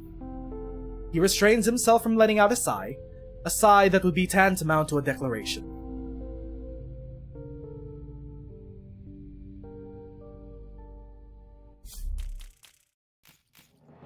Is that supposed to be your family reunion? Wait a minute. Where's the food? Where's the fireworks? Last chapter. The finale of our 6-year-long story arc. Through the ages, or was it Farewell the Ages? The Sui Saga. A story that has been going on since year 1. We don't even have a majority of... Well, the entirety of the Sui siblings playable. I guess they decided that it was about time that we end things, considering all the puzzle pieces that have been put in place. Otherwise, it would have been dragging it on for the next few years. This really is the end. TA-ST-2, Unfailing Chronicle. Let the chronicles preserve what is true, and let 1,000 autumns be distilled into this one. That's the name of the event. First of 1,000 autumns. The beginning of a new life for the Sui siblings. Meanwhile, back with Chien. Yes, father didn't tell anyone when he left. No, maybe I was the only one he didn't tell. I didn't know. I can barely remember anymore. Mother had passed away at that time too. Mother, she never liked father, or me, and in the end, Tal as well. Father left much less of an impression on me compared to mother. Once when I was confronting Wei Yanwu, I said father was a weak man. My opinion still stands. But he really did try to love me and Tal. When I was young, I was scared when Wei Yanwu came to our house to find mother, so he took me outside. Ever since that day, he would drown his sorrows, needing more booze every time. Though he never drank in front of me. Tal didn't like him either at first. He spent a lot of time with her, even learning Victorian alongside her. Though he had never heard the language before in his life. When mother was at her most agitated, he would tell us to go outside. Face mother's madness alone. Who are we telling this to? To other Chien? Early winter, 1102. Thank you, Hu-Chie. I think this is enough. We're recording the history of the family. You know, before your father remarried, he wasn't completely like this. I can see it. So now we use the writing knife to correct the mistakes in the family history you compiled? No, it's simply a family chronicle. It won't even be published. It's not worth using something as precious as a knife on it. But it's a chronicle that eventually will be passed down to Chen Yu. Chen's mother is still technically alive, and she is the current wielder of the Chi-Shao on Talos 2. And she's just a deadbeat, loafing about in Rhodes Island, of which we not know the location of. They have secluded themselves. For what reason? Despite Chen chao-chien's repeated decline, Hui-Chie still takes the knife off her hip and presses it into Chao-Chien's hand. Jie and Jun had hoped this knife would be able to correct the mistakes that happen when we whitewash or forget the past. Even though these errors only involve one fallen family, instead of all Yan, I think they would still want them to be corrected. Alright. Chen Chao-Chien fiddles with the knife, feeling its weight and balance in her hand, but she makes no move to use it. Hui-Chie, Jie, will she really come back? Honestly, I don't know. Are we leaving that window open? Actually leaving that window open for Jie to come back? I think it's fine that she haunts the narrative like Teresa does. We don't need to make her playable, Lowlight. Come on, man. We've gone through this song and dance before. That thing from the Garden of Grotesqueries settled itself down quite nicely in the office on the top floor. Wait, the Labubu is autonomous now? Oh my god. Okay, bro. Jie will come back in Avengers Doomsday. The Labubu is moving around. And it's settled in her office. But if you're asking me if that's the Jie who walked with Yan through the centuries, I really don't know. I mean, it's fine if it's just the Labubu of Jie. At least someone is here to keep track of Yanni's history again, properly, to help out chao-chien. I do not know when it happened, but it seems some of our prior generations took this overly reliable, seemingly immortal woman for granted. So once she passed, a few weak people like me lost the pillar propping them up. It appears all that was left after the fading of that omnipotent goddess were the words of everyone else. It's true that historians should have the confidence in their statements, but when that confidence loses the backing of someone who is eternally correct, it is easy to give up. If that's what you're saying, you guys should invite her back once she's revived. No, on the contrary. What we should do is leave the cradle of having the right answer fed to us, and take on the prospect of making a mistake with cool heads. History should not just be written with one hand, but discussed in the marketplace of ideas, in the same way that Jie wanted it to be. Chao-chien uses her free hand to pick up the chronicle, throwing it onto the table. What page did it open on? Take a guess. Based on the thickness, around page 30, I would say about the same, but she picks up the book daintily, and without looking at the page number, tidies it up once more. We have made one of history's unsolved questions, one just for you and me. In this land, whether because nobody had witnessed them, or because too many people witnessed them, how many of these unsolved questions do you think there are? A lot of them. Indeed, a lot of them. Personally speaking, what I want the most right now is the courage to be responsible for writing down history, even though I know such unresolved questions will never have answers. Alright, I will leave the knife to you. Help me correct the pages I show you. It really does leave no mark. When you use it normally, it's just a crazy good eraser. Eraser? Those two women certainly entrusted this writing knife to the right person. Oh, right. Is Mr. Liang still with the pavilion? Where is he? Mr. Liang? He's on leave today. Wait, he's here? My man? Then you're meeting with someone else. Miss Ning, as it were. Oh, I don't mean that, Miss Ning. Mind you, I mean... Wait. The other Miss Ning is... Isn't it Blaze's sister? That Miss Ning? Yes, this Miss Ning! Hello, Chao-chien. Is this Miss Chen Hui-Chia? Miss Ning, I presume? Who else? Chi-Chu wouldn't have gone to the Ministry of Rights early in the morning to ask for leave to come here. I see. A pleasure to meet you. I'm Ning Yin. I heard Chao-chien would be transferred to a research post at the Imperial Historical Cabinet in a few days, so I came over to discuss recent events with her, and also use some treats to hear her opinions, alongside seeing the writing knife.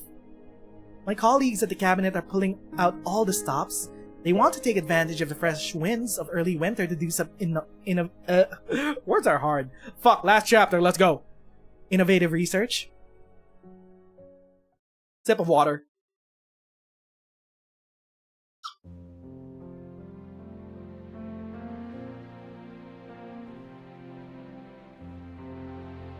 Finally, back at Yu's restaurant.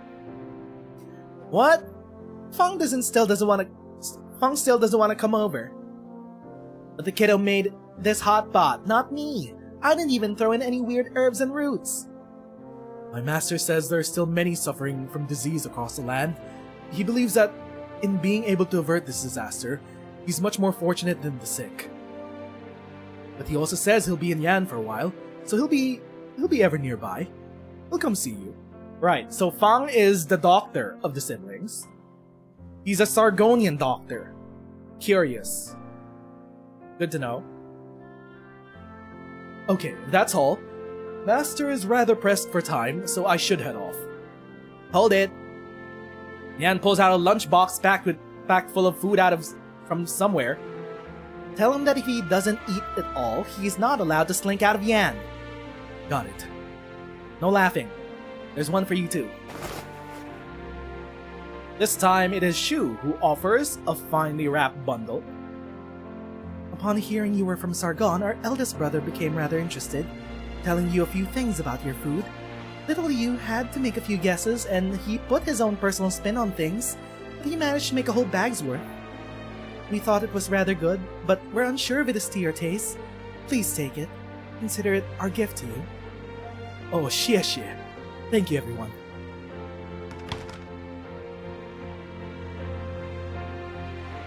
Our family never is a full set. The true value of life lies in unfettered ease. Even if you were to drag him to your savers at use for a meal, he would find no taste in it. As for the others, young Dusk truly is tired. She is pardoned. Okay, Dusk went back to her room, painting. Ji is a master of spinning words into wealth, but is far too soft-hearted to his own family. He wishes to idle at the garden, and since Yi is accompanying him, let him. They didn't even stay for dinner? As for our brother eldest... Okay, they haven't left. Smells great. Are we late? I thought you two said you weren't coming. He said that. I said nothing of the sort. Since I was coming, I couldn't just leave him by himself at the garden, so I brought him along. Nice going. This piece of work decided to work some magic at Dahuang. Then he's been hiding from us these past few days. What's his punishment, Shu? Let me. It should not be some trifle such as scrubbing the pot and washing the plates.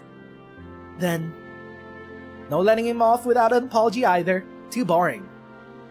Then how about... If you say something like, let us settle this later, it would be rather disrespectful towards everyone's kindness. Why not? G already gave me a rent holiday for savers until the next year after next. Then, put your business on hold for a year. Take a rest and plan your next ventures as well. Man, that's Shu for you.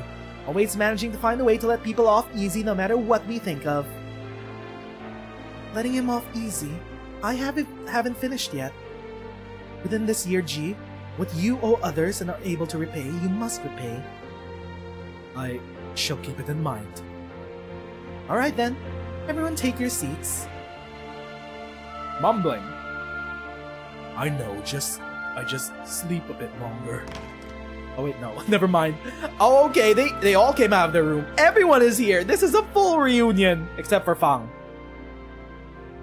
Young Dusk said that she wished to sleep until next spring, Jun.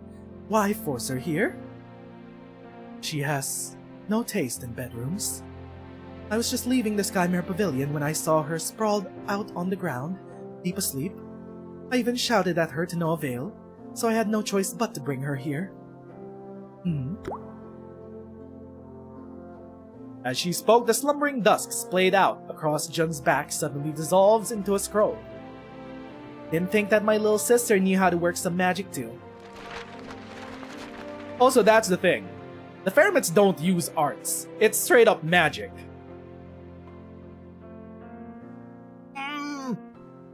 With the unfurling of the scroll, the real Dusk appears atop a boulder, seemingly sound asleep.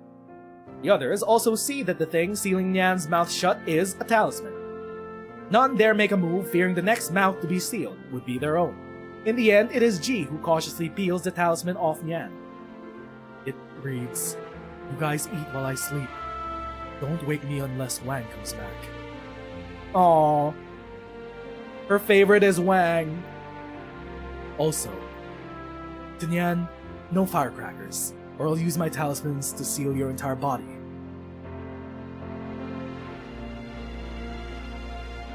Why does my family always have to cause such headaches? But there will be a day that this table is fully seated. For sure. Come on, Fang, you were the only one left out. Also, Chongyue and Wang are nowhere to be seen. Late once again. Indeed.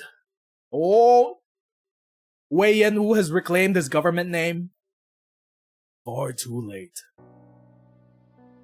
We're never gonna see this motherfucker's face, are we? A flimsy curtain separates the two. The library is quiet, the sound of pages being turned piercing the silence. Do you recall how many books are collected here? The Skymere Pavilion? No. 43 million volumes. 43 million texts. Compared to the last 1,000 years of history, these words are but a single grain of millet within a great granary. At the time, my greatest dream was to dedicate my life to complete a hydrological chart of Yan that our forebears could not. I had thought I could grow old here within this pavilion. This is where I truly belong.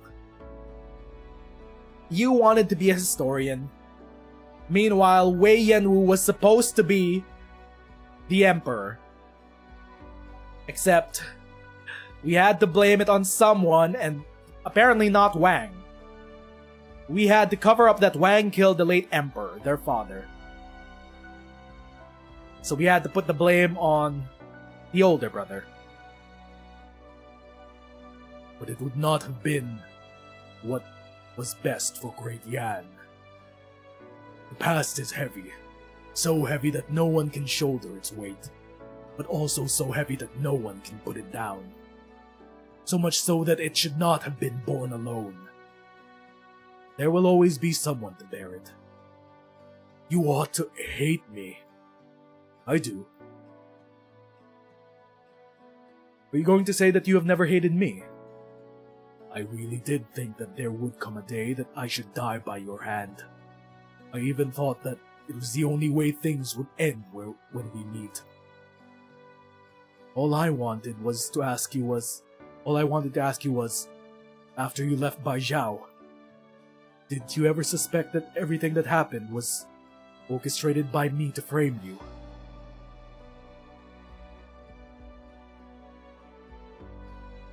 If I said I never did, would you still hate me for leaving on my own for no reason? Oh wait, no. If I said I never did, would you still hate me for leaving on my own for no reason? Oh. Before they even tried to pin the blame on Yanwu, he left on his own. So that they would have no choice but to put the blame on him. No, never. It has been too long. So long that this question is meaningless. That year, our little sister barred my way on the road to Longmen, not far from Baizhou. I could escape the city, but I could not escape her understanding of us. She begged me to return to the capital, believing everything could be explained. There should be no misunderstandings between brothers. In the end... Oh wait, it's Yanwu talking. Whoops. In the end, she said she would stay with me until the day I wished to return to Baizhou and clear things with you. I should not have indulged her unruliness. I should not have. She died. She remarried. She gave birth to 2 beautiful daughters who became linchpins in the history of Terra. I still have not yet met her daughters. They were able to grow up in safety. One of the few bright points in my life. No, I should not use the word safe. The pity is I was not able to give them even that. The regrets are many. In truth, I cannot think of any moment in my life where I am certain I made the right decision. So I sat here, waiting for someone to come judge me for my wrongdoings. Pacifying the bestial Sui of Yan. This single achievement grants enough merit to rival the Emperor who began the hunt. But compared to him, you have a kinder heart. You are the only one who has never brought shame to Yan. Yan Li, you can set them aside now. You should set them aside now. Set what aside? His regrets. Set aside his regrets. Annals of Yan, Volume 124, Supplement 17. Someone's tidied up these scrolls. After receiving chao-chien's request and her application being approved, Hui-Che arrives at a section of the Skymare Pavilion not open to the public to thumb through a few tomes. She thought it would be a lot harder, honestly. But when she went to check on the case from 40 years ago, she found all the relevant texts neatly arranged on the shelf. They weren't even hidden in the back. As if someone knew she would be here. Maybe it's time. Who are you? Why are you in my family's library? What? Immature voice? A child? Huh? Chen looks back and sees a girl of about 10 years of age. The girl looks back at her, timid yet curious. A lung's horns, bright red hair, and a strikingly familiar face. Chen does not need to ask who she is. It's the princess! The emperor has a daughter! It's her cousin. Right? It's her cousin. I'm Chen Hui-Che. I came to borrow some books. If you're here to read, are you also studying to become the true lung? What? No. Dad said if you want to be a good true lung, you need to read a lot of books here. When I go home today, the Grand Tutor will check my homework. Those with virtue cultivate it in their bodies, perform it in their actions, and state it in their words. By mastering the classics, achieve refinement. By remedying the ills and practicing the right way, achieve virtue. By giving honest criticism without caring for offense, achieve... the last part is... Do you want to be the true lung? Can I not be the true lung? Dad says it is the duty I was born with. If someone says from the bottom of their heart that they don't want to do something, you shouldn't force them to do it. When people are forced to do things, they won't be happy, right? You're wrong. Dad said you need to do your duty. If nobody did, then the whole country will be a mess. I'm going to go find him and have him explain it to you. If there's a chance, I'd like to meet him too. But it's getting late today. How about I send you home? Okay. But how do you know where I live? I think I do. It's her cousin. It's a red-haired lung. You look like you know a lot. Do you know more than the Grand Tutor? Oh, I don't dare compare myself to him. But when it comes to certain questions, we have slightly different points of view. The books say the true lung should love the people, right? That's right. But what you should know is, it's not only the true lung who should do that.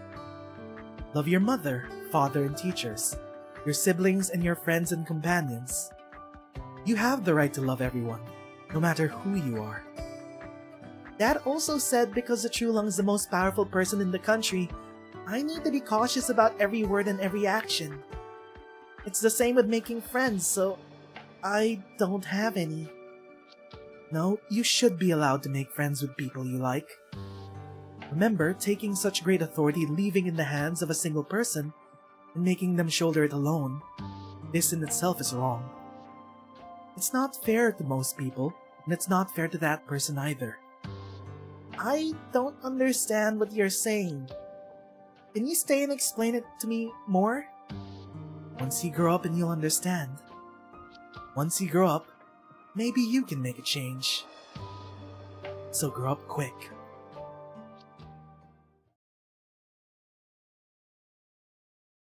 She met her little cousin, the princess. Elder, Fantong! A bunch of Fantong!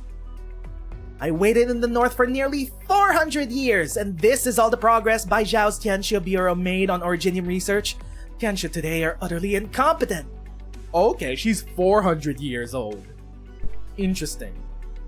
But you may be older. You've waited for 400 years, but we don't know what your true age is. Who's the head Tianxia these days? Tell him to get his ass over here. After observing the unusual meteorological phenomena created by Londinium Shard 4 years ago, the Tianxia bureaus realized the urgency of the issue of Originium. Since then, the Tianxia have labored night and day at their research, not daring to rest for even a second. Oh, now everyone's concerned about Originium after the veins are depleting or disappearing because of a certain priestess. But I fear there is no nation upon this land who could achieve the rate of progress you have asked for. Rhodes Island. All I asked was for one simple thing. I would have preferred it if you told me those youngsters were thinking up ways to slack off. That way their hearts might not have been into doing the right thing, but at least their brains would still work. Ursus, Kazdel, no matter where you look, there's misfortune caused by Originium. I'd hope number 2 would be able to solve this problem once and for all, but I'm afraid time's up. There'll be people knocking on the door soon enough. Number 2? Wang? Interesting. Wang is now in possession of one of the pieces of First Originium. Forget it. I'll move into the bureau tomorrow. I want to see just how today's young Tianxia are putting their smarts to use. Wait, forget tomorrow. I'll move in the afternoon. That you are willing to see this through personally is a good thing, Elder. But before you move in regards to the question of Originium, we have a guest from afar whom you should meet with. Oh? Guest? Who could it be? Why are we using this music? I am honored to meet with you, Grand Shooter of Great Yan. Few people who this could be. Number 1, the Tsar of Russia. The Tsar of Ursus. What's his face? Do they still call them Tsars? Is that what he's officially called? Whatever, dog. The ruler of Ursus. Like 99% chance this is the ruler of Ursus. Or it could be an Agarian delegate. Or it could be Max from Colombia. Let's roll the dice. Who could it be? Oh, never mind. It was the doctor. Is it the doctor? Or is it Monster? Kelsey? I represent Rhodes Island and would like to express my thanks to Yan for the information they have shared. I believe in these pressing times, candid collaboration between all parties is of utmost necessity. Amiya? Who would be our envoy? Blaze? Rhodes Island will uphold the spirit of cooperation during our follow-up research and keep in close contact with Yan.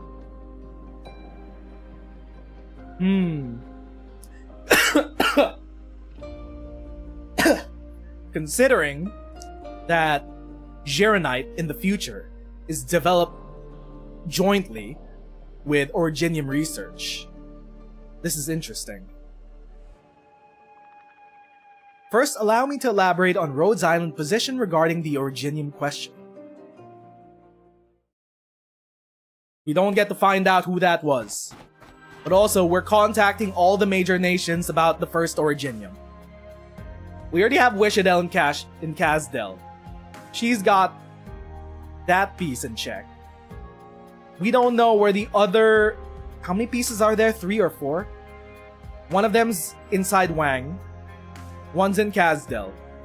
The other one, I'm assuming, is in Ursus. I don't know if this is directly related to the Prime Veins. And I don't know where I got this information from. I think one is in Bolivar. I might be hallucinating. You haven't left yet. Good. Still planning on taking me into custody rather than letting me go, Lord Joie? No, the old Tian show already vouched for you. Settling this turmoil the way you did, Mo Yi, was of great merit. It feels strange hearing you be so polite. But if you're not here to arrest me, why are you here? To return this to you. Jolo carefully pulls a wooden lock out of his pocket. Oh yeah, right, it's her family heirloom. Things were hectic, so I forgot to return the keepsake from your mother to you. My apologies. Oh, this thing. Moi looks at Jola, her lips a quiver, as she pulls out 2 identical locks from her pocket. I've still got plenty of these. You can keep that one. You... But I didn't lie to you. It really was my mother who taught me how to make them. You're about to ask me where I'm from? Aren't you? I can see it on your face. Bro, these two are exchanging heirlooms. They get to keep a piece of each other. Okay, I ship it. If you do not wish to say, I shall not offend you by pressing the matter. I simply hope that in the future, you will not toy with others again. Still playing the preacher as ever. I've got a question of my own. What's next for the Sui regulator? Honestly, it's a complete mess right now. When the chaos ended, the supervisor admitted responsibility and resigned. That proxy killed Sui, and after merging with a piece of Originium, he fell into something resembling slumber. An unprecedented feat. The pharmacologists are studying it with all haste. Really? In what timeline does he arrive onto Rhodes Island? Sounds like a headache. Well, not that it matters. With you around, there's no need to worry about the Sui regulator making any big mistakes. I am not as confident as you are. As my master, the one you called the old carpenter, once said, it is because of the differences between you and me that all disputes arise, no matter if they are between man and beast or man and man. Which is why he called for love between all things, for all things are brothers and sisters. Those 12 did everything they could, and they nearly died for it, just to claw back a way for them to live. If you keep looking at them with no difference between man and beast in mind, that would be pretty cruel. I trust you on this matter. Bullshit. Alright, chat time's over. I should get going. Going? Where? Wherever I feel like, after this big event's over. Returning to my search for the Fahrenheits, trying to find any trace of that proxy, or maybe giving that rabble waving the banner of the Shanghai Zhong a talking to. Not sure yet. Until we meet again then. The girl waves her hand, and in an instant, she disappears amidst the sand-laden wind.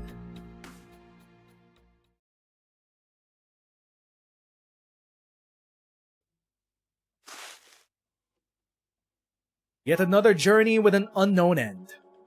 It is not aimless wandering, though. It is simply a search for the uncertain, greater than a hunt for a drop in the ocean. He has walked so far and for so long.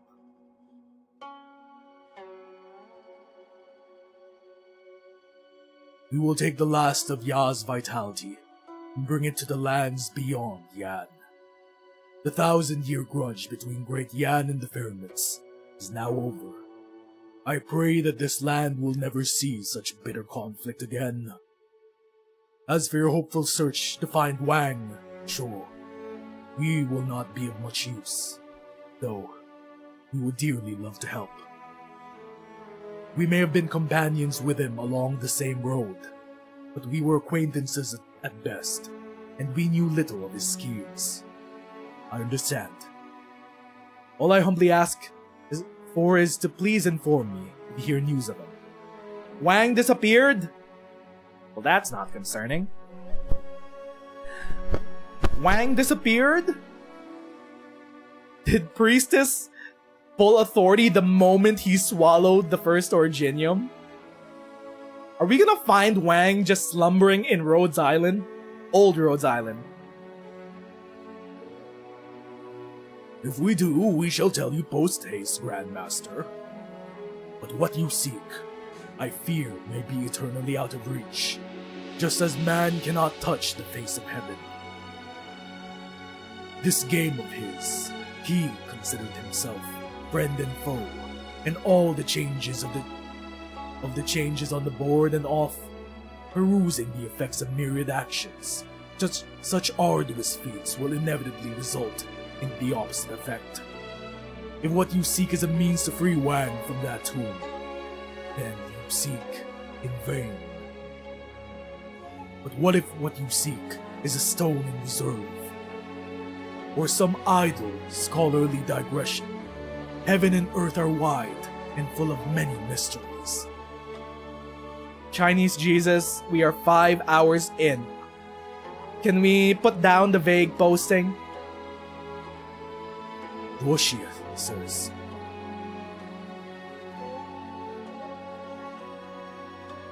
There may have been a moment where the land under his feet was his board. There should be some trace of him somewhere upon it. But what is being sought is nothing more than a single black stone. When he walked the paths of possibility alone, seeing a way for everyone, seeking a solution, did he ever feel this helpless? As far as we know, Wang used up all of his stones, all of his Horcruxes, in the final fight with Sui. Are we searching for a surviving stone to reawaken Wang? Also, where has he disappeared to? Or, well, the Tianxia imply that they're studying the slumbering of Wang, so he must still be in Baijiao. It's just that the Sui don't know where he is.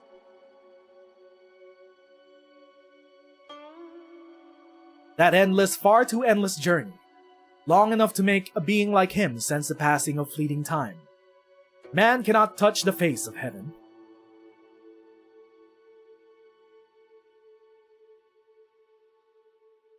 Any news?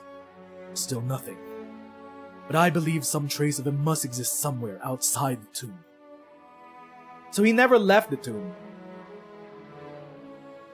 He's been there ever since he devoured the first Originium.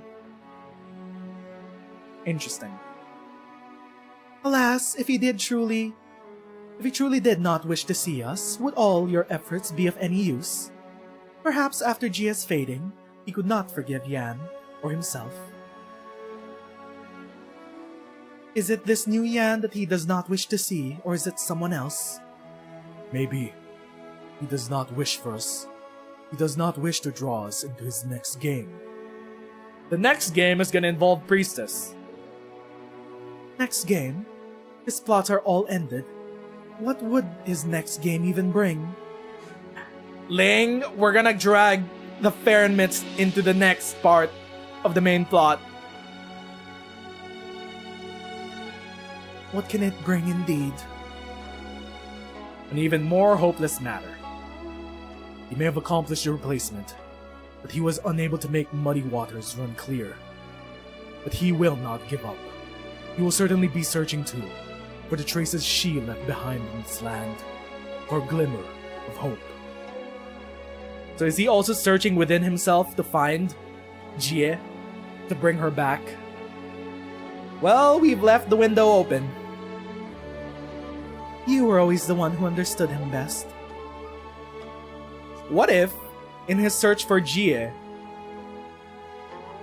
the birth of Su comes about? We have more Chinese New Year events to come. It's not over. We still have around 5 more siblings to become playable. You were always the one who understood him best.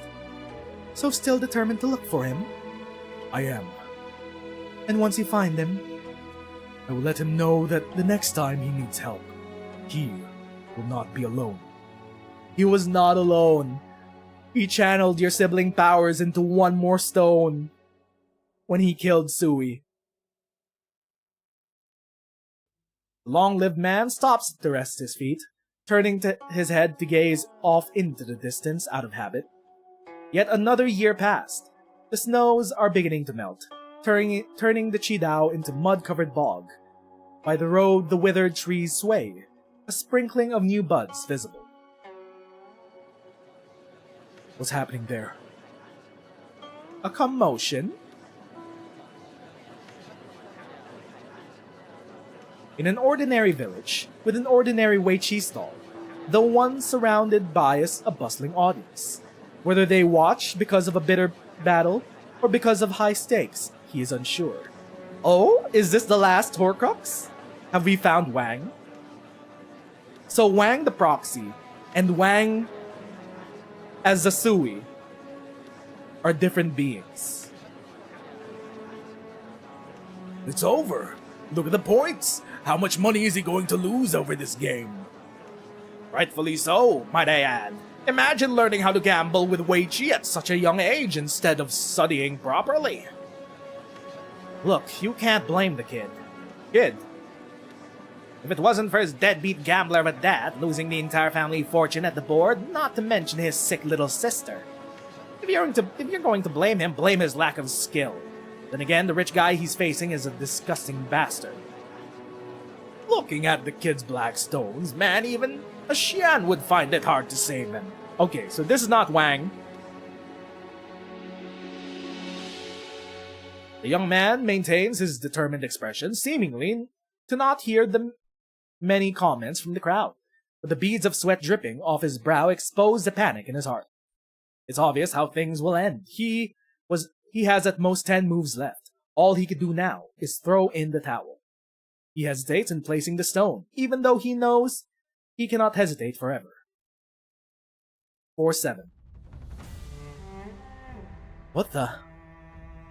Who's talking to me?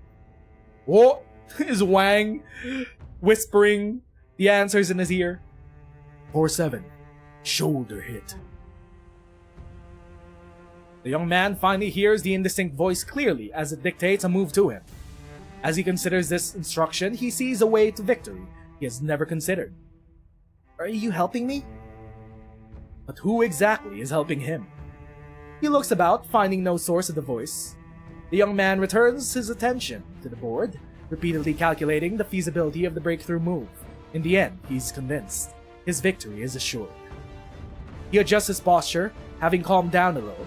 A charm of black jade pokes out from his collar, gleaming with a deep, inexplicable light under the winter sun. The last piece.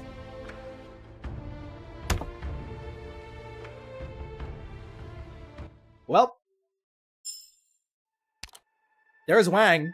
We found his last Horcrux. And that is the finale of Through the Ages, as we know so far. The bestial Sui is finally dead after 6 years of writing. One of Arknights' longest plot lines has finally come to a conclusion. I'm surprised.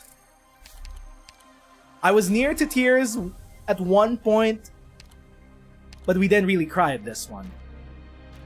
This feels like Endwalker. It feels like Endgame. Like, I can't really judge the quality of this event standalone, because this isn't just its standalone event. This is the culmination of numerous stories throughout the years. Like, as a package, this is the end of the story.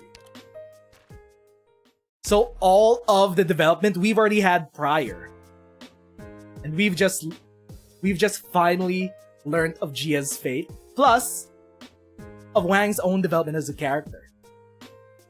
We've had development for all the other Sui. They didn't need to steal the spotlight from Wang. Wang won and overtook the body of the bestial Sui. Meanwhile, outside the tomb, oh yeah, he also ate one of the pieces of First Originium. Keeping track of that, we found one of Wang's surviving Horcruxes, one of his black pieces, outside the tomb, so we could still revive his proxy form.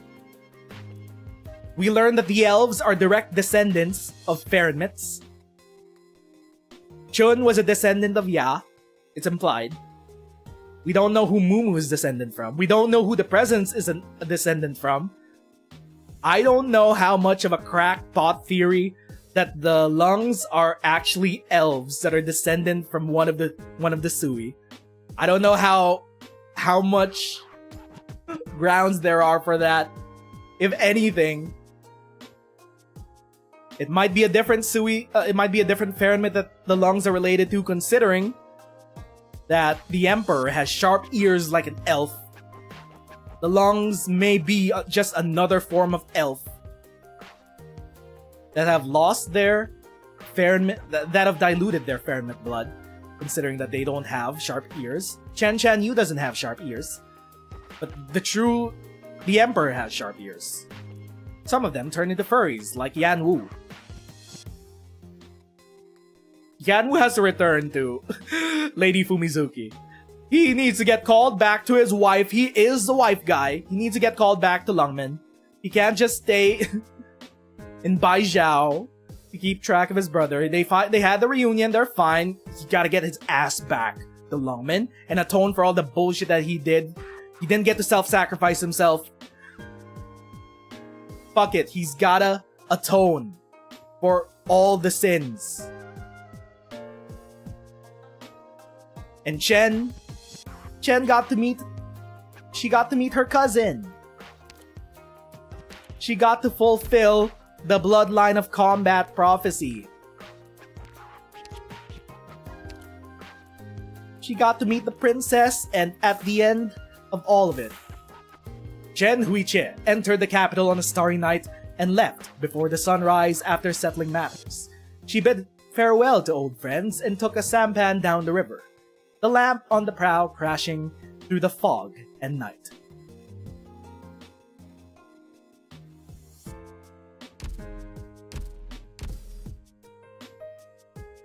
And that was the finale of the Sui saga as we know so far. First of 1,000 autumns.